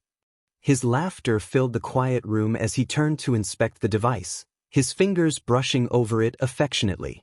"Gabu-chan, tomorrow's the day. Let's make it a battler party they'll never forget." While Kiryu was busy arranging his evil plan to destroy the school, Izuku made his way to Amari's office and knocked on the door. "Come in," Amari's voice called from within. Izuku stepped inside, closing the door behind him. Amari was seated at her desk, papers neatly arranged in front of her. She glanced up, offering him a small smile. "Thanks for waiting for me after school," Izuku said. "Don't worry about it," Amari replied, leaning back in her chair. "I was planning to stay late anyway to oversee the festival preparations." "So, what's on your mind?" Izuku's expression hardened. "It's not about something, it's about someone," he said, his voice low. "I need to talk to you about Kiryu-senpai." To be continued. An hour before the start of the festival eve. "And that concludes our preparations," declared Alice, wiping the sweat from his forehead as he put the finishing touches on the fireworks launch pad. Working beside him was Clara, who meticulously was working on the exterior decorations. "Fantastic job, everyone. With everything in its place, we're fully prepared to launch the fireworks the moment the festivities begin," Izuku declared confidently. "Still," Alice said, surveying the tiny plot of land allocated to their group. It was paltry compared to the generous spaces granted to the other battlers. Though some students snickered at them, a single glare from either Alice or Izuku was enough to send them running. "Yeah, we don't have a fifth of space compared to what others have," Izuku said with a frown. Daki let out a heavy sigh. "It's not surprising really, given that our battler failed to make any noteworthy achievements last year," she explained. "To make matters worse, our head of the battler is only ranked Beth, second, which puts us in a disadvantageous position and limits the funding we can secure." "That is dash," Izuku was about to say something when a sudden realization dawned on him. "Come to think of it, where's Kiryu-senpai?" he asked, scanning the crowd for any sign of his senior. "I haven't seen him in a while." Alice and Daki exchanged glances as they noticed a slight edge in Izuku's voice. "I actually ran into him earlier today," Daki replied. "He mentioned that he had some personal matters to attend to, and I haven't seen him since then." "I see," Izuku murmured, lost in thought. Alice was about to ask him what was on his mind when Clara's sudden question interrupted him. "Hey, where's the ammunition for our fireworks?" she asked. "What?" Alice's eyes widened in disbelief. "It should have been right here in the launch pad," he exclaimed, scanning the area for any sign of the missing ammo. "Where could it have gone?" Daki asked, wringing her hands. Anxiously. "I'm certain I had placed the ammo together with the launch pad." The team sprung into action, fanning out across the area in a frantic search for the missing ammo. They scoured every inch of the launch pad, double-checking every corner and crevice in the hopes of finding their precious cargo. "We have to find it," Izuku muttered under his breath, his eyes scanning the ground for any sign of the missing fireworks. "There's no way we can do our fireworks show without it." Suddenly Izuku's eyes widened as several pieces clicked together in his mind. "Guys," he said urgently, getting everyone's attention. "We need to find Kiryu." Daki looked at him with confusion. "What are you talking about, Midoriya? We need to find the missing ammo." "I know that," Izuku replied, his voice tinged with desperation. "But trust me, finding Kiryu is just as important. I don't have time to explain, we need to find him now." Alice wanted to argue that finding ammo was much more important, but the fanatic look in Izuku's eyes and the urgency in his voice convinced him to do what he was saying. "Okay," Alice sighed. "Let's find Kiryu-senpai." "Thank you," Izuku said gratefully. "Okay, let's split up. Daki-senpai and I will check the school. Alice and Clara, go and check the other faculties." Everyone nodded and quickly dispersed to search for Kiryu, the leader of their battler.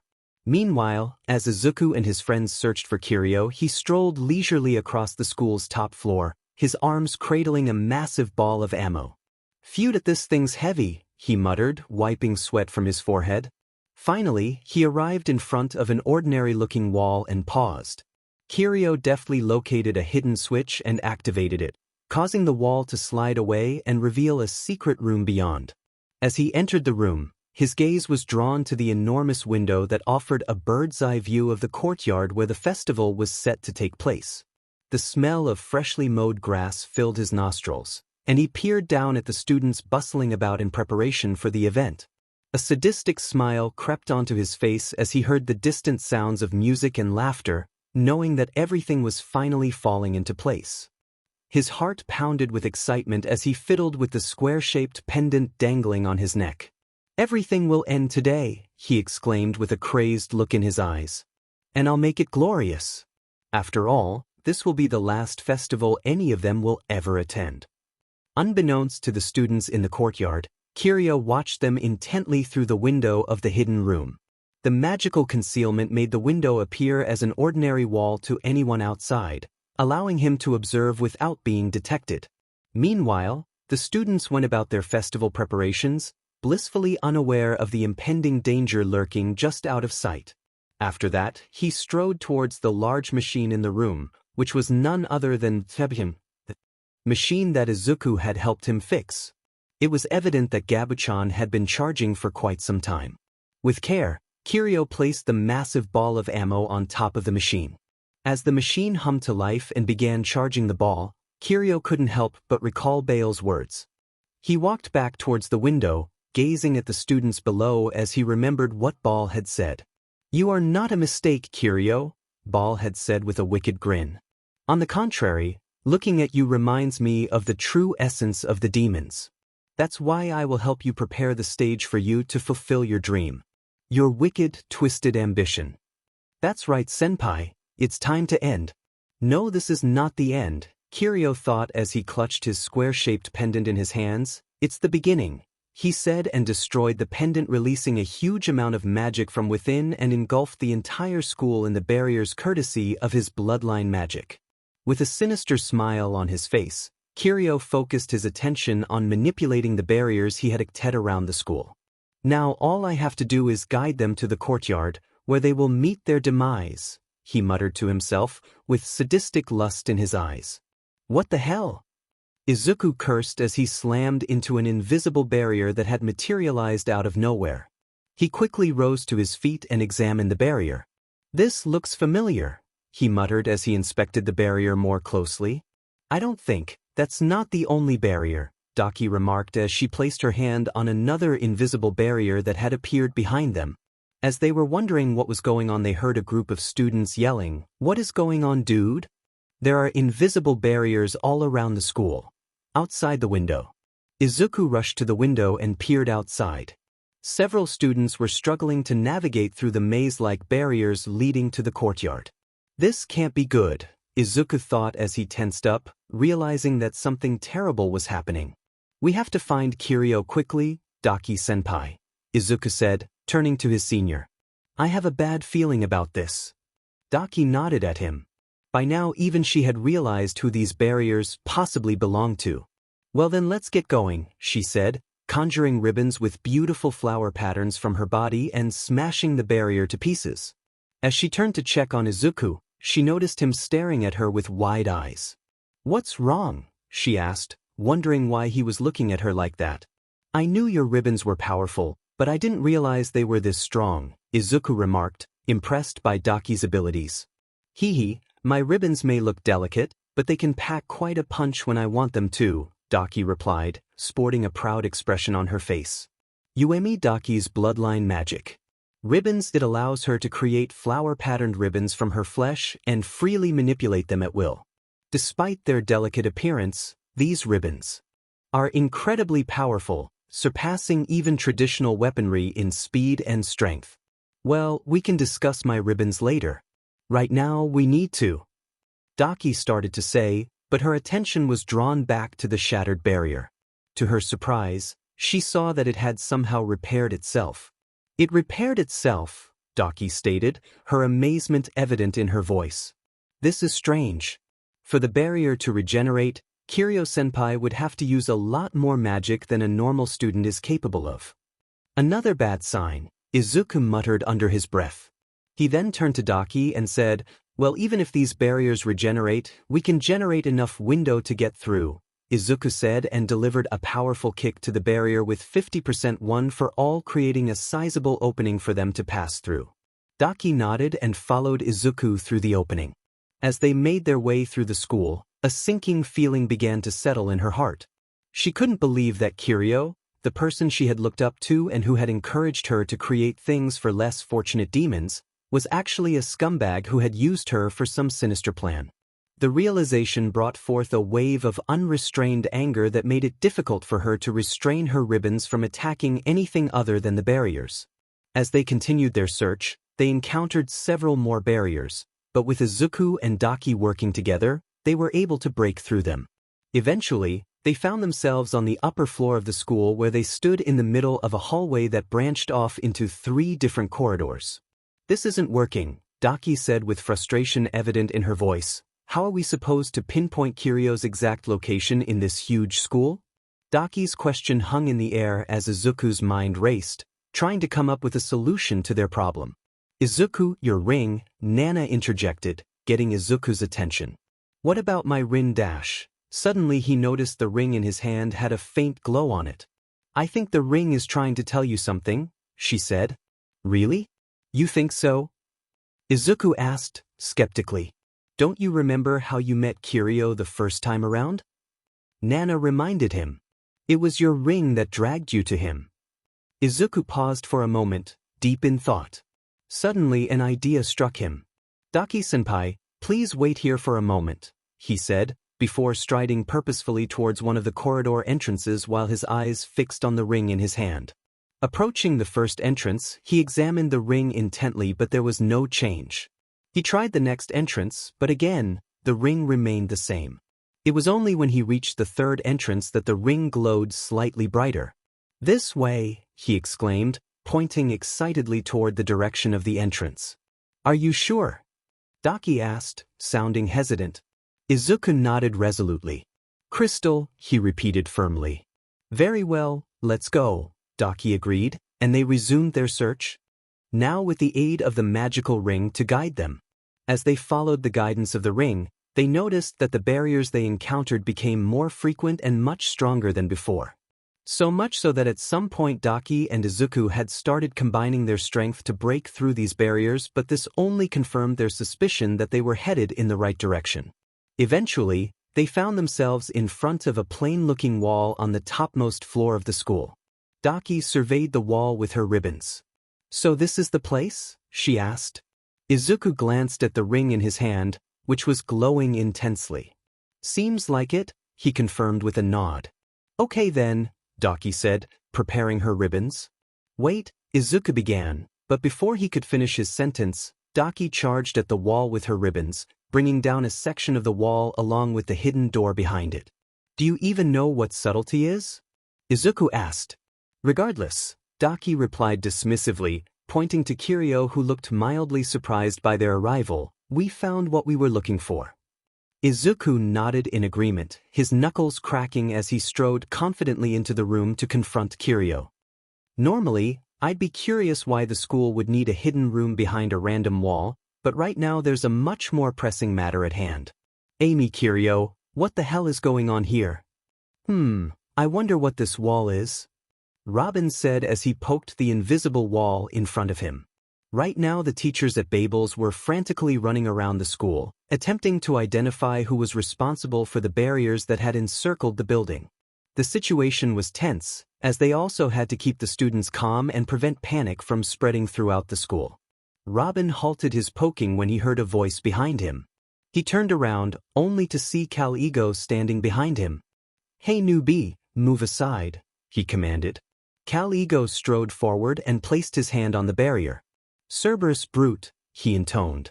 In an instant, a massive three-headed dog made of yellow electricity appeared and obliterated the barrier before them. Robin's eyes gleamed with wonder as he exclaimed, Wow! Amazing! However, his amazement quickly turned to shock as he observed the destroyed barrier rapidly regenerating itself. Eh! It repaired itself. Robin exclaimed in disbelief. What is this? How much magic has to be incorporated to create something like this? Cal Ego pondered to himself. Suddenly, he turned to Robin and commanded, "We're leaving, newbie." Eh! Robin tilted their head in confusion. "Don't ask questions, just follow me," Cal Ego ordered as he headed towards the staircase in the faculty building. With a powerful spell, he destroyed the barrier obstructing their path and started to climb the stairs. Robin followed closely behind.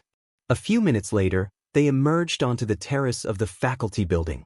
Cal Ego retrieved a pen and paper from his pocket and scribbled something on it. He then handed the note to Robin and said, "Newbie, make sure this note reaches the principal." "Got it." Robin replied with a salute as Cal Ego departed the terrace, leaving Robin behind. "All right, let's do this," Robin declared, closing his eyes and taking a deep breath. With focused intent, he conjured a fiery bow in the shape of a golden yellow phoenix and aimed it at the sky. Taking careful aim, he released an arrow with Kalego's note attached to it. As the arrow approached the barrier, it smoothly passed through it without breaking or shattering it. This was possible thanks to Robin's bloodline magic. Robin's bloodline magic. Bullseye shot that allows the user to shoot an arrow that will pierce through any obstruction without being stopped or diverted, until it successfully reaches its intended target. Meanwhile, as Cal Ego descended the stairs and entered the courtyard, he caught sight of Morix-sensei sprinting towards him with a file clutched tightly in her hand. "Cal Ego-sensei, I found the possible suspect behind the incident," Morix said while panting as she handed the file to him. "Thank you for your efforts," Cal Ego acknowledged, accepting the file from Morix's hand. "What's the situation outside?" "Evacuation is going smoothly. As of now, around 80% of the students have assembled at the central courtyard," Morix reported. "However, we've also discovered that all the school's entrances have been blocked off." "I see," Cal Ego murmured, deep in thought. 80%? That's too fast. It's as if evacuating to the central courtyard was a prerequisite for some plan. Cal Ego opened the file and skimmed through the details of the suspected student. Then he placed a finger on the side of his forehead, activating a spell that connected him to all the teachers. "Listen up," he instructed. "We need to find Amy Kiryu. He's our prime suspect with the barrier ability. I want him restrained as soon as he's located. All teachers are to be on the lookout, except for those managing the students in the courtyard." "Yes," came the unanimous reply from the teachers.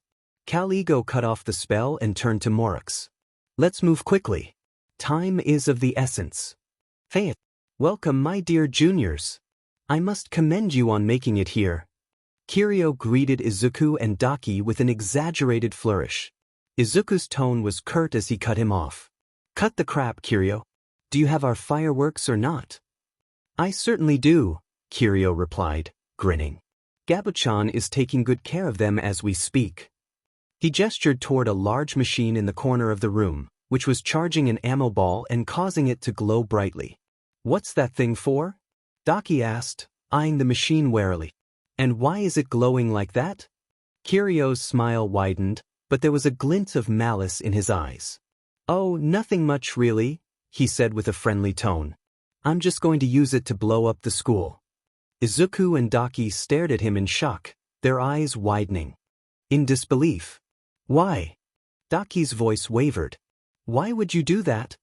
Kiryu tiptoed around the room, a sly grin on his face. Interesting question," he said. "But before I answer that, let me tell you a little story about when I was born." "Does he really have to?" Izuku heard Nana groan inside his head, and he couldn't help but feel the same way. Did Kiryu really have to drag this out? And so Kiryu started narrating his story with a voice that was strangely happy and almost creepy. He began by revealing that he was born into one of the most prominent households in the demon world, a family that had a reputation for exceptional magic power capacity. However, Kiryu's own magic power was disappointingly low, and from the moment he entered the world he was deemed a disgrace by his family. Even his own mother shunned and neglected him, unable to bear the shame of having a weak child. Kiryu then walked towards the window and gazed out at the students who had gathered in the courtyard. Seeing an opportunity, Izuku quietly snuck past him and made his way over to Gabuchan. He began examining the machine, hoping to find a way to turn it off. Meanwhile, Kiryu continued his story, explaining how his teachers and fellow students had discriminated against him due to his low magic power. However, there was one girl who had smiled at him, despite his status. She wasn't good at academics either, so they spent a lot of time together. She even allowed him to touch the hairpin that was a memento from her grandmother, something she considered as a lucky charm. One day, a group of boys in their class took their bullying too far. During an argument, one of the bullies snatched the girl's hairpin and threw it into the river. Kiryu tried to catch it with his barrier and managed to retrieve it, giving the girl a glimmer of hope. However, in a moment of lost concentration, the barrier broke and the hairpin fell into the valley. The incident deeply affected the girl, ultimately leading to her decision to quit the school soon after. But that day, I realized something, Kiryu said as he clutched his heart, his voice heavy with emotion. That day, when I saw that look on her face, the expression of despair, I can't erase that from my mind. Every time I see that expression, all I can think of is. His body shook as he stared at the ground, lost in thought. Senpai. Daki watched him with empathy and was about to place a comforting hand on his shoulder, but Kiryu suddenly turned around, a sickening expression twisting his face. I want to see that expression again, Kiryu said, his voice low and filled with disturbing desire. Daki recoiled in disgust, falling to the ground, feeling repulsed by the lustful happiness on Kiryu's face. It was a mysterious feeling, you know, Kiryu continued, his voice filled with a mysterious intensity. Every time someone looked at me with an expression of disappointment, my chest would tighten up. But thanks to that girl, I realized what that emotion was. When I saw her look of despair, I felt such thrilling joy. Kiryu started panting while slowly moving towards Daki. And that's when I realized that someone else's despair is my reason to live. Daki felt a chill run down her spine as Kiryu stood over her, a sickening grin on his face. She scrambled to her feet, feeling repulsed and frightened by Kiryu's words and actions. You're making a nice face, Daki-san, he said, his voice laced with twisted amusement. And there is a reason why I want to destroy this school, Kiryu continued, going back to his normal demeanor. You see, when I first started going here, Senpai explained to me how ranks represent the order of the demon world, and that's terrible, you know, he frowned. Because of those ranks, everyone will submit to those with higher ranks, but if I get rid of those ranks. Once again, an unsettling smile settled on his face. Demon world will certainly descend into Chow Dash. Finally, Izuku's voice boomed through the room, grabbing Kiryu and Daki's attention. They turned to look at him and were surprised to see that he had already dismantled all the wires from the machine. Then Izuku turned towards Kiryu and quipped, "Oh, you're done already? I was expecting you to explain your evil master plan next." "Izuku, don't push your luck," Nana scolded him. "Can you blame me?" Izuku retorted. Villains always follow up their sob stories with an explanation of their evil master plan. "Midoriya," interrupted Daki, unknowingly cutting through Nana and Izuku's bickering. "Look behind you." "What dash?" started Izuku, before turning around and realizing that despite having shut off the machine, the ammo ball on top of it was still fiercely glowing and shining in their faces. Daki rushed towards the machine, trying to figure out what was going on with the ammo ball. Suddenly, Kiryu burst into laughter. "But I forgot to tell you that the ball finished charging even before you got here," he said gleefully. "Now, let me tell you what happens next." "There it is," Izuku thought with a strained smile. "Izuku."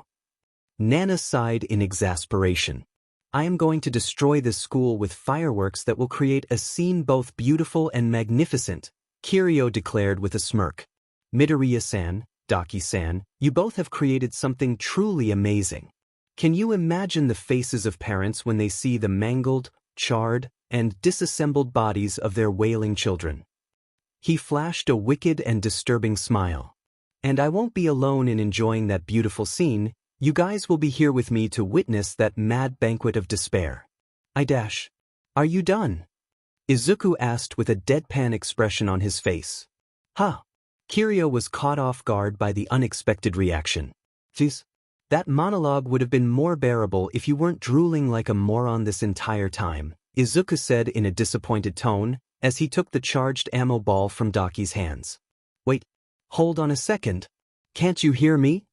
Kiryu screamed as his eyes gleamed with a manic fervor as he continued, I'm going to explode this school. Everything and everyone that's important to you will disappear. Even their silhouette will be gone. And it's all because of the thing you created. On the other hand, Izuku just ignored him and started walking towards the window while still holding the charged ammo ball in his hand. Why? Kiryu screamed, his voice rising to a fever pitch as he demanded. You have to face such a terrible thing, so why don't you despair? I'm not going to despair, Izuku said firmly, without breaking his stride. He glanced over his shoulder at Kiryu and smirked at him. That's not what heroes do. A hero's job is to bring hope no matter how bleak the situation is. Besides, giving up has never been my strong suit. Kiryu's mind raced as he watched Izuku walking towards the window. I see this, oh, this is how it is, he thought to himself. The boy who wants to bring hope to everyone that he is my natural enemy. Kiryu shook his head in disbelief as he listened to Izuku's words. While I appreciate your optimism, he said, his voice dripping with sarcasm, there is nothing you can do to stop the fireworks from exploding at the same time as the opening bell. He paused for effect, his eyes glinting with malice. And just so you know, the barrier surrounding the school is the most solid type which is used to combat explosions. So if you're thinking of throwing it out of the school, it won't work either, he finished, his cruel smile sending shivers down Daki's spine. The sound of an announcement suddenly echoed throughout the entire school. All right everyone, the voice boomed. Let's start the countdown to the party eve. Daki's face went pale as she heard the announcement, her eyes widening in panic. She exclaimed, her voice trembling with fear. It's already here. Midoriya, what are we going to do? But before Izuku could respond, Kiryu interjected with a sinister smile. Ah, that face you're making, Daki-sen, he taunted. That desperation on your face. How thrilling. Shut up, creep. Daki's disgust was evident in her voice as she snapped at him. Midoriya, how are we? Relax, Daki-senpai, Izuku interrupted with a reassuring smile. I got this. Izuku removed his coat as he burst through the window and soared outside, clutching the raging ammo ball tightly in his hand. Daki's eyes filled with worry as she looked at Izuku. Midoriya, she asked, what exactly are you planning to do? Izuku, are you sure about this? Nana's concerned voice echoed in his mind. Don't worry, Nana, Izuku reassured her, his voice calm and steady. I know what I'm doing. 7. As Izuku floated in the air, he took a deep breath and felt the wind rush past him. It's been a long time since I've pulled a stunt like this, he smiled to himself as the memories flooded his mind, recalling the first time he had saved someone with his power. Izuku stretched his arm back. The raging ammo ball still firmly clutched in his hand and focused his gaze on the sky in front of him. One for all, Izuku focused all of his power into his outstretched arm, causing it to glow with intensity. 100%, the right-hand sleeve of Izuku's turtleneck exploded, as he channeled the full power of One for All through his outstretched arm. Smash! He yelled and hurled the ball, creating a sonic boom that shattered the windows around him.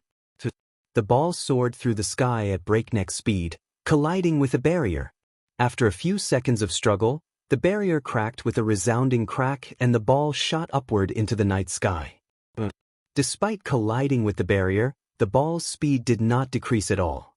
It continued its upward trajectory until it reached the mesosphere, and then, the ball exploded into a stunning display of colors, illuminating the sky in a brilliant fireworks show. Its brightness and intensity were so overwhelming that it could be seen from miles away, and the echoing sound reverberated throughout the surrounding area. Izuku flew back into the room while clutching his heavily damaged right arm, which had turned brown and purple from the damage that came with using 100% of his power through a single limb. Daki rushed over to Izuku and pulled him into a tight embrace without saying a word. "That was so scary," she said in a trembling voice. "I can't even imagine what could have happened to us, especially considering how clearly visible the blast was even at that height in the sky." "It's okay, Daki-senpai," Izuku said with a grimace. "I know it must have been quite overwhelming for you, but can you please let go of me? Your hug is putting pressure on my injured arm." Daki quickly released her hold on Izuku and looked at his injured arm with wide eyes. "I'm sorry. I didn't realize. Let me take a look at your arm," she said, concerned. "It's okay, Daki-senpai. It's not that bad," Izuku said with a small smile. "Not that bad?" Daki glared at him as she quickly took out a long strand of her ribbon and started wrapping it around his hand. "Your hand looks like it was crushed under a mountain and a half." Meanwhile, Kiryu walked towards the window, a look of disbelief in his eyes. How did this happen?" he muttered to himself. He slammed his fist on the wall in frustration, then looked up and saw the debris of the fireworks getting burned up in the atmosphere, creating a different kind of spectacle altogether. As the realization that his years of planning had gone to ruin started sinking in, Kiryu felt a sudden pressure on his body. He looked down to see Daki's ribbons wrapping tightly around him, lifting him into the air and completely restraining him. Daki stood before Kiryu, her eyes burning with hatred. "How dare you?" she said in a low, threatening voice. "You took advantage of me and my dreams. You used my ambition as a mere plaything for your stupid plan." Her ribbons snaked up towards Kiryu's throat, tightening and squeezing the life out of him. "I trusted you," she continued, her voice starting to break as tears welled up in her eyes. "I believed in you when you said you saw real talent in me. When you told me you wanted to create magic tools for less fortunate demons. When?" The pressure on Kiryu's throat increased, cutting off his air supply. But then, Daki felt a hand land on her shoulder, and when she looked to her side, she saw Izuku gazing at her with a calm and understanding expression. "Daki-senpai, let him go," he said. "But is he really worth losing your spot in the school?" Izuku reasoned. "Please, Daki-senpai. I'd rather not lose two seniors on the same day, you know." Daki debated with herself for a few seconds before finally releasing Kiryu. He slammed onto the ground, desperately gasping for air. Although she had removed her ribbons from his throat, his body remained restrained by them. Izuku let out a sigh and leaned against the edge of the open window. "Ah, what a tiring evening," he said. "Yeah, thanks to a certain someone," she spat out, her voice tinged with bitterness. Daki wiped her eyes, but her glare remained fixed on Kiryu, who lay on the ground without making any more scenes. "But we did manage to stop the bomb from exploding the school and still presented a beautiful fireworks show to everyone," Izuku said, flashing her a smile. Daki's expression softened slightly. "Yeah, you're right. It was a success after all," she said, finally turning away from Kiryu and joining Izuku by the window. Izuku nodded in agreement and added, "I just hope that everyone enjoyed it." Indeed they did. A third voice chimed in from outside the window, causing Izuku and Daki to whip their heads around to see Sullivan flying outside. "Your project was quite a treat not only for the students but also for the surrounding residents," he added with a smile. "Grandpa!" Izuku exclaimed. He was genuinely relieved by seeing his grandpa there. "I am so glad."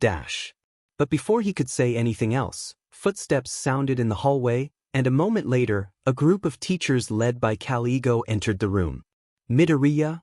Caligo asked, scanning the scene and noticing Izuku standing near a restrained Kiryu. "What is going on here?" Izuku and Daki exchanged a tired glance before launching into an explanation of the events that had led them to that moment. To be continued. A day before the party eve. Amari's office. "I wanted to talk about Kiryu-senpai," Izuku said with a severe expression on his face. "Kiryu?" Amari raised an eyebrow, puzzled. "I don't think I am familiar with this name." "He's a third-year student and also the president of our battler," Izuku explained, reaching for his phone. Let me show you. He displayed a group photo taken on the day they had all joined the battler. This is Kiryu, he pointed to the turquoise-haired boy in the picture. I see, Amari said, her gaze fixed upon the seemingly fragile boy. So what about him? I don't know how to explain this, but there's definitely something off about him. Izuku struggled while fidgeting with the paperweight on Amari's desk. I always get this unsettling feeling whenever I interact with him. Unsettling feeling? Amari asked, trying to understand what exactly he was trying to say. Yes, exactly, Izuku agreed. I don't know how to explain it, but it feels like he's hiding something. Every time we talk, it's like he's wearing a mask. It reminds me of... Izuku's voice trailed off as he recalled a haunting memory. At USJ and then in the forest. Each time I led them to us. Do you hear me, Midoriya? I am a despicable villain. If only I had noticed the signs back then. Izuku thought, a tinge of regret seeping into his mind. Izuku, it's not your fault, Nana reassured him. You couldn't have known. But the signs were right in front of us, and yet we missed them, Izuku countered. If only we had been a little more attentive, so many things could have been avoided. Izuku. Amari's voice snapped Izuku out of his thoughts. Sorry, I was just lost in thought. Izuku apologized, swiftly donning a friendly smile. Of course, it wasn't going to deceive Amari, but she chose to let it slide for the moment. As I was saying, Izuku continued, I think there is something sketchy going on with Kiro-senpai. So can you please keep an eye on him, especially during tomorrow's event?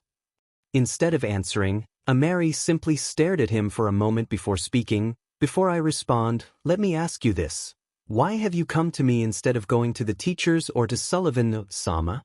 Wouldn't that be a much safer option than coming to me? I would have asked Grandpa, but he has been away from the house for the past few days. Besides, I can't simply walk into the staff room and accuse a senior without any proof, solely based on my hunch, Izuku explained. Coming to you seemed like the best option, as you possess both the authority and maturity to handle this type of situation. Well, thanks for the compliment, but I don't think I will be of much help either, Amari said. She then gestured towards the stacks of papers on her desk and continued, as you can see, my hands are already full with the preparations for the battler party. I'm already short-staffed and working my existing members to the bone. We could have had more help if someone had decided to join the student council back then, she added, giving Izuku a pointed look. Yeah, right? Izuku replied with a strained smile. Anyway, regarding your request, I'll see what I can do, she said. I'll ask my members to keep an eye on him as much as possible. I'm sorry, but this is the best I can do right now. No, it's totally fine, Izuku waved his hand. Thank you for listening to this silly request of mine. I'm sure it's nothing, but it's better to be alert than sorry, right? Yeah, I get it, Amari smiled at him. Also, enjoy the festival. Don't let your paranoia ruin it for you. Yeah, you too, Izuku returned the smile and left her office. Half an hour before the fireworks show. Damn it. I should have listened to him, Amari muttered to herself as she observed the commotion around her, with barriers suddenly surrounding the school. Just then, Smoke, along with the other members of the student council, approached her. President, what should we do next? Smoke asked while the rest of the members waited for instructions. Give me a minute. Amari replied, taking a moment to think. Okay, right now, our top priority is the safety of the students. So, all of you spread out and help guide the students through this maze and bring them here to the courtyard. And be quick about it. Yes. The members responded in unison and began to leave, but Amari stopped them. Also, keep an eye out for Amy Kiryu, as I mentioned before, she added. Once again, the members nodded and dispersed throughout the school campus. After they left, Amari stood there, contemplating her next move. Part of her wanted to go and find either Kiryu or Izuku, but she couldn't leave the courtyard, especially when panic was already spreading among the students, despite the teacher's best efforts to calm them down. And the situation was only going to escalate when her members brought more students to the courtyard. She needed to think of a plan, and quickly. However, before she could think of something, an announcement rang throughout the school. Okay, What the hell is going on here? Eiko thought, observing the chaos unfolding around her. Eiko had been eagerly looking forward to this event, as the past few weeks had been incredibly hectic for her. Between classes, training, and preparations for the battler party, she had hardly had any time to spend with Izuku and the rest of her friends. Her plan had been to enjoy the first day of the festival with them after fulfilling her part in her battler. However, now her entire plan seemed to go up in flames due to these absurd barriers. But now her frustration was turning into fear as she saw the panic spreading through the students. She tried calling Izuku, but he wasn't picking up his phone. She called but all she got from him is that they are busy doing something important, which only added to her confusion about the entire situation. Moreover, the growing number of students gathered in one place was causing additional problems. When she looked around, she saw that her seniors were actively engaging with students and teachers alike, trying to get information on things that happen around them. What's happening? Why are there walls around us? Even the exits are blocked. I forgot my costume at home, but I can't leave the school premises. So annoying. What the hell are the teachers doing? Isn't this really bad? Maybe the event will be cancelled. This is bad. Eiko thought as noticed the commotion rising among the crowd while standing on the stage. Then suddenly an idea came to her.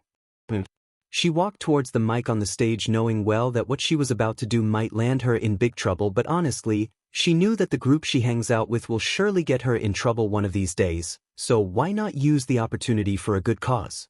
Then she stood in front of the mic, took a deep breath, and began. Hey, can everyone hear me? Eiko said, her voice booming through the speakers.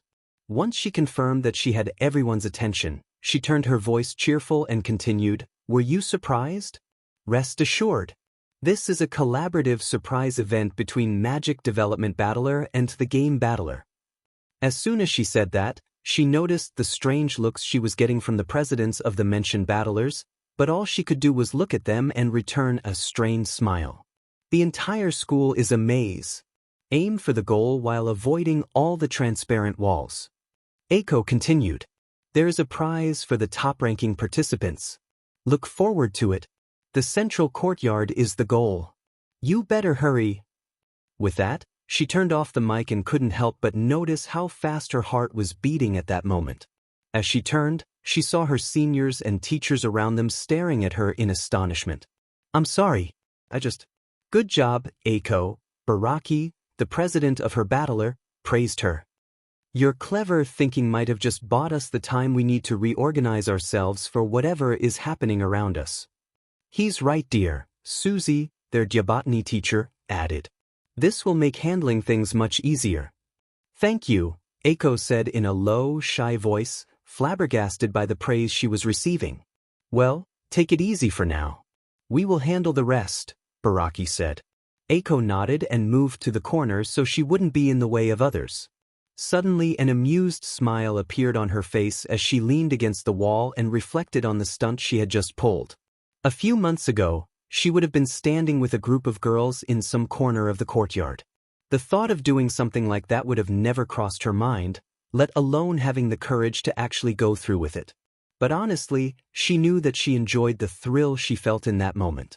The pounding of her heart as she stood before the crowd, the surge of adrenaline when she successfully fooled almost the entire student body. It was something she had never experienced before. Not to mention the excitement she felt at the thought of sharing this with her friends and seeing their reactions. Look out! Suddenly, a loud shout snapped her out of her thoughts.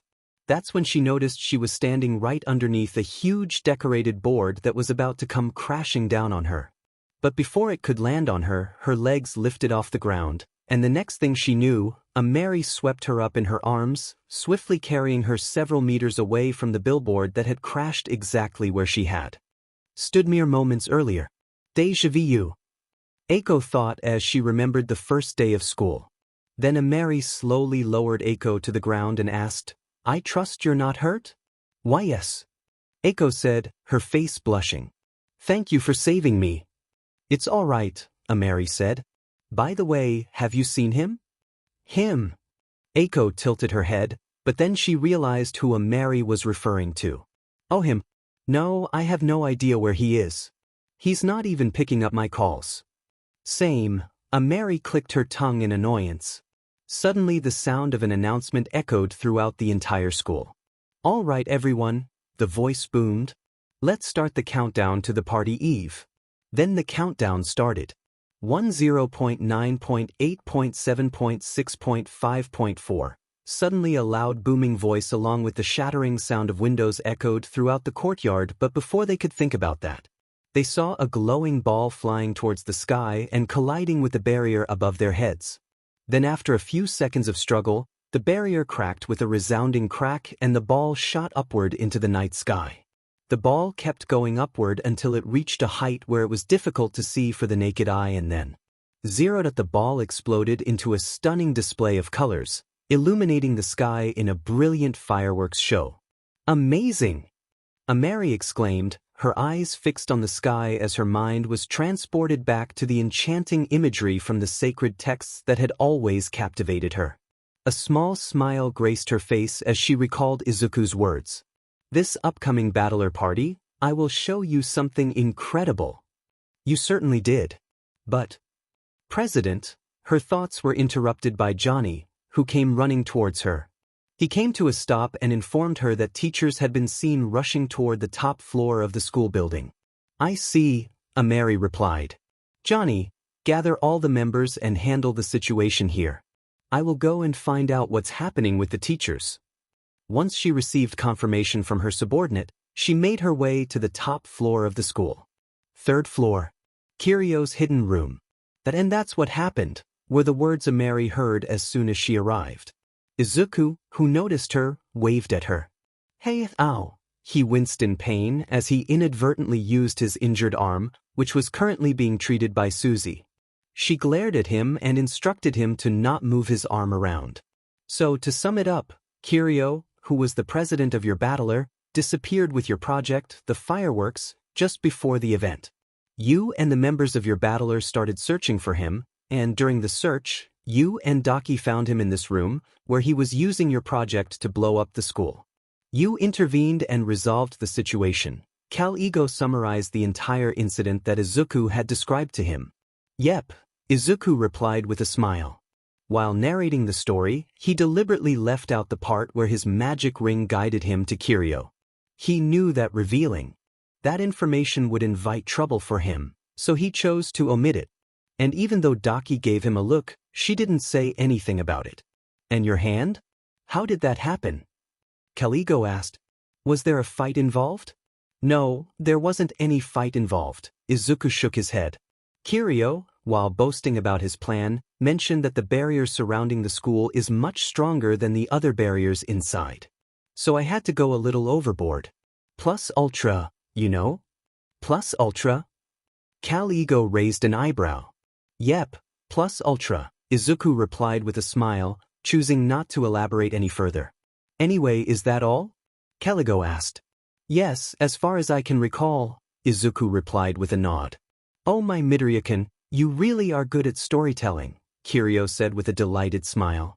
He was currently in a Seiza position, guarded by Morix and Oswell, while still being restrained by Daki's ribbons.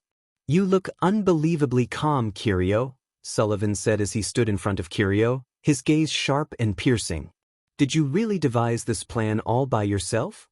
Yeah, it was prepared a long time ago, Kiryo replied, maintaining his calm and composed smile. But I won't regret it. Years of preparation, and then all my hopes vanished in an instant. Suddenly, Kiryo's face reddened, and he began to pant. That desperate expression of mine wasn't too shabby to behold. He's doing it again, Daki frowned, expressing her disgust. So what's going to happen to him now? Izuku asked, his hand completely healed and wrapped up in bandages. We will take care of him from here, a new voice declared, drawing everyone's attention towards the entrance of the room. Henri Azazel stood there, accompanied by several officers from the Demon Border Control. Oh, Henri-san, you took your sweet time to come here, Sullivan remarked. I apologize, sir, but not all of us can simply abandon our responsibilities and go wherever we please, Henri replied with a stoic expression, revealing little through his demeanor. Then, he noticed Izuku with an injured arm and stared at him for a moment before his eyes twitched in annoyance upon seeing his daughter sitting so close to him. "Is something wrong, Dad?" Ameri inquired. "No, it's nothing," Henri responded and cast one final glance at Izuku before signaling his officers to apprehend Kiryu. "You don't have to cuff me, you know. I'm not going to run away," Kiryu remarked as the officers untied the ribbons around his body and secured his hands with HNDCFFS. "By the way, Midoriya-kun," Kiryu turned to Midoriya with a pleasant smile. "It's a pity that our fun was ruined today, but I had a really great time. Let's do this again sometime." "Let's not," Izuku immediately replied with a weary sigh. After Henri and his officers departed with Kiryu, the teachers began to leave one by one. "Midoriya, Daki, you can go back and join the festival, but we may have to summon you for questioning if any issues arise," Caligo said before leaving the room. "Izuku-kun, congratulations once again on your project. It was truly beautiful," Sullivan said, ruffling Izuku's hair. "Sadly, I have to go and deal with this Kiryu situation. So I'll see you at home," Sullivan added, wiping his teary eyes, and departed, leaving Ameri, Izuku, and Daki behind. As the three of them stood there, Izuku noticed that Ameri seemed to have something to say, but she stopped herself, glancing at Daki. "Hey, Daki-senpai, why don't you go ahead and check up on Az and Clara?" Izuku suggested. Daki looked at Izuku, then at Ameri, and rolled her eyes.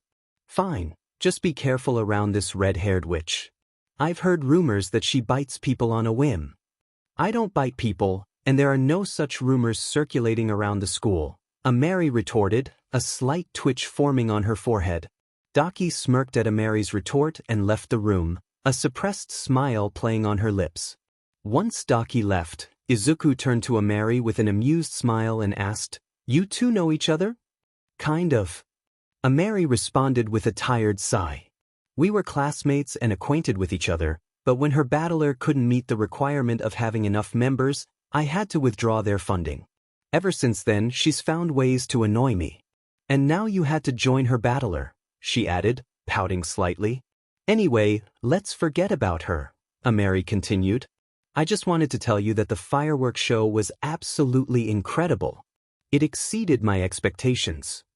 "I'm glad you enjoyed the show," Izuku replied, playfully bowing with exaggeration. "It feels like all the effort we put into it was truly worth it." "But still." Ameri averted her eyes, her fingers fidgeting nervously. "It would have been nice if we could have enjoyed it together." A faint blush graced her face as she spoke those words. "I mean, since we're the only two people here who knew the true origin behind them and—" Ameri abruptly stopped, realizing she was rambling and making excuses. "Anyway, don't worry about it. We hadn't planned to do something like that anyway," she said, sounding a bit dejected in the end. Then as she began to walk away, Izuku called out to her. "We can still do that, you know," Izuku said. "I mean, we're still going to set off fireworks tomorrow on party day, so why don't we watch it together then?" "But Mom and Moana are going to attend tomorrow's festival, and I do want to spend some time with them. Plus, I have my duties as student council president as well. I won't have enough time to watch the fireworks together," Ameri replied. "I don't think that will be a problem," Izuku explained. "You see, we are planning to set off the fireworks late at night when all the parents will be present to watch. Until then, you'll have plenty of time to spend with your family. And as for your duties, I'm sure your subordinates can handle them for a while, right?" "I can understand your reasoning, but still." Ameri hesitated, nibbling on her nails. "Izuku, she's almost convinced. She just needs a little push," Nana chimed in. "Yeah, I know, but how?" Izuku asked. "Don't worry. Leave it to me." Nana responded, a little too cheerfully, which made Izuku a bit wary. "Just follow my lead and I'll handle it." "Ameri!" Izuku uttered, drawing Ameri back from her thoughts. "No, Ameri Azazel, would you like to watch the fireworks with me?" Izuku reached out his hand, sporting a radiant smile and gleaming eyes. I. Ameri's cheeks flushed as she struggled to find the right words. Then, composing herself, she took his hand in hers. Ameri Azazel, Gladly accept your invitation, kind sir, she replied, and a moment later, they both burst into laughter at the cheesy and dramatic words they had just exchanged. Okay, jokes aside, I'll message you the location and time tomorrow, so meet me there, Izuku said. Sure, it's a date. Amari responded, her voice filled with joy, before leaving the room and happily humming to herself. As she walked for a few minutes, she reached the stairs and began descending. Suddenly, his words replayed in her mind. Wait, did he just? She continued descending a few more steps and then remembered her own words. Wait, did I just? Internally, she screamed in disbelief, but on the outside, her face turned completely red as she arrived in the courtyard. President, you're finally here. Smoke, Amari's friend and subordinate, spotted her and hurried over. I was just wondering, wait a minute. Are you all right? Your face looks red. Don't worry, it's nothing, Amari said, waving her hand dismissively. Also, I'll be leaving a little early today. I have some preparations to make for tomorrow. Meanwhile, as Izuku walked through the corridor, he suddenly stopped in his tracks, his eyes widening in surprise. He brought his hand to his head, massaging his temples, and asked in a tired and resigned voice, Nana, you tricked me into asking Amari on a date, didn't you? I have no idea what you're talking about, Nana replied, and Izuku could almost imagine a sheet-eating grin on her face as she said that. Nana. Izuku sighed, a hint of annoyance in his tone. Okay, fine. I may have done something like that, Nana admitted, showing no remorse in her tone. So, are you going to cancel on her because of it? Of course not. What kind of heartless monster do you think I am? Izuku retorted. He knew he couldn't cancel their plans for tomorrow after witnessing Amari's reaction when he invited her to watch the fireworks together. Besides, he was genuinely excited about the idea himself. However, he wasn't going to give Nana the satisfaction of knowing that. Great. Let's make it an amazing date. Nana cheered in his mind, while Izuku rolled his eyes. I can give you all sorts of advice. Thanks for the offer, but... Izuku smirked, much to Nana's confusion. I think I've got this. To be continued.